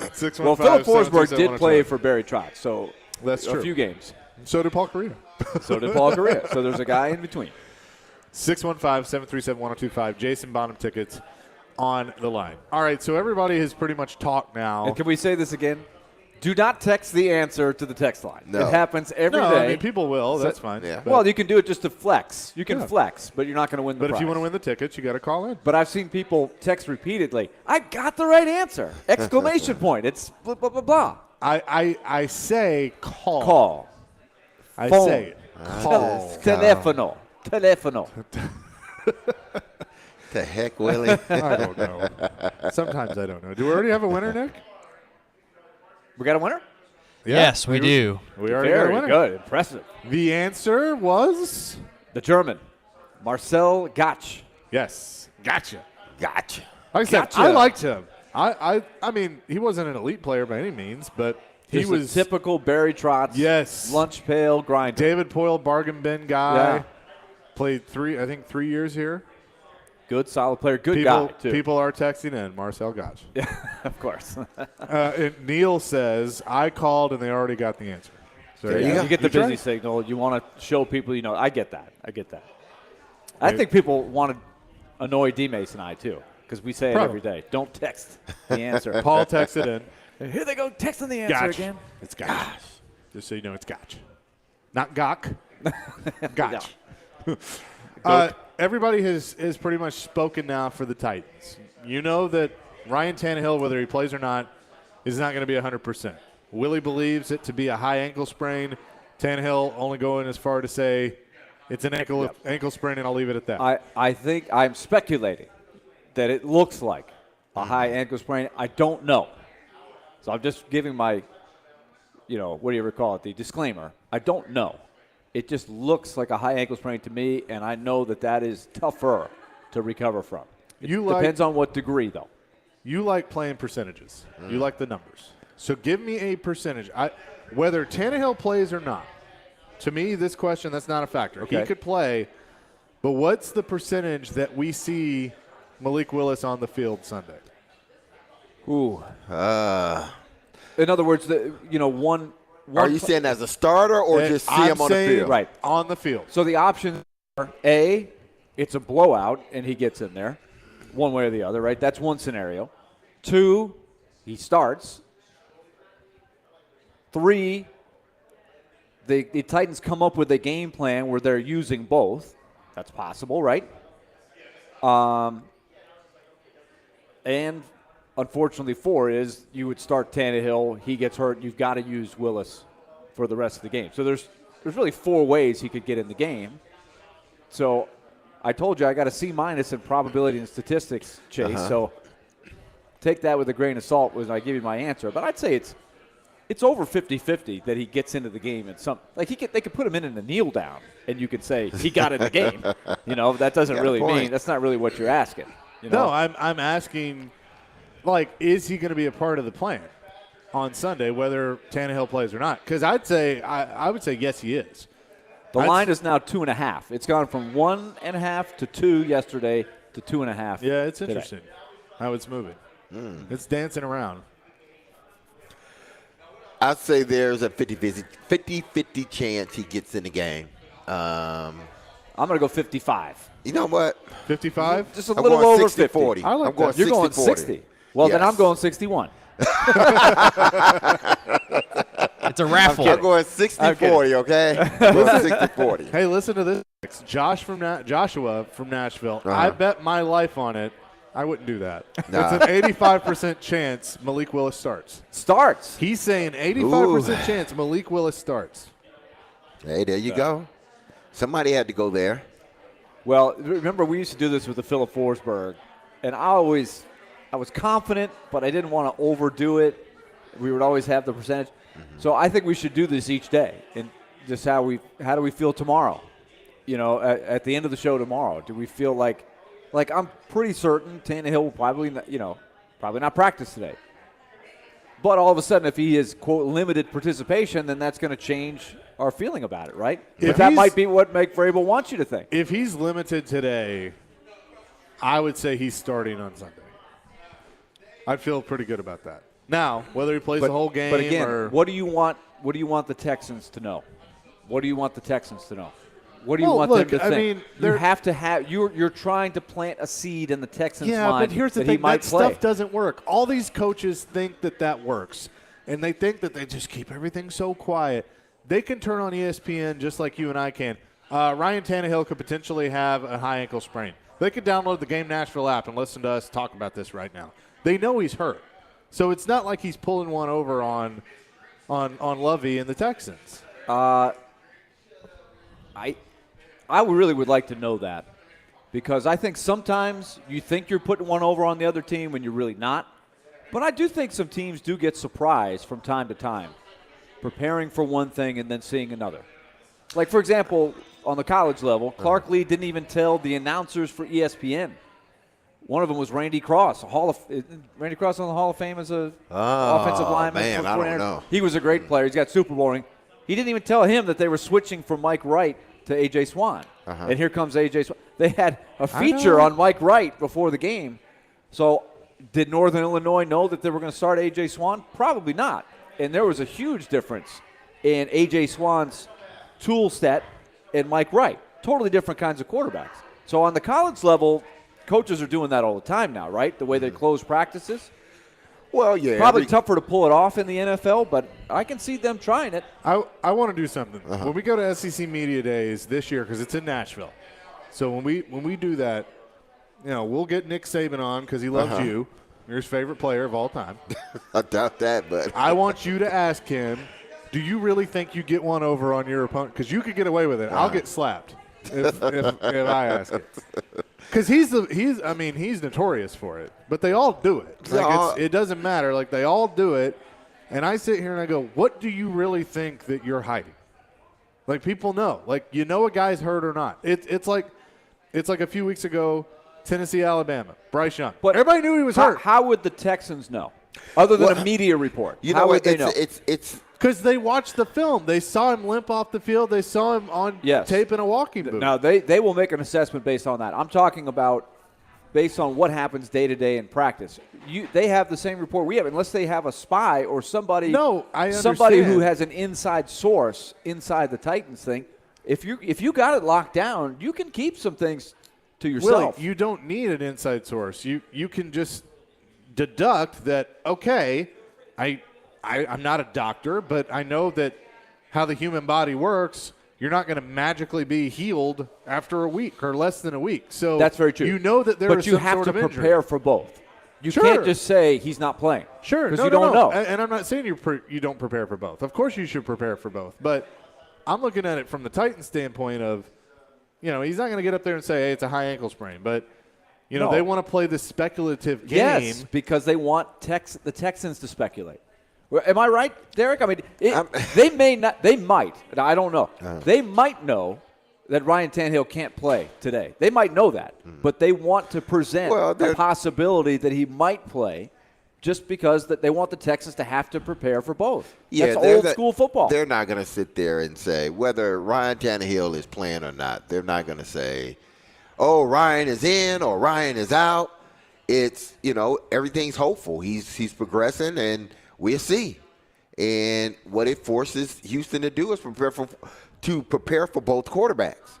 Now they have to spend extra time preparing for not just Ryan Tannehill, but Malik Willis as well. So they may prepare their defense a little bit different because they may think Malik Willis is, the game plan is to run him a little bit more, from the quarterback position. So they got to prepare for that. They got to make sure guys are setting edges and, play with your eyes, believe what you see, and, don't get fooled by this because this is the type of quarterback that he potentially is. With Ryan, you may focus on another part of his game, but they got to prepare for both because they know Ryan went down with an ankle, and they knew he went to the presser with a boot on after the game. They know that he's been limited, so they're going to prepare for both. Coming up next, as we put a bow on things, what does Derek see out of Malik Willis that gives him some hope for this weekend against Houston? We'll do that, get you set for Stillman and Company as well. But first, Willie has a word on Loan Pronto. All right, let's talk Loan Pronto. They have the system to get you cash before the holidays. If you're a homeowner, your home's value is way up. And that can be used to your advantage. If you've got other bills to pay, credit card bills, you want to start a home improvement project, consolidate debt. If you need cash for the holidays, use the Express Equity Line of Credit program. It's a great program offered by Loan Pronto. It's exactly what you would need. You keep your low mortgage rate, still get cash out. You don't have to do a full home refi. You can tap a small portion of the equity you have and enjoy a super low rate. And with the Express Equity Credit Line, you can close in 7 to 10 days. And a $50,000 loan, for example, would cost you only around $300 a month on the payback. So use that money to pay off high-interest credit cards, consolidate other debt, home improvement like we talked about. And with Loan Pronto, you can access up to 95% of your home's equity. 9 out of 10 homeowners, too, won't even need the appraisal. So even if you did a total refi recently or just bought your home, you can still tap the equity with this fast, easy program. Call Loan Pronto now and find out more. 615-499-5780. That's 615-499-5780 or go to loanpronto.com. Equal housing lender and MLS 166-1781, subject to lender approval. College football. Touchdown, Georgia. Nice catch and move by Holden. Touchdown. Touchdown. Lives here. Don't miss every exciting play each Saturday. Into the end zone. Touchdown to the freshman, Dane Key. It's all presented by Twin Peaks, your home of 20-degree drafts and wall-to-wall sports, and by Superbook Sports on 102.5 and 106.3 The Game and the Game Nashville app. From the Fox 17 News Code Red Weather Center. I'm Fox 17 Code Red meteorologist Greg Pobis. Forecast for us today starting off cool, but a little bit warmer by the afternoon compared to yesterday. High temperatures middle 60s, plenty of sunshine. Next rain chances will not be until late Saturday into Sunday morning. Brought to you by Hiller Plumbing, Heating, Cooling, and Electrical. Call the Happy Face Truck today. In a world where human interaction seems to be reduced to chats and clicks and emails, where transactions are measured only by speed, where corporate policies overrule common sense, sometimes you just want to go old school.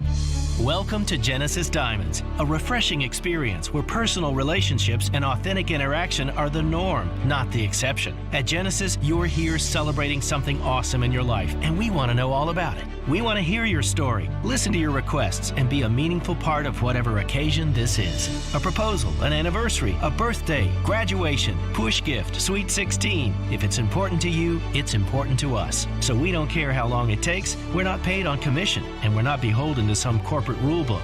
We just want to help you get what you want to make it into a special memory. So take a break from modern shopping and go old school with us at Genesis. Let's start a real relationship that you can count on for life. Genesis Diamonds, Green Hills, and Cool Springs. How about NFL Week 8, folks? Yep, it's NFL Week 8. You can start off right with a no-sweat same-game parlay from FanDuel, America's #1 sportsbook. Joe Ricks here to let you know it does not matter if you're new to FanDuel or if you have an account already. You're going to get free bets back either way. If your Thursday night same-game parlay doesn't hit, NFL same-game parlays are the perfect way to combine bets for a chance at a bigger payday. Bucks, Ravens. You know, I tell you what, with the way these Bucks are struggling, I'm going to take the under on this. I'm going to take under in the Tom Brady passing yards. I'm going to take the Ravens in this game. But do whatever you want. Build your own or choose from one of the popular same-game parlays pre-built for you in FanDuel's top-rated sportsbook app. However you want to play, bet the NFL on Thursday night with a no-set same-game parlay. Sign up with promo code JOE102 if you don't have an account. If you do, you're all set. Just sign in and see what you got going. Make every moment more with FanDuel, official sports betting partner in the NFL. Must be 21 or older in present Tennessee. 3+ legs, minimum $1 bet required. Refund issued on free bets that expire 7 days after receipt. Max free bet $5. Restrictions apply. See terms at sportsbet.fanduel.com. Gambling problem? Call the Tennessee Red Line 800-889-9789. Jared Stillman. If you get 3 games where he doesn't turn the ball over, you're going to the Super Bowl. Caroline Fenton. I don't know if he would be open to joining another team. Stillman and Company. Afternoons from 2 to 6. Presented by TriStar Moving. On Nashville's best sports talk. ESPN. 102.5 and 106.3 The Game. And on the Game Nashville app. This is Chase, Willie, and D-Mace on 102.5 and 106.3 The Game and on the Game Nashville app. Foul on my face all day, Coach. Oh, you, Mason. Just you, will ya? Why don't we talk after the game, all right? Just shut the up. Can you look at the scoreboard? Oh, man. Oh, what a classic moment. Derek Mason versus Bill Belichick. Nick texted me during the break. He goes, make sure Derek has the headphones on. I'm like, oh, what are you doing? That's pretty good. He's heard it before. I've heard it like 2 million times before. Did y'all win that game? No, we didn't win that game. But I had fun. Yeah, I could tell. That's why I always have fun. Win, lose, or draw, I always have fun. Well, we never draw. We were talking to our guy, Jerry, the other day at the Special Olympics, and he's all about the trash talking. Well, there you go. Exactly. Like, I'm here all day, Coach. Derek would trash talk the coach. I said, I'm here all day, even though I wasn't talking to Coach Belichick.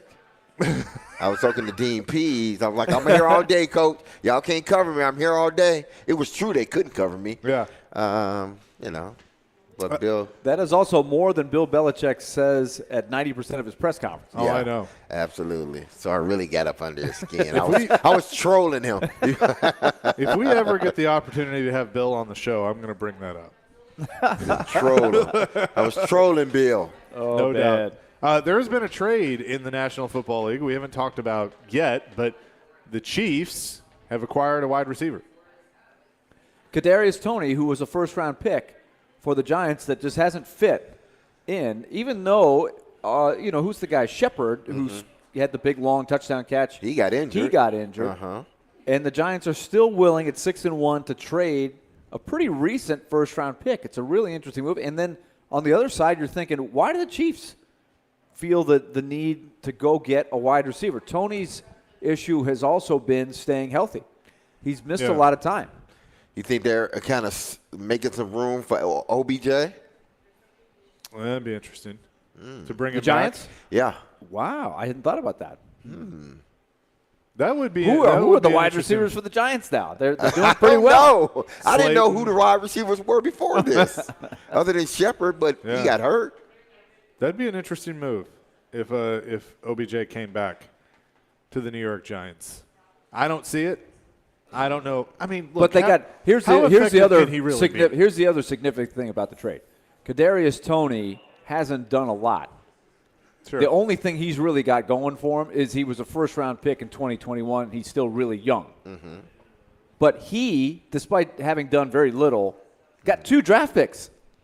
It cost them 2 draft picks to get him. So what does that mean it would take to get an experienced wide receiver that could move the needle? That's what you've been saying all along. If it's not a guy that's going to move the needle, why is it really worth giving up draft picks to get? That's the dilemma if you're John Robinson. So to me, that means the market price is pretty high for a wide receiver. Well, you can't mortgage assets when your roster isn't the best, not even in your division. Right. Jacksonville's roster from top to bottom is better.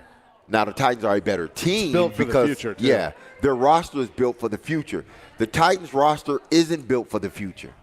So why would they, give away draft picks? The only way I would do it is if you're going to acquire a player that is on a rookie contract that you're going to have control over for a couple more years. Then you can say, would be Tony. Then you can say, okay, I've used the second, the third pick, and this is my pick. Instead of drafting, a player, that's your pick. And we've seen David Poyle do that. That he's gotten younger players and stuff like that. So that's the only way I would do it. I don't go get a guy that his contract's expiring at the end of the year and I'm giving up a second, third, first, whatever. That don't make no sense. No. But when Andy Reid wants a guy, he's done so much in the league, you have to say, Andy Reid wants this guy. What's he doing? What does he know? Right. What does he know? Why can't we can't get it going with this guy? Why does he want? But, I mean, we're seeing this is now before the deadline. Like the Rams did it last year. That they're good. So they're going to load up for the run. And, the Rams are going to pay for that. And I think they already are paying for that. They're going to pay for that, but they got their Lombardi trophy, so it doesn't matter. They accomplished their goal. Well, it seems like Kansas City is just they're more or less just stockpiling, just in case somebody does get hurt at that position. They can bring somebody else in and fill whatever void or role that they need to fill. So we'll watch to see if Tony makes any impact on the Chiefs. Meanwhile, Chris Conley is the latest guy that they've picked up. He's 6'3", 205. He is supposedly a great blocker. Sometimes, let's address this with D-Mace. I feel like Mike Vrabel knows that D-Mace irritates it. It's like sticking a pin in the voodoo doll. He was talking throughout half his press conversation about how great the Texans receivers block. Derek was just going, what are you talking about? What's going on? I will say this. I think he does that intentionally. I will say this, D-Mace. I would have no doubt that Mike Vrabel knows that bothers you. And I also have no doubt that he would purposely say that in a press conference to bother you. It's like a secret little thing. And if I can prove that, I want to shake his hand and say, I applaud you, sir. Because that is fantastic. Listen, but I'm not an offensive lineman. I'm not a tight end.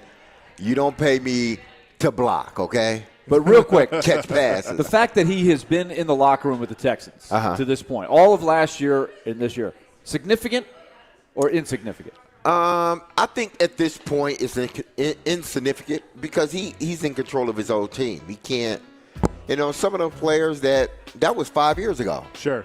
Those guys are gone. Coming up next, it is Stillman and Company, and Jared believes Tannehill's going to play. They will talk about that and much more, including Predators Blues pregame coverage at 6 o'clock tonight. We're back at it tomorrow at 10 here on 102.5, 106.3 The Game. Jared, bless your heart, and we out. You watch The Game. 39, pocket trembling, down he goes. Hit on the play by Landry. We talk The Game. Harold Landry? Boy, you sure should pay him, right? We are The Game. Nashville's best sports talk. 102.5 and 106.3 The Game and The Game Nashville app. ElectronicExpress.com. We make it happen. In the home electronics business, longevity says it all. This week, Hi-Fi Buys turns 45, and we celebrate with a huge sales event. Some items are 45% off and more, like the incredible Sony B-Stock home cinema projectors. During this 45th anniversary sales event, get these amazing projectors for 45 to 70% off. All Sony B-Stock projectors come with full new factory warranties. But don't hesitate, these projector deals are limited to stock on hand, so when they're gone, they're gone.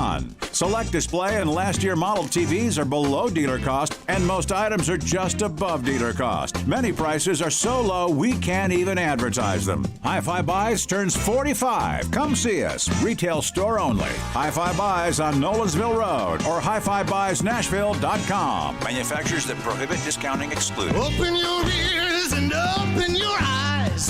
Hi-Fi Buys. Nolensville Road, just north of the Nashville Zoo. Hey, it's Chase McCabe. Every season is screwball season in my house. No matter the time of year, that rich, smooth taste just hits the spot.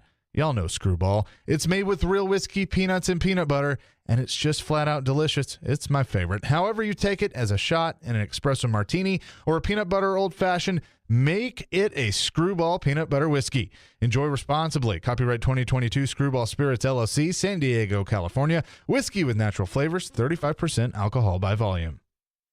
3 decades of Blue